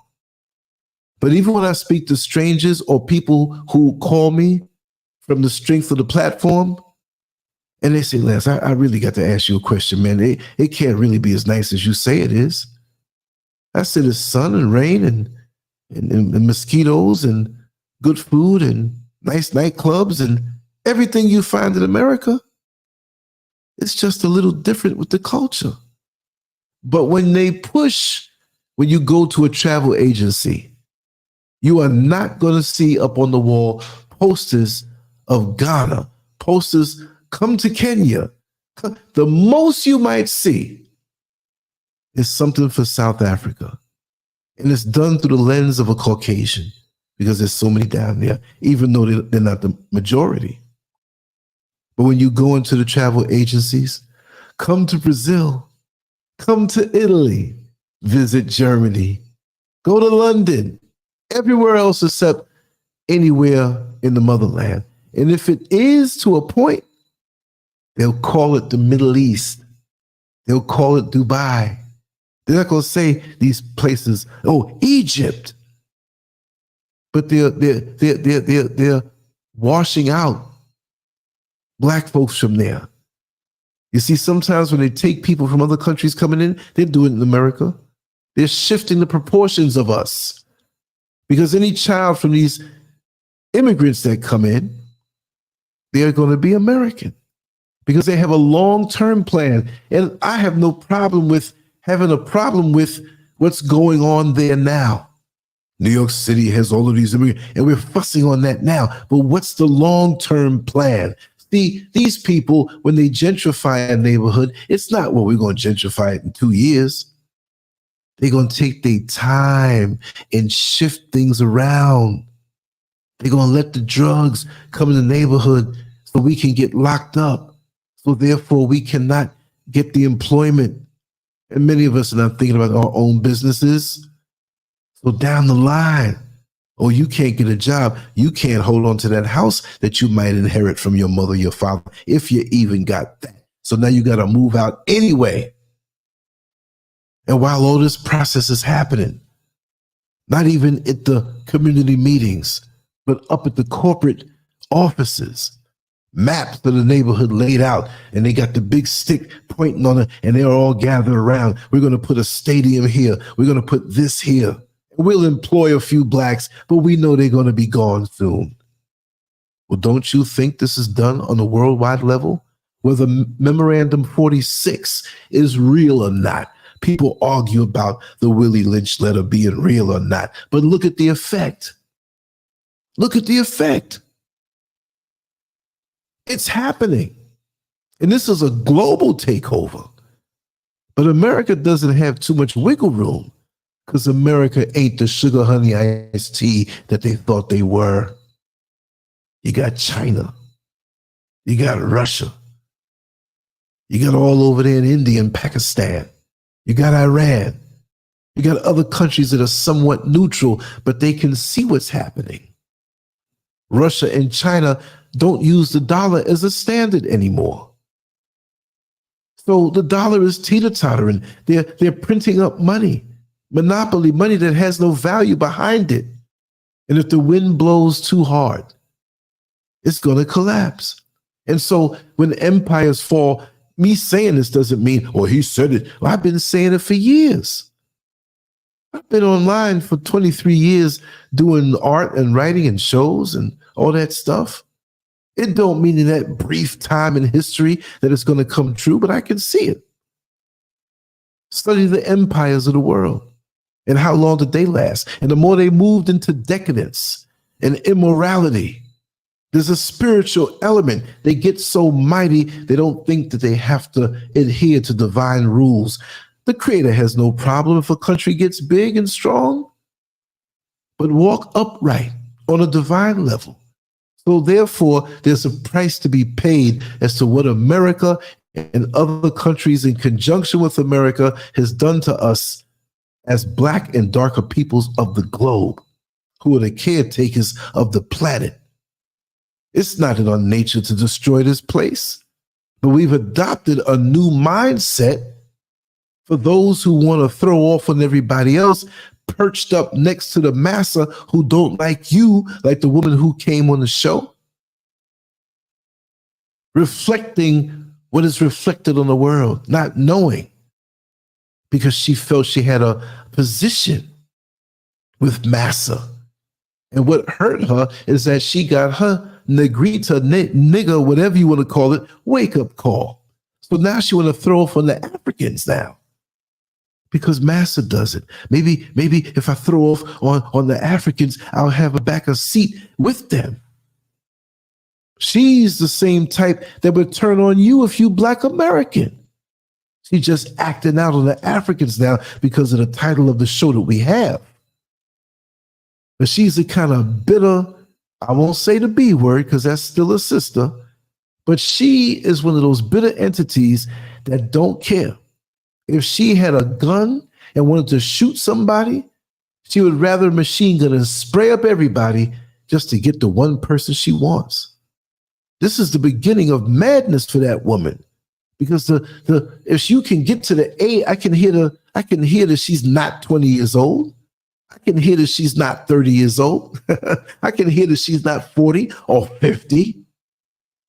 Younger, she might be in her 50s. She's definitely 60. She ain't 75. I peeped it. The bitterness. What are you disappointed in that you have to throw off on somebody else? And oh, the Africans call us lazy. Are you? Because you ain't no Twiggy. I done picked up on your voice. You've been hitting them pork chops, sister, and you mad. And that's why she laughed when I spoke about her husband, because she got other issues. See, I'm up here in these mountains, and I'm better than nobody. I'm not better than anybody else. But I can Vulcan mind meld you from far away if I pick up your coordinates to speak like Mr. Spock. And on a spiritual level, if we don't get with that, I'm not talking about no religion per se. And if you are in it, allow it to be a portal to a higher ascension on a spiritual level. We know the Bible has been tampered with. We know the Bible, we know this. But you don't have to ride your bike with training wheels forever once you ascend to know that you have a keen sense of balance. You become balanced. I don't know the scripture, what they say, but they say you're going to have to know that word because one day you won't have it. Just like a lawyer who studies all his life to be a lawyer. When he's a budding lawyer, just got out of the bar and he's got these cases, he may walk and go back on a break to his car to look over the law. But once you've been doing it for so long, you become that. I talk with my friends growing up. I love to talk, but most people know me as the quiet guy when I'm in new situations. I never knew I'd be in front of some microphone every day talking. I don't know nothing like that. There are more people here on the panel brilliant than me. I would say everybody else here. I'm learning at the feet of the masters. I'm not arrogant like that. But when I have an experience and I know what I know, don't you tell me that I haven't tasted what I tasted. And it's from that passionate place from which I speak. I'm a regular dude from New York City on this journey of life. But I swore when I first came online, I was not going to lie. I was going to tell the truth. And most of all, I was going to be me. You saw the video of me from 15 years ago. I talk the same way. I talk the same way with my friends. I talk the same way with people who disagree. I don't think I'm all that. I'm not going to, don't lecture to me. Everybody has a story. Whether they can articulate it, time for what? I'm messing up the words. Or whether they can't. Listen to them. Because the most wisdom I've heard were from people who spoke from the heart, regardless of their education level. But they were intelligent.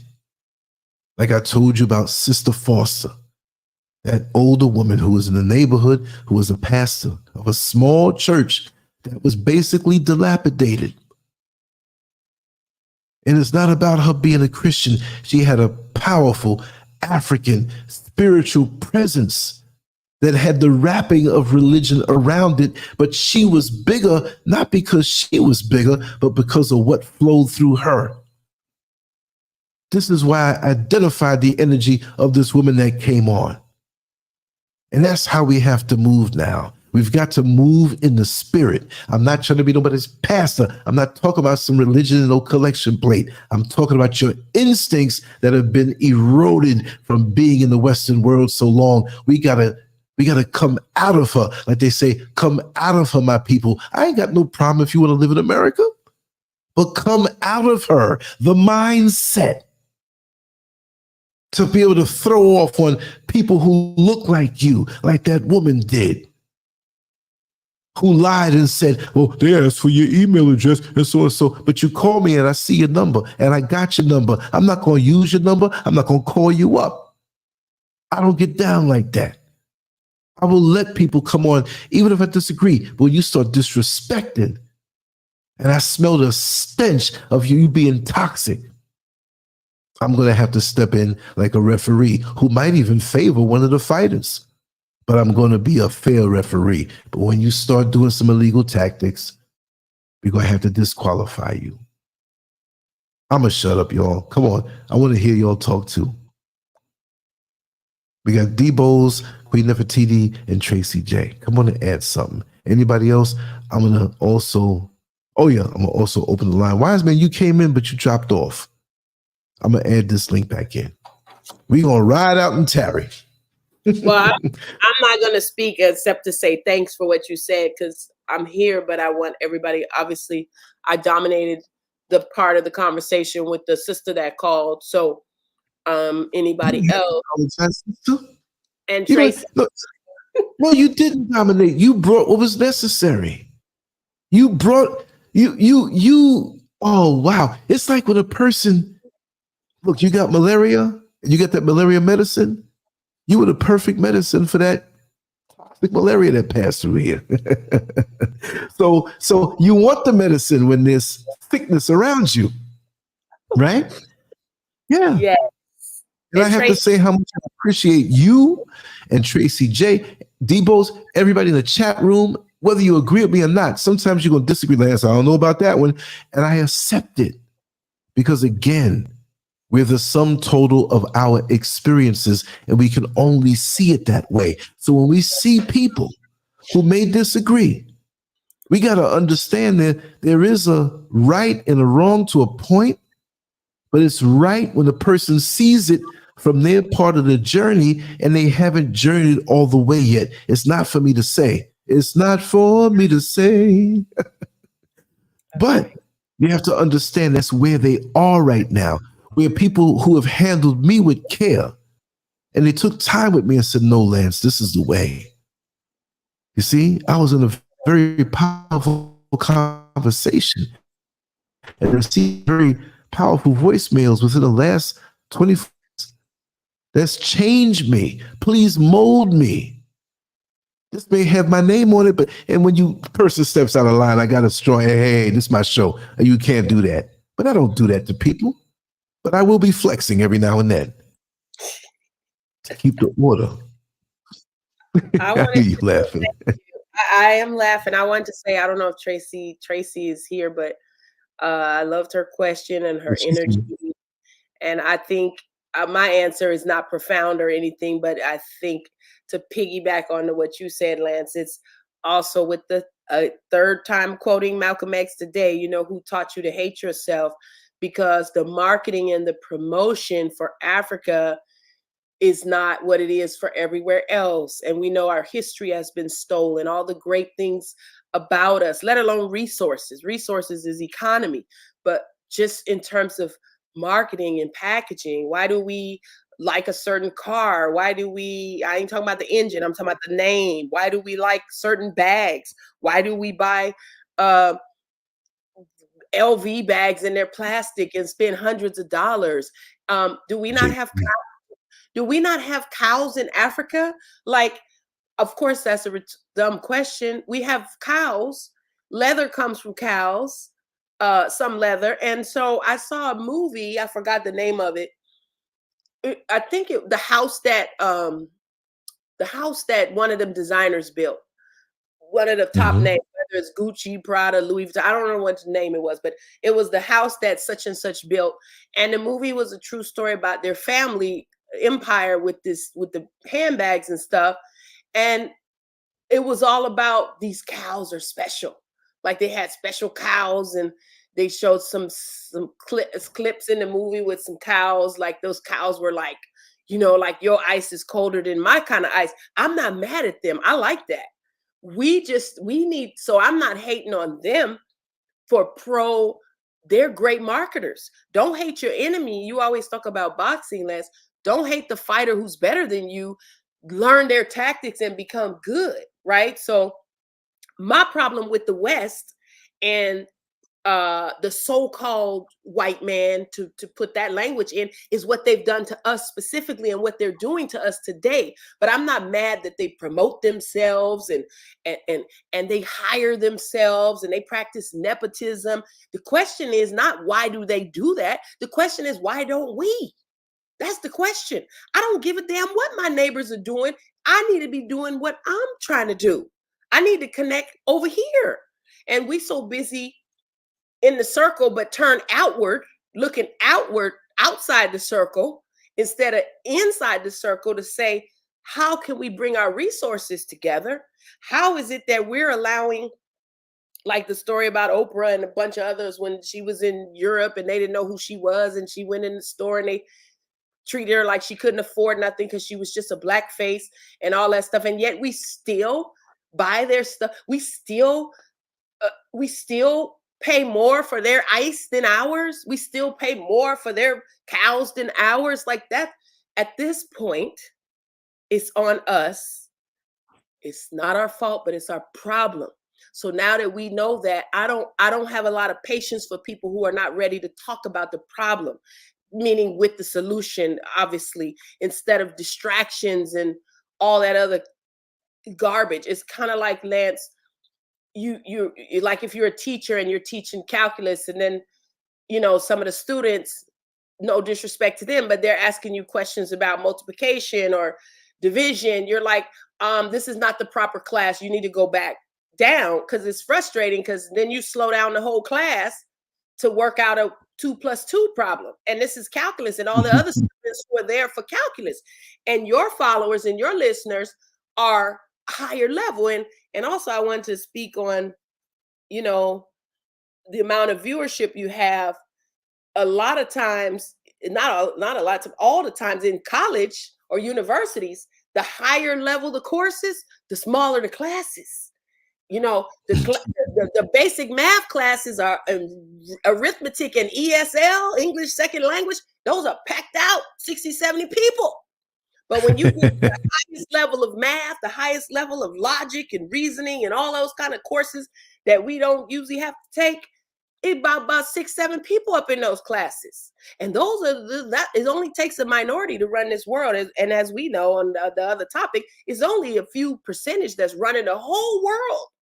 How are like less than 1% of the population ruling the whole world like that? How is one herder, a human being, able to have a whole pasture of 100 sheep and cows? How? Obviously, we know how, but it's not numbers, it's the thinking. So we have to elevate our game. So that's why you got frustrated. This is class right here in Lance's class. We try to elevate ourselves and educate ourselves. And that's why we can disagree. But if we're going to disagree, let's debate about a calculus problem and how to solve calculus.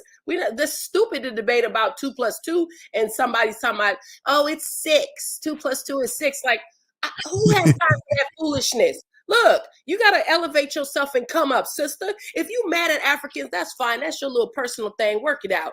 But right now on this platform, we're talking about how to come together. And we've been trying to come together for hundreds of years. And we keep getting infiltrated. And then we keep making the same mistake over and over and over again. And it's people like that, it's mindsets like that that stop us. So as you said, it's only going to be a few of us. I think one of the faulty premises I've had, which was based on idealism, I think a lot of us suffer from idealism, is that, oh, we're all going to come together one day. If we could have enough shows, if we could do enough talks, we're going to come together, kumbaya one day, and Black people going to rise up and unify economically and buy our own stuff and support Lance's channel. Like, how many people on this channel, I'm talking to myself, I'm guilty, how many people have donated to you out of all your listeners? Like, you know, how many of us? And probably most of us would, but we probably just don't think, like, you know, we get off the live and then go, you know, wash clothes. So like, but how many of us donate to you and understand that you do this as a full-time job?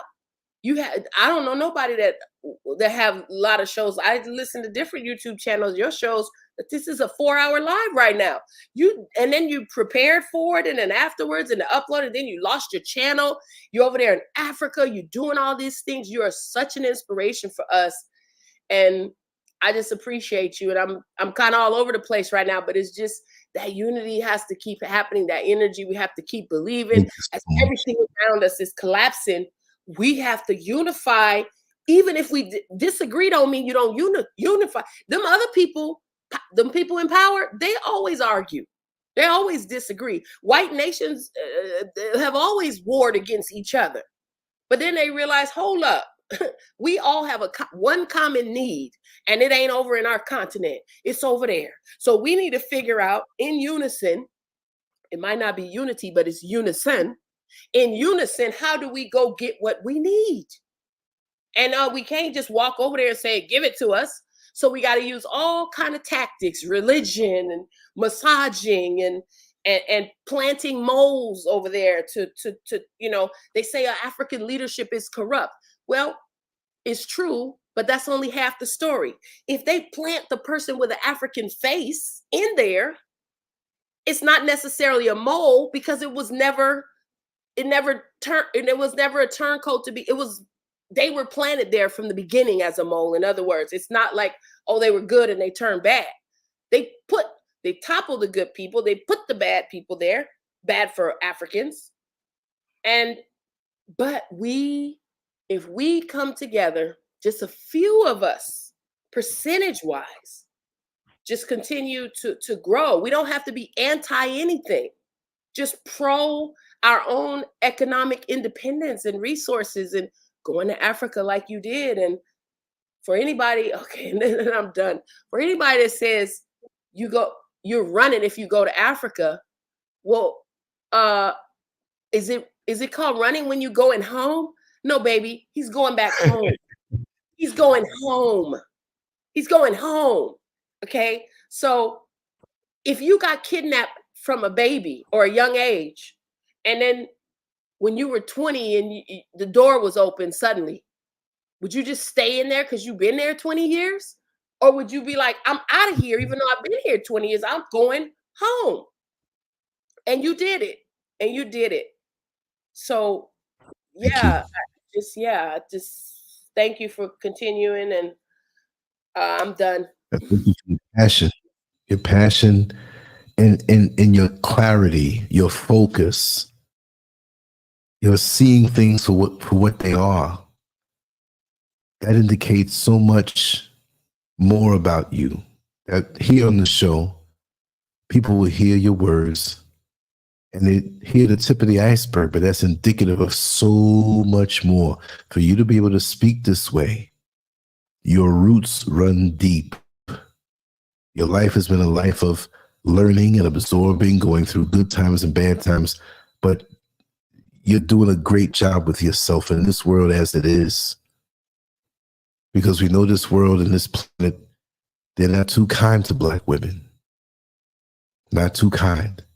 And for you to be so balanced in such a hostile world, and some people wouldn't understand, well, what does he mean by hostile? Some of my best friends are Black women. You understand? They'll never get it. But for you to be at this point where your energy really is so pure, Queen Nefertiti, look at her as she speaks. You don't hear this toxicity. It's clean, burning fuel. You can't even smell fumes off of that bad boy. It's clean. It's like a good meal with fruit and vegetables and different clean things, and it goes down in your stomach, and you just absorb it all, and you feel replenished.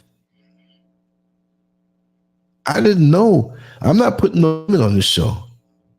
I'm not, we're going to wrap it down. So, no, man, no, we ain't going to do it. But I didn't know. We were on here for 4 hours and 30 minutes. Excuse me, Brother Lance. Go ahead, brother. I just wanted to add something to what the sister said. You know, I used to be like that myself, you know, as a teen back in the 80s.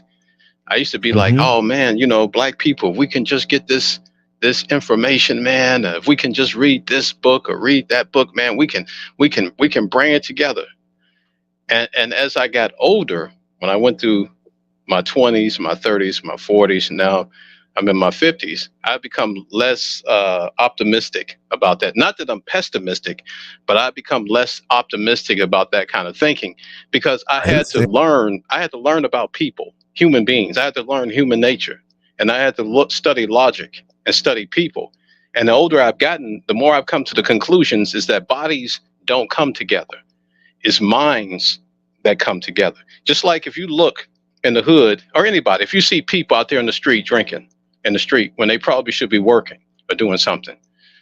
Now, you wouldn't go out there on the curb and say, hey man, I want to drink that Wild Irish Rose with you. I want to drink that bottle of Mad Dog 2020. You wouldn't do that because you say, man, I got other important things to take care of. But the person who's in that kind of mind, they don't have a problem with that. They don't have a problem with getting up and going to the liquor store, man, at 10 o'clock in the morning. Say, hey, man, let's put our money together and get something. Or they don't have a problem with using drugs. Not to put down on anybody who's doing that. But what I'm saying is, it's like the old adage, birds of a feather flock together. And that's what the situation you have. So I've come to learn if people going to come together, it's going to be like minds. Because if it's not like minds, it's not going to work. That's just me. And it won't even happen anyway, because people won't be into that. Man, I'm not into that. Man, that black stuff and all that stuff, man. And Marcus Garvey, Noble Drew Ali, and Father of the Divine, whatever. I said, man, I ain't into that, man.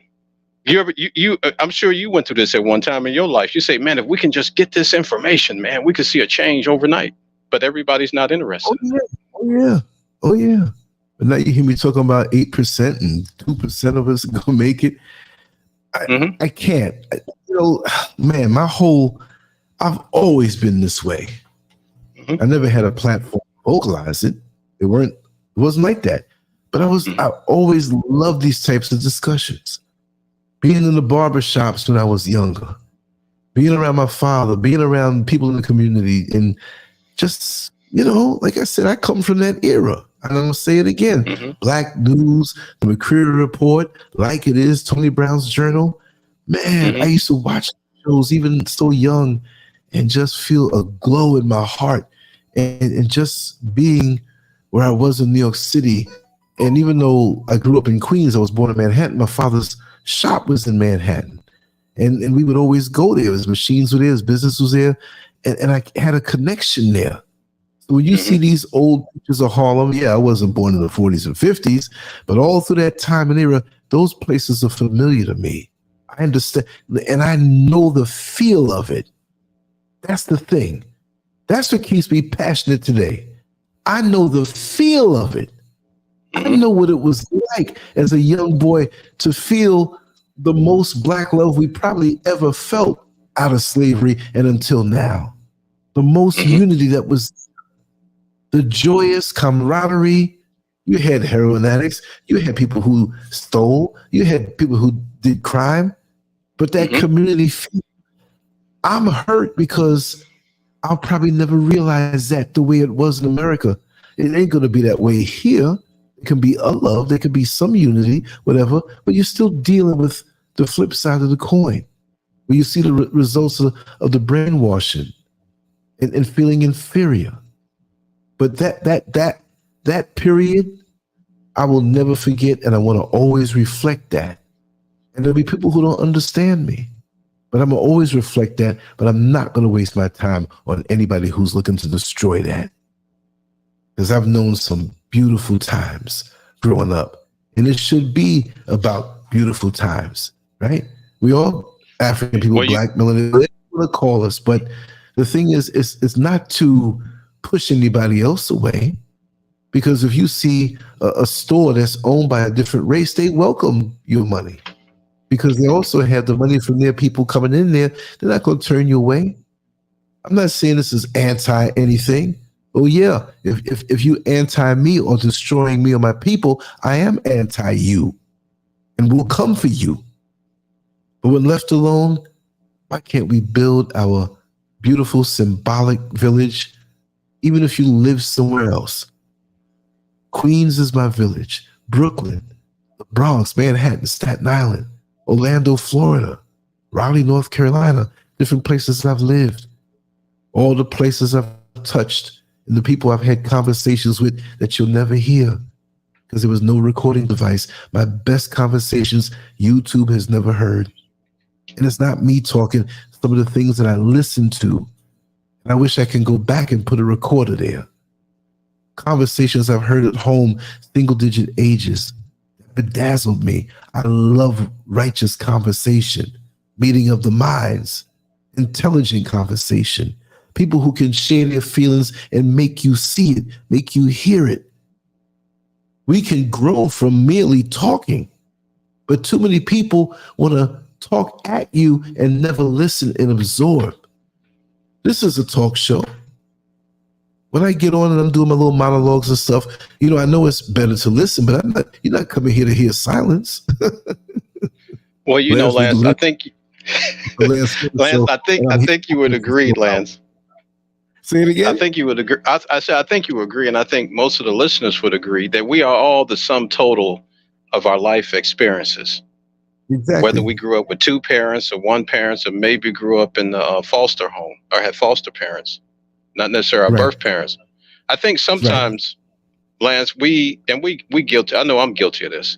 I think sometimes we reminisce about the good times that we had when we were growing up, and we would have maybe Thanksgiving dinner, or we go to a relative's house for the holidays, and there'd be a big spread, and everybody was sitting down eating. We was all having a good time, even though there might have been some issues there people had with other people because of their growing up. But you pretty much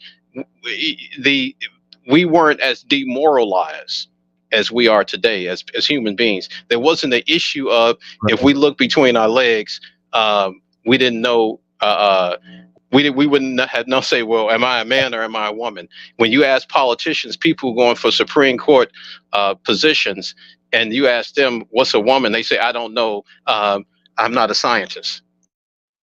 I mean, something that just should basically, a person, they're afraid to give the correct answer because they're trying to please a certain kind of demographic that holds most of the power within the society. So we didn't have a situation like that.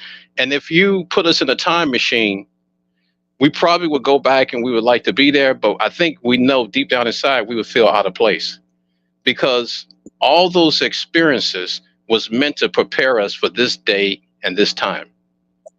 If I went back in the past and saw myself, I would tell myself, man, you need to go back and you need to be able to deal with that. And you need to be able to help people, if they're willing to listen, to deal with it as well. And if you've been blessed to have some insight in the way the world is the way it is, then you need to go share it with them so that maybe they can gain some knowledge and understanding from the situation. That's right. See, the good times to me is like that doggy bag of nutrition. You take the doggy bag from the restaurant when you couldn't finish the food. Mm-hmm. And it helps us through the rough times because we can look back on those times and we can know what it could be. But we are not to expect it to be that way all the time. But it is a reference point. It is a reference point to know that it's possible. And it should be something that we strive for, but not just in such an isolated way, because to do the work that needs to be done to bring everybody up through our example doesn't mean you have to push everybody, but to bring everybody up is how you walk, not the way you stride, but how you are seen in the world, the glow, the energy that you give off. There was a man who lived on my block growing up on 134th Street, and I was in single digit ages. I had to be from when I first moved there till about the time I started bodybuilding. Because I remember him saying something about my muscles, and it was a lighter complected black man with a mustache. He was very tall, very respectable, but he never really stopped. He rented an apartment from a Jamaican man down the block named Mr. Smart. I'll never forget him either. And he would walk through the block. He'd greet everybody, but he kept it moving. But his energy was so upright. And yes, you can't tell about people just from, but over time, growing up and observing him when he would walk up and down the block. There are women who would walk up the block who had very impressive shapes. He wouldn't even turn around. I don't think that he desired anything else on the menu. I don't think he was into any rainbow thing, but he was a decent, from what I could see. So that being said, even people watch us, how we move day in and day out. We're not perfect. We're chiseling away the parts that may not be favorable, but only we know that. But people see your movement through the world. What's amazing to me is that there are people who may write me and say, man, I talked to you back in 2003, 2004. Man, for real, what did I say? What were we talking about? You know what I mean? and they still remembered. So it's the impressions also in the revolution of reaching out to the people who are like-minded, that let them know secretly that they're one of us. And we need to move that way, and they can have an impact.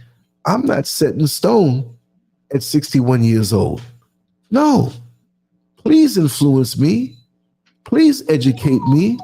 Please correct me on what maybe I might be doing wrong. I need that.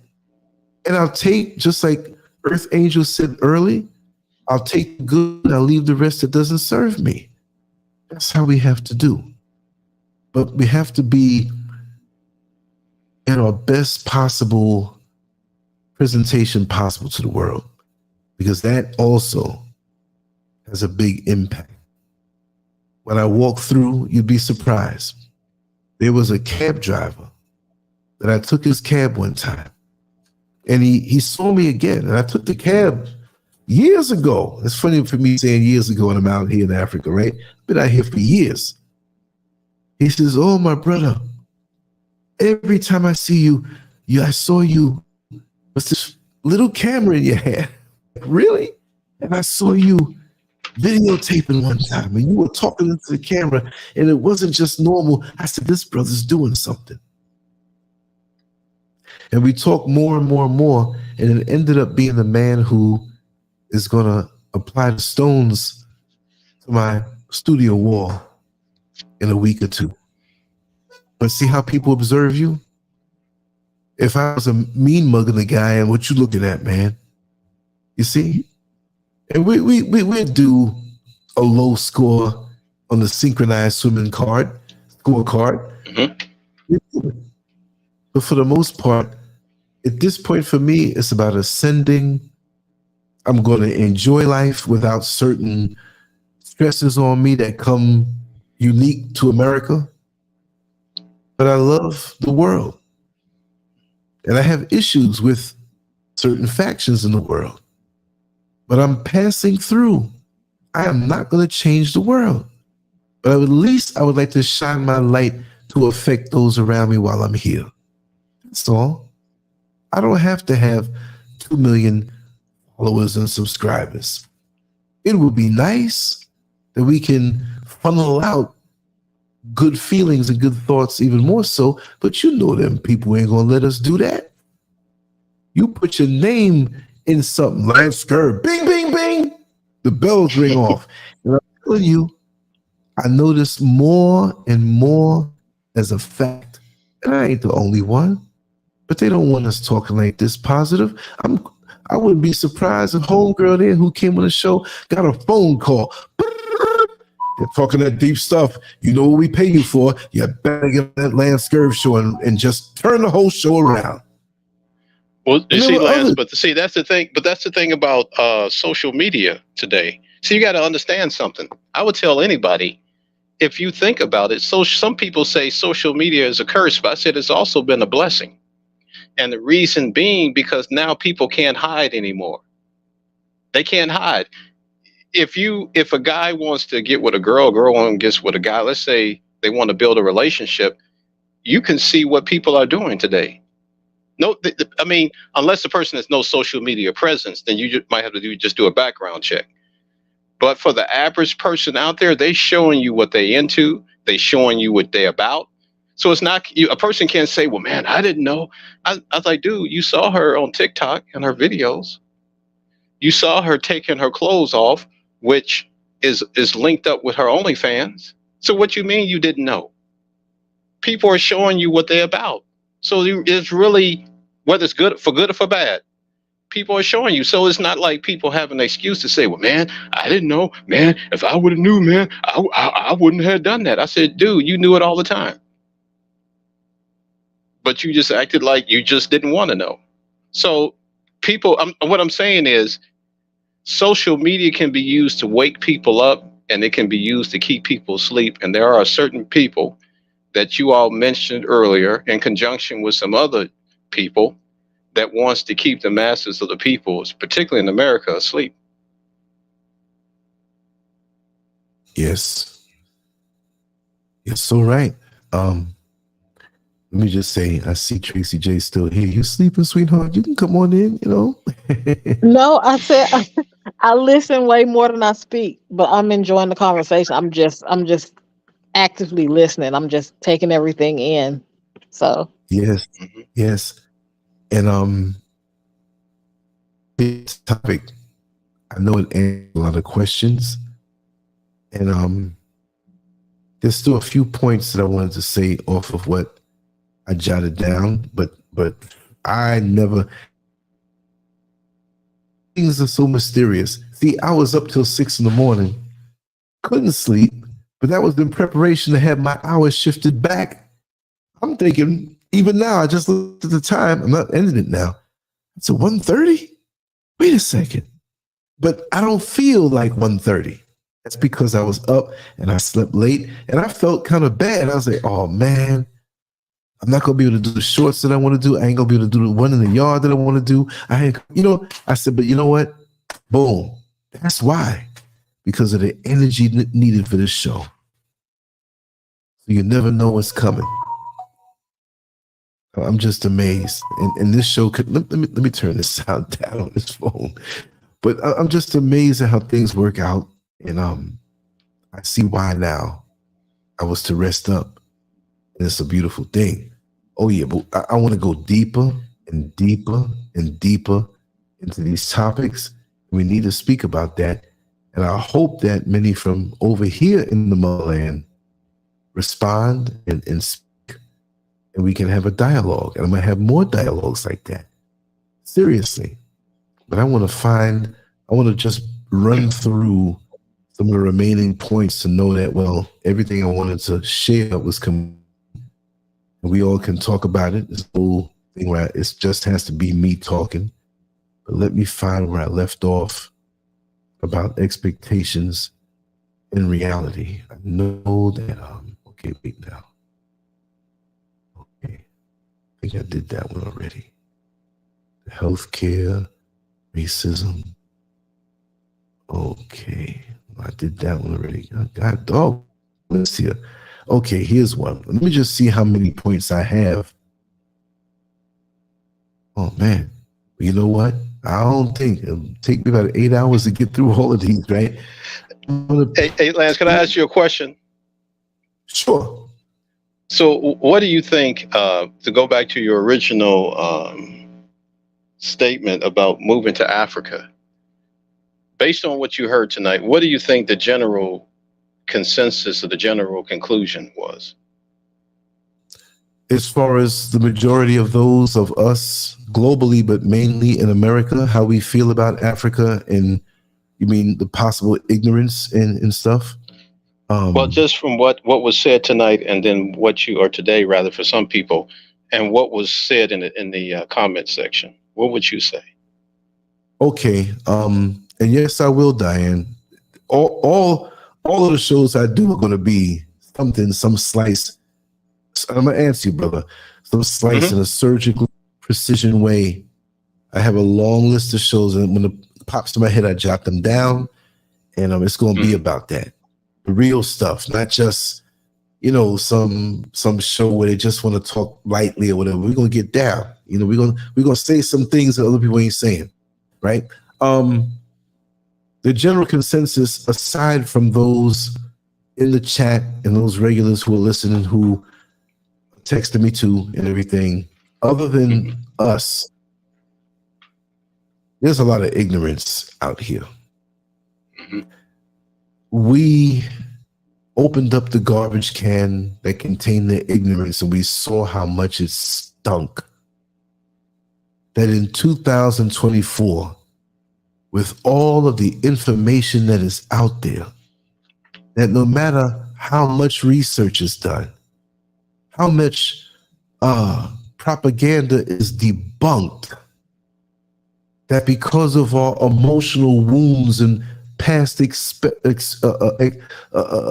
pains and expectations that have been broken, and that's a bad thing, to have expectations in any area of our life, because that's the easiest way to be disappointed. When we expect We have expectations. You get hired on a job, in the first week, everybody's smiling with you. But after a while, they're plotting on you, talking about you, something they heard. Somebody's not going to like you because you're a threat in some kind of way. So now somebody's talking about you. They talk about a pandemic. But Black folks have that pandemic of self-hate overall. And there ain't no shot that can take that out of us on a physical level. But we have to have shots to the brain and shots to our spirit. Our homeland, whether you ever come here or not, which we know the whole planet is Africa, symbolically. And we're against our root. What tree do you know? Branches talking to each other. Don't you hate that trunk down there? I can't stand the trunk. I hope the trunk dies. If some of the hateful branches can grab an axe, and that's some of us as Black people, can chop down the trunk, not realizing that's the connection to our life, and we are connected to it. It don't mean we down there, we're way up here, like some of us who are way up here in America.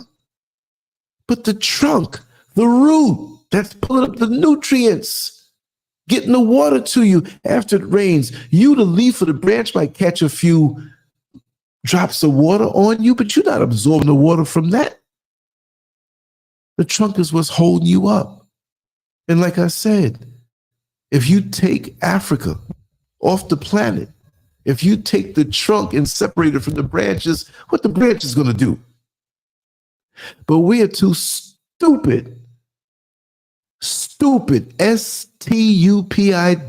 There's a reason why that word is in the dictionary. And we are too afraid to use it. I wouldn't say that to somebody's face. I'm not scared of these people, but they wouldn't receive it right. But in family talk, we got to say that. And we can't pull everybody who's resisting. If you want to run back into the burning house symbolically, again, come out of her, my people. It doesn't mean that you have to move to Africa. But before you say something bad about it, why don't you come here? And you can't come, you got to come a few times. Like JD the Great was saying, several times a year, he comes here. And no matter how much you come here in a lifetime, you're not going to know everything, every corner. Minister Akbar Muhammad traveled to over 204 countries in the world. Now, you know that fluctuates sometime. He came to my house. We were talking. I got to find that video.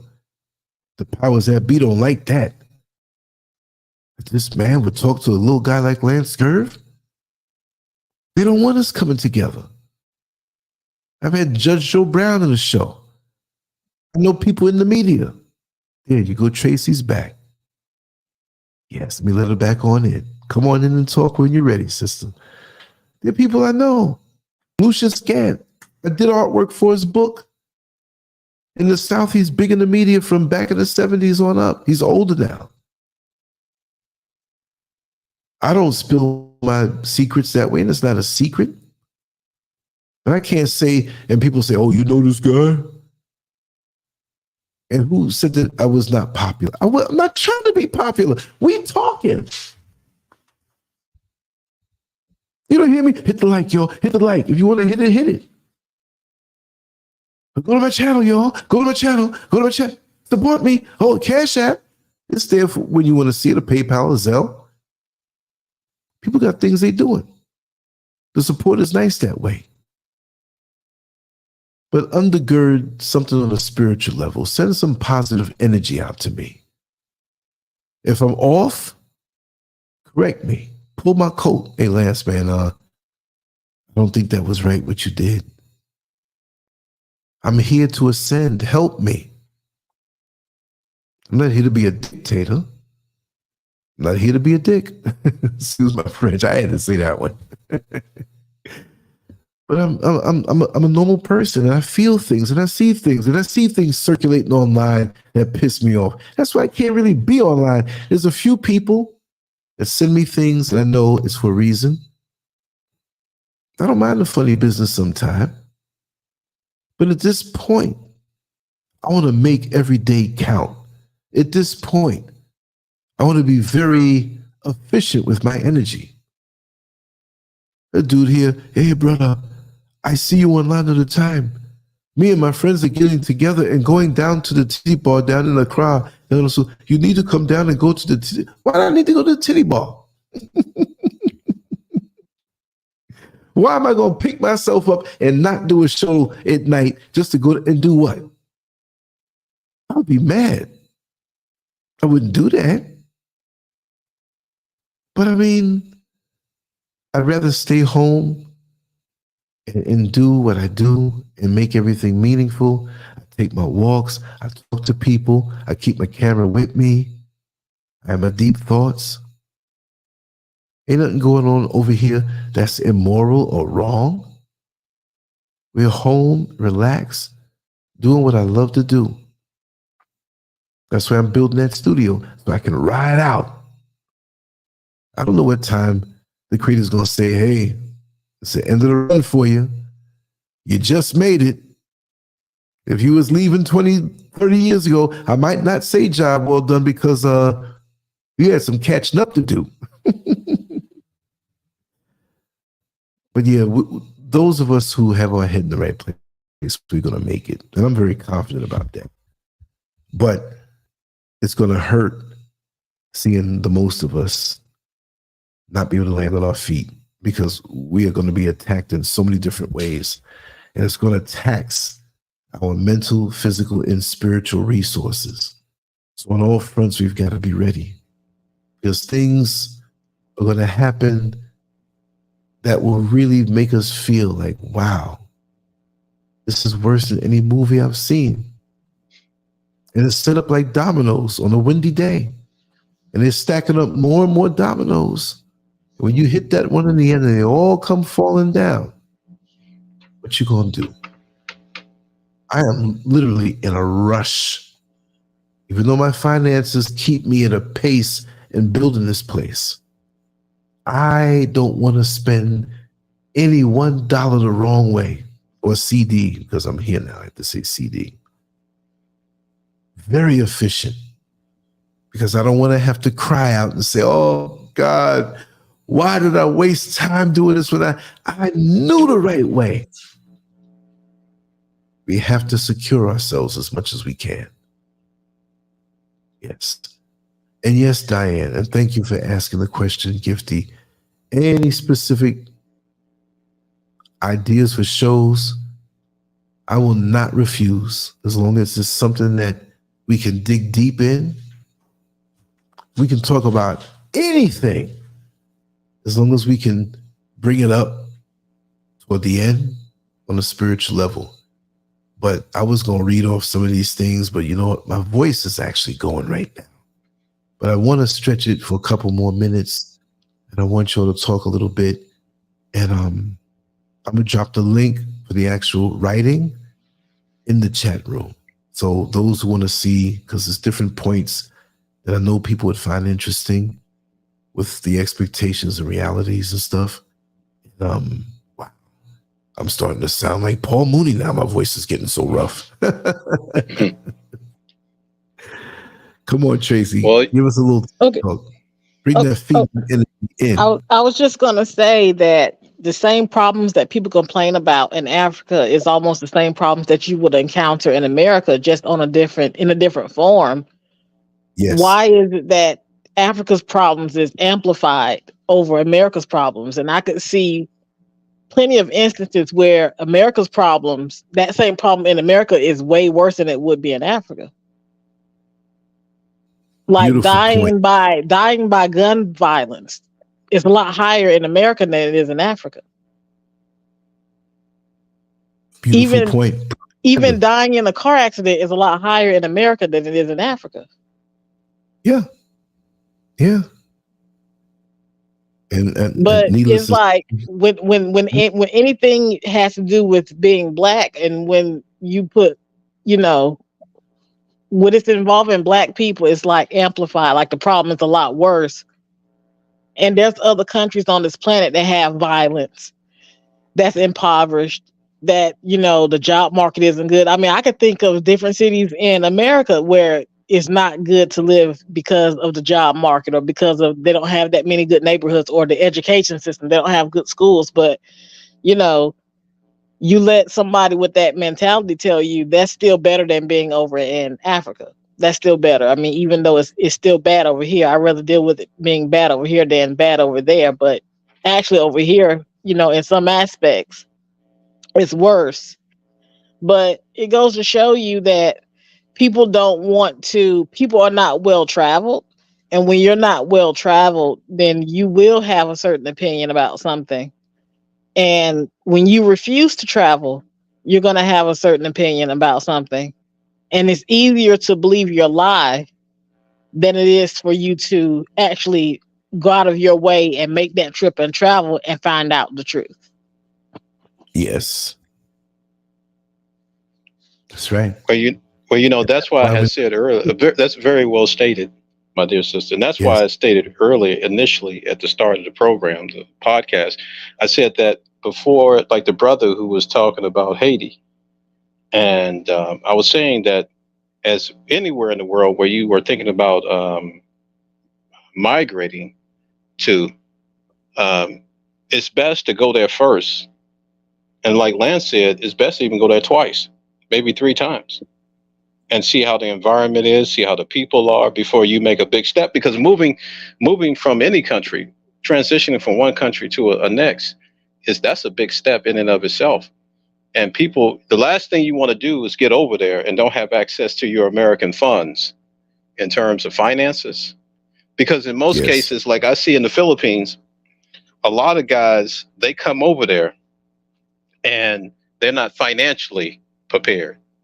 And they get over there, they get stuck. Now, I'm going to share something with you all. If you have an emergency, and if you go through the U.S. Embassy, we had a situation like this guy in the Philippines. He had to contact the embassy to get him a plane ticket to get back to the United States. And the money that they gave him was really a loan. So once he got back, he had to pay that money back. So the last thing that somebody wants to do is go to a foreign country because they see some of these, you know, Lance, we talked about the bodybuilding gurus, where you got passport gurus. And they jump out of here and they don't tell people the whole story. Like, yeah, man, look at me. I'm here in Thailand, or I'm here in the Philippines, and I'm talking to women, and look at women, they just all over the place.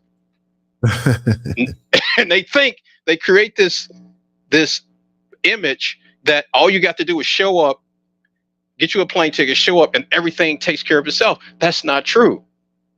And I have some people, I go in, I say, bro, let me ask you a question. I'm not trying to get anybody's business, but I may ask some questions and they don't want to answer it because it makes them, it forces them to be transparent, and they don't want to do that. Right. They want to say, look, man, I'm out of the matrix. I'm living my life dream. And that might be true. But oftentimes when people exaggerate it like that, they're not telling the whole story. Now, Lance is the exception, because Lance say, hey, man, I was here and I saw this happen. The guys came in my house. Guys asked me, brother, daddy. And, you know, so at least he's telling you that, you know, you got scammers out there. But some of these passport bros, you would think scammers are not even in these countries. They don't even exist. Well, see, you have the people who come to Ghana, and you have some people who are in social media who give a realistic view. They may not go and dig as deep, but they touch on certain things. But remember, there are many content creators that are more concerned about getting numbers and getting more subscribers, so they don't want to step on toes. Mm-hmm. And see, coming here, it's your personal journey, but many choose to present it as though, oh my God, this is utopia and whatever, knowing that a lot of people on a financial level wouldn't probably know, and this is not a put down because I'm not a scholar either, but they may not know where to begin to even think about living over here. Not that you have to, but the people who present it sell this dream that if you were to get over here, everything is going to be so perfect. And just like the person, which one of them said, one of the entities that came on, they basically said, oh, to come out there, and I know somebody who came back broke. Well, I know people who can't pay their rent in the United States. You don't have to come to Africa to get broke. But what I see is that because of the exchange rate, it gives people a false sense that, let me tell you something, that I know the exchange rate, right? It was around 15.55. Now, when I first got here, it was 5.75. When I convert dollars, when I have dollars, because if you have $100 in the bank in your account, let's just make this up. Hopefully you got more than that. And you go pull that $100 out, it's going to be 1,555 CDs, if it's still that same rate, 15.55. When you have those 100 CD bills in your hand, subconsciously it's like, I just put in $100 and now I got $1,500. It feels kind of good. Like, look at this, I'm counting this money. But it ain't that way. It stretches when you buy mangoes compared to America because there's an overabundance of mangoes here. So when you buy the whole thing of mangoes, and when you break it down and you only spent a minuscule amount because they're so cheap in price, you think if you go down to get a Toyota Camry at the dealership that it's going to be that cheap proportionally? No. And this is what happens when people come here thinking that way. As a matter of fact, the Toyota Camry that you look to buy brand new from the dealership, you're going to pay a whole lot more because they're going to stick on those fees that it took to import it over here because they're not making it over here. Last I read, they make Toyota Camrys in Louisville, Kentucky, maybe, I think. Kentucky. So if they made it in Japan and shipped it out, those cars are going to cost that much more. But people don't think like that. So they come here for the time and the money feels good and you can save on certain things. And generally, when you go around the folks who live here, who may not be the richest, and you shop amongst them, you're going to get some deals with your food and your grains and your vegetables and whatever. But if you go down to East Legon or Osu, you might as well stay in America. And it ain't that bad, but don't think you're going to come here and live dirt cheap. Look, the reason that we could do what we did, we are so far away from the hub down there in Accra. Once we hit the mountain range and we're on the van, or if you happen to be driving, you got about 30 or 40 minutes before you can even get near the roundabout where you turn left and go down in the mountains, because the mountain's so high, you go down a little bit, you come up a little bit, it's rolling. So because of that distance, it holds true in America the same way. Wherever the city is, take Manhattan, for example. You go pay a Manhattan rent right now and see how much it is. But the further you get away from the epicenter of any big city, the more affordable it is. The same goes here.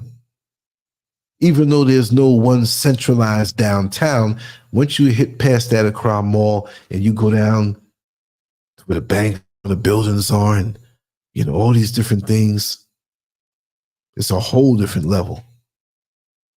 But I'm up here, and I'm not driving now, and I go down just right below the Medina Market just to pick up some things and come back. I've shown some things on the old channel that was taken down, but I'm gonna go up in some places When this place is done and the weekend comes, and don't wait until next year when I start driving, that's worse. People like that gonna say I'm lying. When you see the 5-star hotels and luxury properties and blocks, that you have some blocks here. When I say blocks, streets, for those who international slang, they may not know. What does he mean by block? Right? You'll see some houses that you'll damn near walk down, you're looking at it almost half scared. Like, what kind of house is that? Blocks and blocks of them in certain areas. You got billionaires out here. You got lots of millionaires out here. You got a lot of money out here. But I walk amongst most of the poor folk most of the time because I ain't rich. And I got to make my deals. And I have no problem with it, mingling with people. I do all the time. I was sitting up, it was on my TikTok, and I think I put it on YouTube. One of the ladies that's out there selling, I met her through another young lady who's friends with her, Regina. He said, I said, Regina, no, Regina. I said, that sounds too close to Regina. I'll call you Regina. You know what I mean? But we laugh and talk, and the other people came around, and I put her on the TikTok. Oh, that look came out so nice. And all the people gathered around. Is that hate? And I make sure every time to pass through there. There's a Nigerian brother that we play hide and go seek when we see each other. I'm a grown behind man. Every time I'm walking down and he's by a little booth where he's selling stuff, I sneak up on him. Hey, I got you, man. Be on point. He may see me coming in high and I'm having fun. There's the phone doctor, the brother who fixes the phones. Every time I go down, I always go down and see him. He had all these mangoes he was eating. Hey, brother, come here. I got 3 mangoes for you. That's how much I owe you. You don't owe, I don't know, man. No. That was a good show the other night. I was like, oh, damn, you were listening? I saw his wife in the market, and she's pregnant. I said, I thought he was a busy man. He ain't too busy. We were laughing and joking. Little things like that give me that community feel that I love. And I had a lot of that growing up in New York City. I had some of it in Orlando, but wherever I go, I'm going to have it. I can just have it in a different way here and more time to enjoy myself. That's all. Wherever you are, create your heaven. I saw that I can create more of a heaven here. Mrs. Scurv has a huge yard to just lose herself to do her planting and growing. And there's other plans we have for the near future that I won't say, but it's good stuff. And when it happens, I will share it. It's a beautiful thing. And I look forward to every day without that other fluff that came with it that was toxic. And so the sacrifices I have to make, I have no problem making. Because at the end of the day, I'm making so much progress here. And there's no way in my financial situation, not that there's anything bad, I had good jobs. But oh boy, you could stretch it in ways way up in the mountains. The labor is very affordable. Materials have grown in price. But that's where you save the most, when you're building. But don't go into Accra where things are expensive and think you're going to do it that way. Maybe you can. I don't pocket watch anybody or tell them what they can't do. All I'll do is give the advice to inspire. That's all. If I can inspire you, oh, thank you, Giant Gain. I know I read that a long time ago and I've seen it a couple of times. I don't know if it changed, but yeah, Kentucky. Right. You ain't getting no Kentucky price on the Camry out here because they're not going to take a short, oh, it's Ghana, so let it go. No, cars are cars. But the fruit, building homes, other things that are native to this land, dirt cheap in comparison. Other things, even more of a price. There's something imported. See? So that's how it gets down. My voice is about to go. Debo's expat, Tracy J. If you all have anything you want to say to wrap it down, feel free to do so. And final call, if there's anybody who wants to come in to wrap things up, like I said, I was gonna keep it going, but my voice, like tomorrow, like I talk all day, y'all. Talk to contractors, talk to this, talk to that. You know, so 5 hours. I'm if I can go 8, I would. Trust me. But I'm gonna take a knee on this one because of my voice, because I need it tomorrow. Because we're gonna create more content tomorrow. So if there's anything you want to say on the wrap up, bring it. Welcome it on in. I was gonna let the sister go first. Let her go. Oh, just it was a really good show. Very interesting views, although I did agree with some of them. I just enjoyed the conversation. I just like listening to things like this. It was unfortunate that the lady earlier thought the way she thought, but like I just said earlier, if she was more traveled, she would not have that opinion. And that's the only solution to that. As far as Black people in America, their opinion on the continent of Africa, if they were more well traveled. I mean, because I know people that never left the state of North Carolina. I know people that never left the city that I'm in North Carolina. So, like I said, it's people like that all over, but they never, most of those people that I have encountered never left their area. And so when I was growing up, my dad was in Vietnam. And so, of course, he traveled all over when he was, you know, in Vietnam. But he always told me, he said, never feel like you have to live and stay in one spot. Try to move all over. Try to see the world or see something before you die. Don't just stay in one spot. And I feel that if we all just do that at least once, like you don't even have to travel overseas. Just go to the other side of the country. I mean, do something besides just your area, because that's all you know. But like I said, if people were more well traveled, they wouldn't have these opinions. And that's all I'm gonna say. Beautiful. Thank you so much. Before you speak, brother, I just want to say to everybody else who came in and spoke, and everybody who's participating in the chat, thank you so much for making this conversation and show what it is. I can't do this all by myself. I can prepare the nightclub. I can make sure the glasses are all by the bar and liquor's there and the DJ set. But it's you all who make it what it is, because nobody wants to go to an empty club with ratchet stuff going on, right? So I thank you all for that. Brother? Well, Brother Lance, first and foremost, I would like to say thank you for giving me the opportunity to speak to the YouTube community.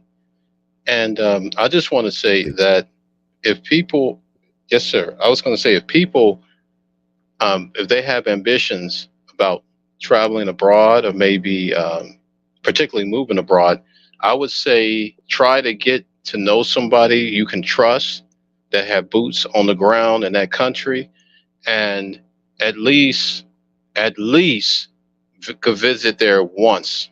If you can visit more than once, that's even better. But at least visit there once, and if you can stay maybe 3 weeks to a month, if possible, that's even better, because the more you have boots on the ground, the more you can get a bird's eye view of what's going on within that country. And just make sure that you cross all your T's and you dot all your I's, because the most important thing is going to have somewhere to stay and to maintain your existence while you're there. So if you even got to study the banking system and all, however you're going to do it monetary, make sure you get all that, because the last thing you want to do is get overseas and you go to the bank to use your card, your credit card, you can't use it for whatever reasons. So in other words, just do the homework before you decide to take a big step like that. Beautifully said. Do the homework. And as you all know, I can be the boots on the ground for you. I'll show you. I'll take the camera. If you say, Lance, I'm thinking about renting this apartment here or there, show me the area, I'll walk around the bad boy. Sometimes, I'm busy kind of now, but eventually in time, within the next few months, give me something to do. It helps me to learn. I don't know the whole place. You know what I mean? So it's like, I will be getting around. My best days for that are coming. You see, so I'm really looking forward to that also. And Brother Lance, I have something real quick. You just made me think about something. Yeah. Have you ever thought about, and this is just an idea, I think I probably know what the answer is always going to be. I just want to ask you, have you ever thought about having something in Ghana like an Airbnb where like YouTubers, like people you converse with, it's a place where they can come in and stay that's reasonably priced, and that it instead of them have to find a hotel or maybe possibly somewhere to stay, you already have it set up. It can be maybe a 2-door apartment, whatever the case may be, but it's something where people can come in Ghana and just stay for maybe a couple of weeks, maybe a month. You can work out whatever, you want to do financially with that, how they want to pay for their stay, but just a place where they can just come and stay, where they can get an idea of what Ghana is like. And then they will use that time in Ghana to determine whether or not they want to be there or whether or not they just want to stay wherever they come from. Let me tell you, brother, that's a definite. I'm not going to say too much now, but that's a definite. And it's going to be done like no other. That's a definite. That is going to happen as long as we're alive and in good health. We're not talking about 10 years from now. We're not talking 5 years from now. We're not talking 3 years or 2 years from now. But that's a definite, for sure. Oh yeah. Oh yeah. That's well, you heard it from me. That was the one. I'm probably sure you already had it, in the works. An idea like that. But I help. If it becomes reality, I just want to say, hey, I'm just thankful that Lance just listened to a brother, to share his idea. That was already an idea. Put it this way. It's a definite, and the speculations and details of everything has already begun. That's going to happen. As long as the Creator wants it to happen, that's going to happen faster than you can think or imagine. I'm not saying you got a brain on your head, but I'm just saying I can't say too much, but that's right. That's one of the things. It's funny how you like minds think, great minds think alike. Yeah. But yeah. I just want to chime in. I just want to chime in real quick from what the brother said. Thank you for emphasizing that they need to go to the country and spend time in the country, because you got Black folks that stay on YouTube all day thinking, they don't watch 10 videos of a country and they think they know what the country is by watching the YouTube video. So thank you for putting emphasis on them actually going to the country. Oh, thank you, sister. Yeah, in a very affordable way, a way where you will feel at home, a way where you will have all of the amenities. You see, there are a lot of places, not to put it down, there are Airbnbs out here. Hear me? R&B music, right? Airbnbs out here. And a lot of them are subpar. But there's a vision, and there's a few good ones, but it's something to be desired. My vision that if that is to be done, like you won't want to leave, like, oh my God, this is so good. I can get up in the middle of the night and go. There's food already there. I'm getting cooked meals. I have privacy. Nobody's over my shoulder. It's vast. I'm protected. I got this dude here with the bald head. He's going to hang with me and take me around. Man, I feel safe. He ain't too old yet. I think he's still strong. He's still a bodyguard. You know what I mean? Like, to have it like that. I like to do things where it's like, word of mouth is like, yo, we had an experience. And then you don't have to advertise. You can, and it will be done. But they will do all the videos and pictures, and I went here. Really? It was like that. Hey, Lance. You see what I mean? Yes. Lance, brother, you sound like a kid in a candy store. and the more I think about it, I hate to be like the brother be there for 3 months and you be like, hey, brother, you need to pay your rent. well, you see, man, Brother Lance, see, I thought we were brothers, man. See, the money is on the way, but see, my cousin, his laptop stopped working, and see, he couldn't send it Western Union, so then he go send a DHL, and Lance, you'd be like, I thought this was going to be, because the brother might stay for a year. Like, Brother Lance, brother, is it possible that I could be here for instead of 1 month, 30 days, brother? Can I do a year lease? And do I need a co-signer? Bro, you know, Lance, it could be a hit or miss. That's why you collect the money up front. Collect the money up front. Collect the money. No payment plans. Collect the money up front. There you go. Just hope he don't be like, you know, Lance. There's a place that this is too much for me to maintain, brother. I got to get a smaller place. Can I have my rent money back, brother? And then the guy say he gonna move out. Then he got another excuse. Well, the place ain't ready yet, Brother Land. See, he said that he got to paint the place and they got to put some pictures on the wall and the toilet don't work. Brother, can I stay for 2 more weeks, brother, if that's okay? Because I'm saying you got to be. It's just like a landlord. It's what a landlord goes through, you know.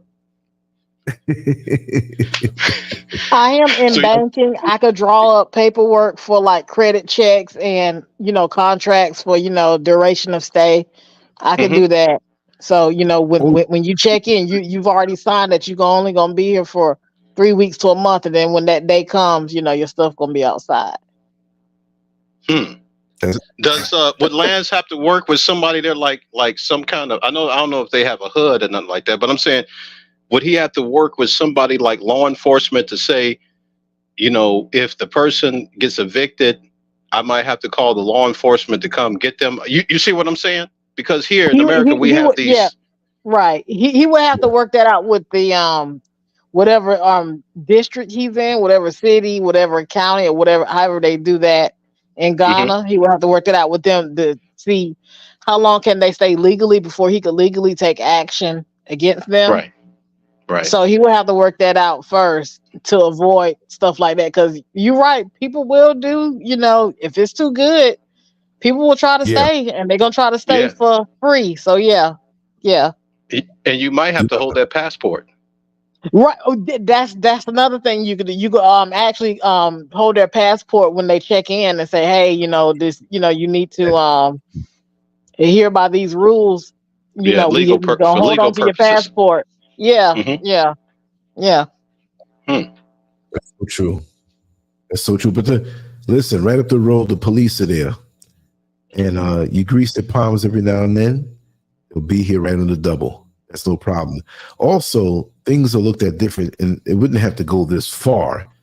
Right. But the way it is here, you know, you heard the stories of the people trying to break in people's houses, or you know, they fall through the roof, and the person who's trying to break in sues you because the roof wasn't sturdy. It's not like that here. When something jumps off here, regardless as to who you are, and there's another layer of it also that I explain afterward. But if unfortunately somebody I'm not talking about somebody staying, you say get out, right? I'm not heavy-handed that way.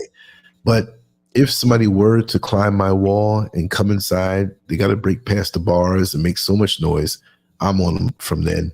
But if I had to call the police and say, hey, there's a dead body laying on my property, and this is what happened. They came in my property. I say, okay, have a good night. Now, it's not that simple. You got to make a report. Nothing's going to happen to me. I'll explain whatever.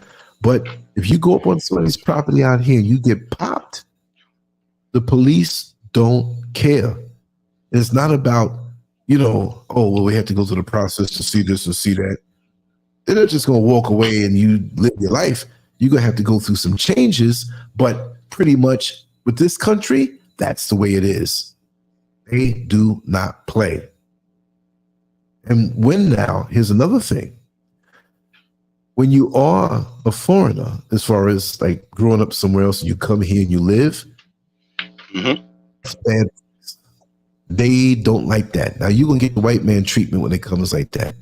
Like, you know, how many who are here who are brainwashed and, you know, kiss the ground they walk on. But when you're from somewhere else, they don't like when someone who was born and raised in Ghana, you know, screw over somebody and try to break into their house or do something.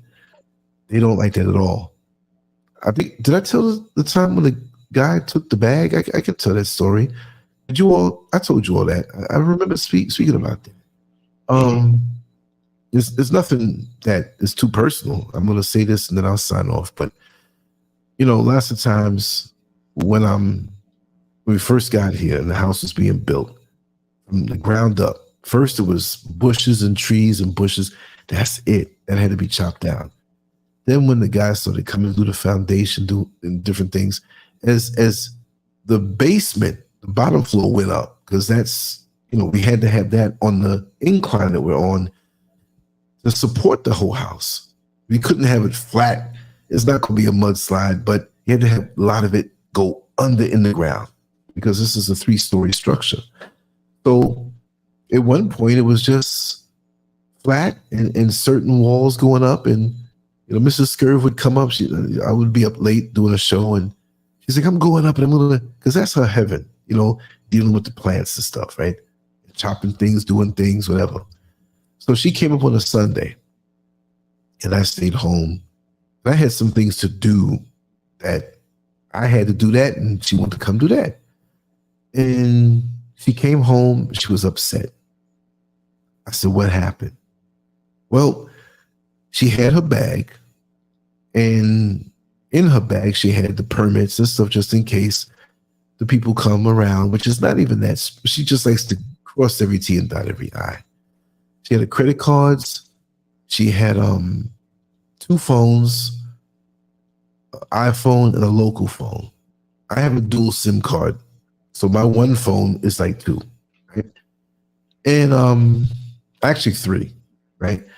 So she went to the front of the property, and she had her bag that had American money and lots of Ghanaian money. And she was going to bring some things home, but she had a little more than what you would think you'd walk around with. And she went to the front of the property, but she couldn't see the basement part. You see the foundation for the middle floor, but you couldn't see down there. There's a dude working in the house next door that he was part of the crew who works there during the week. So he's there on Sunday. And she keeps looking over like, what's he doing there? He's on the roof. He's watering plants. He's doing something. He's like, something was not right. So I was like, you should call me, because he could have tried something on you and I wanted to kill him. So she walks to the front and she comes back to the back. But in coming back to the back, she saw the guy gone. And the property's not right there, but she could see it. So when she came to the back, she had it in the window. That was eventually going to be my studio. She didn't see the bag. She looked inside, no bag. That dude took her bag. And she went to the police, which is just right up the road. She described them. She told what was gone, what was missing. She was highly upset. Then she came home, and I think that was the next morning we had to go back to where the police were, right? Made out a report, everything. I think it was the next day they found them, because this is a small village up here. And when the detectives went around to ask at the different shops and stuff, because obviously this guy, 19 years old, he went balling, because there was a lot of money that she had. And he bought this, bought that, bought a new case for her phone. And the phone that wasn't locked, he changed the images in there, took pictures next to these expensive cars, all this stuff, spent up all this money. She had more money in American bills that she was going to go to the Forex place and change over the next day. Or maybe there might have been one open on a Sunday or something. Maybe it was closed. He didn't touch that money. He's stupid. You know what I mean? Like, you're a stupid criminal. So they found him. They got him. They locked him up. And so he's in there. I'm gonna tell the real deal too, right? Enough time is going on. And so it's a small little, I can't even say precinct. Small structure, you know, you walk in this desk and everything, and they have a holding cell behind the desk. And so that was definitely him because she ID'd him. So she was talking to the one cop there. We were there late because we talked to the detectives early, but this was another time. It was like kind of late, not late. So when she walked to the front, the cop wanted to take a break. I was inside next to the desk. So I went behind the desk. So there were 3 guys in the cell, and there was one that spoke English, and this guy who did this thing didn't speak English.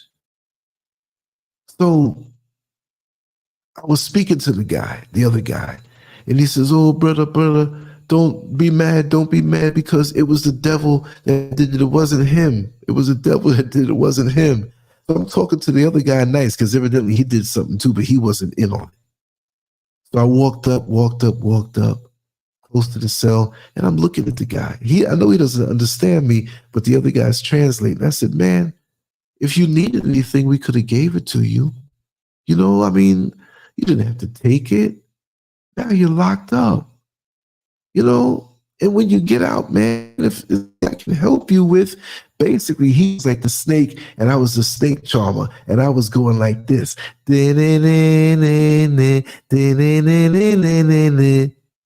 I got so close, there were bars.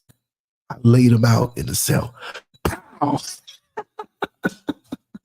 And I calmly walked away. He was out. Lance, you stole on him. You stole on him. Yeah. I had to get my shoulder in the right position by the cell. I had to get close. I said, "Okay, he's in range now." I started talking. And nobody saw it. Wow. And so, yeah, I had one shot. I knew it.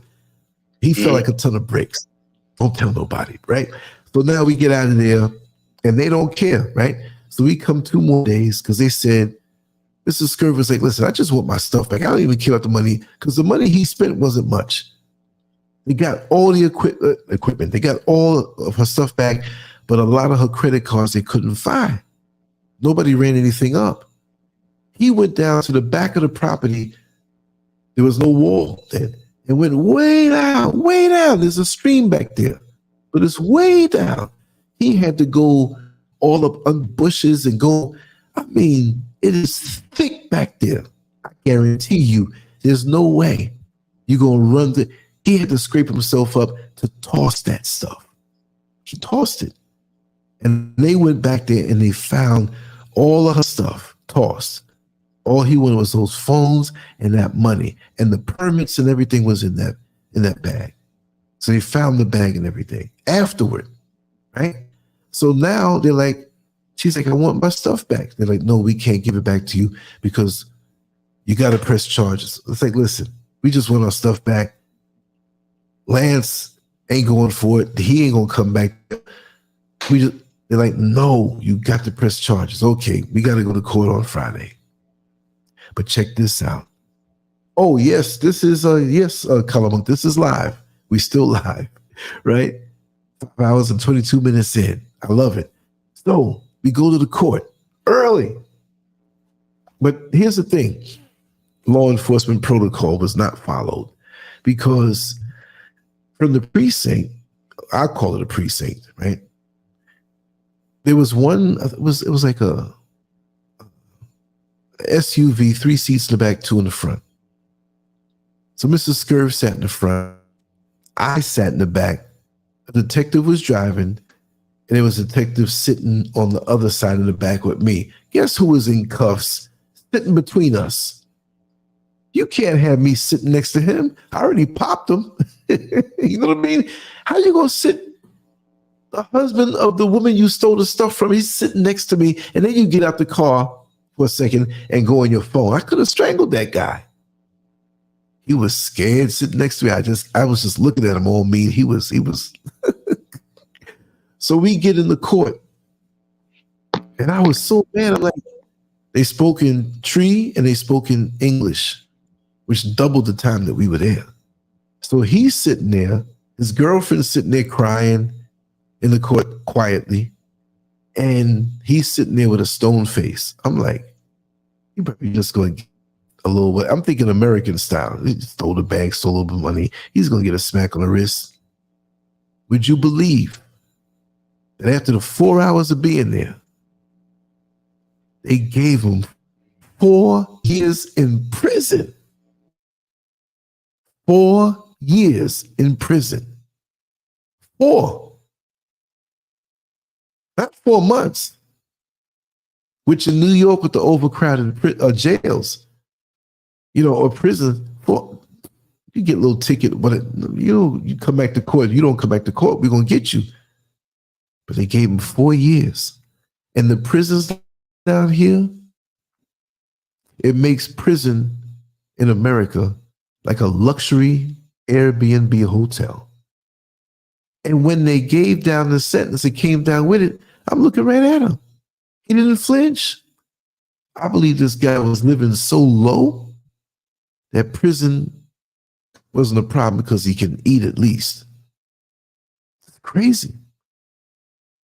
Crazy.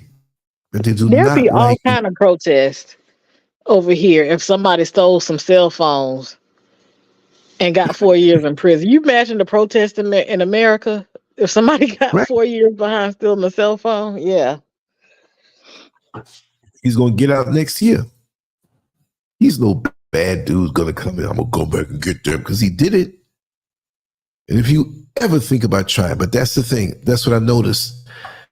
That it's a heavier price for folks that moved here, invested in the economy, committed to living here. It's like you don't do that to them people. That's the feeling I got. Because they were apologetic all the way through in the court and everything. So his girlfriend was just crying. And it wasn't no close relationship, I can tell. She was trying to. Yeah, go ahead, brother. No, I was just going to say, Lance, briefly, they probably look at it over there. It's like, hold on, man. You messing with the money. We got enough problems in the country. And then here you go robbing from people who have, which can contribute to the economy. And you stealing, really hurting the economy. So they said, no, we ain't going to have that. Gave him 4 years. Especially a small village. And then I'm not in the village per se, the main part. I'm down the road in the cut. You can see my house from the road, but you better be breaking your neck to do so. You're not see much of it. See? So I'm in the cut. I love it this way. But yeah. And word gets around too, right? I could imagine, people who are friends with him, oh yeah, he did this. It's the house over there. Man, word gets around quick. Hope Rice, the only Rice I S with. How are you doing, sweetheart? I know Hope is looking at the time and said, man, they been on that long? And we had a good one, right? But yeah, I believe that's a big factor with that also. Because even though many of the people who are here who may not be doing as well financially may say, oh, look at them, they're rich. And it's not the case. They see it different than the cops who, gonna get their palms greased on a good level. That's how it works. There is corruption and there's things, but it's not like you're gonna give up a lot. I saw one on the road. He knew me and I don't remember him. Hey, bro, talking, whatever. So how's the house coming along? I said, this guy knows me. He's in uniform. So it's nothing to slip him a little 20 CD, a little 50 CDs. 50 CDs, divide that by 15.55. That's a little over $3, man. You see what I mean? But he can get something to eat, something to drink, whatever have you. It feels like a $50 bill, but it's not.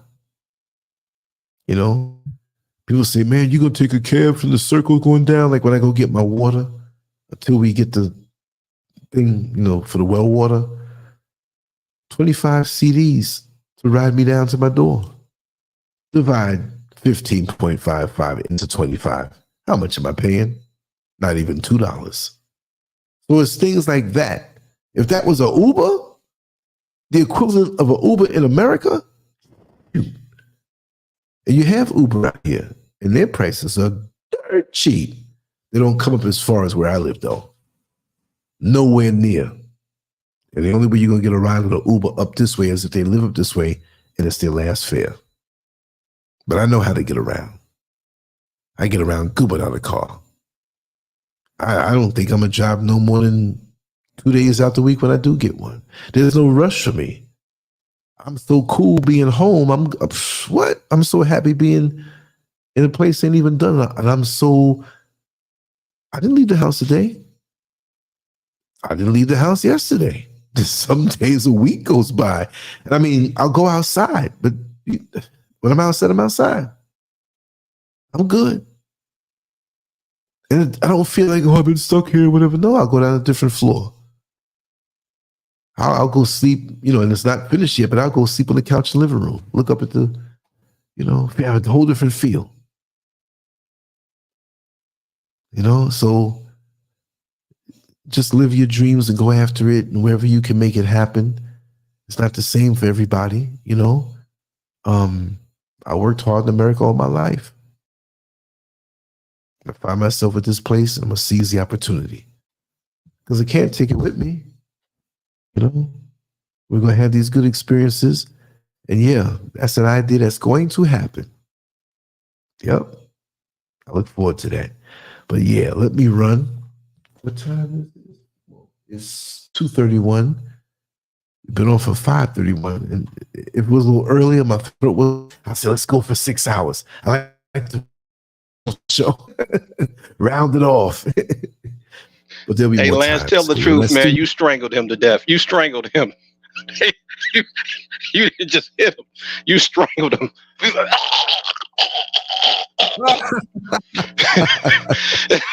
You strangled that man. But you know what? You probably did him a favor, brother, because what if he would have did it again? What if they would have said, well, it's a misdemeanor. We'll just let him. Nobody got killed. So. Yeah, because, and I got to tell the other part. When we were getting ready to go to the court and they had him cuffed, he was standing outside the little room we were in. So when I looked at him again, he was looking, and I didn't care in front of because I had a good rapport with the cops, right? As we were speaking and stuff like that.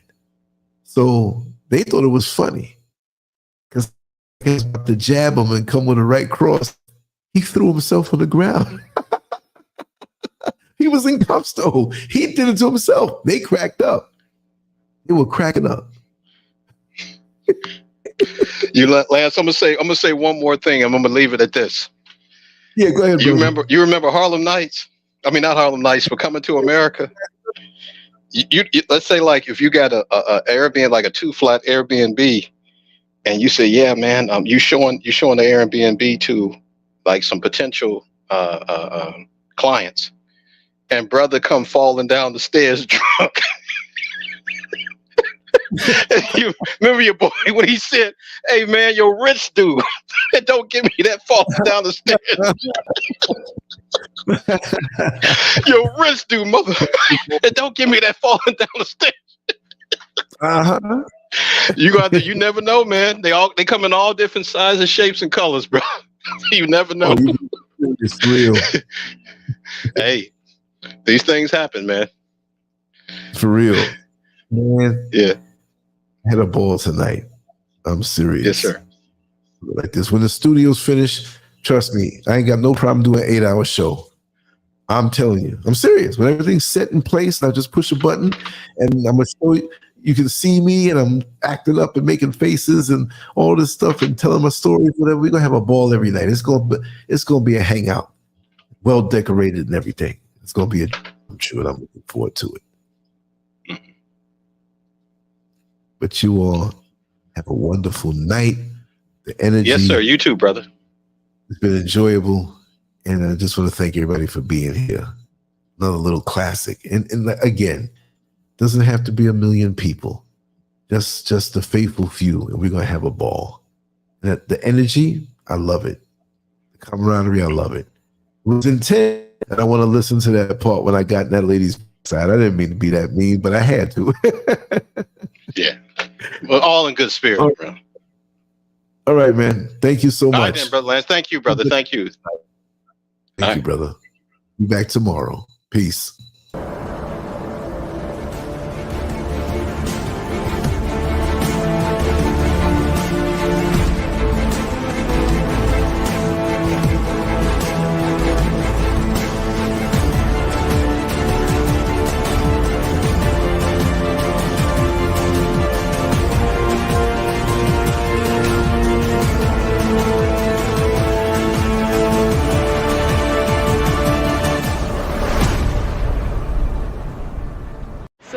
Hello, this is Martha. Actually, today I got to meet my friend Lance. Yes, I got to meet my friend Lance. This is my first time meeting him in person, and he's a very kind man, seriously. I do talk with him on phone, on WhatsApp, but I've never got to meet him. But today, it's just extraordinary. He's very, anything you want to know about life, anything you want to know about just human, anything you want to know about life, please. YouTube, Telegram, Instagram, Twitter, all the social media channels, you got to find him there. He's very inspiring. He's very positive. If you want anything positive about life, please subscribe to Lancescurv. And then every day you got to see different videos, different talks, different topics about life. See you.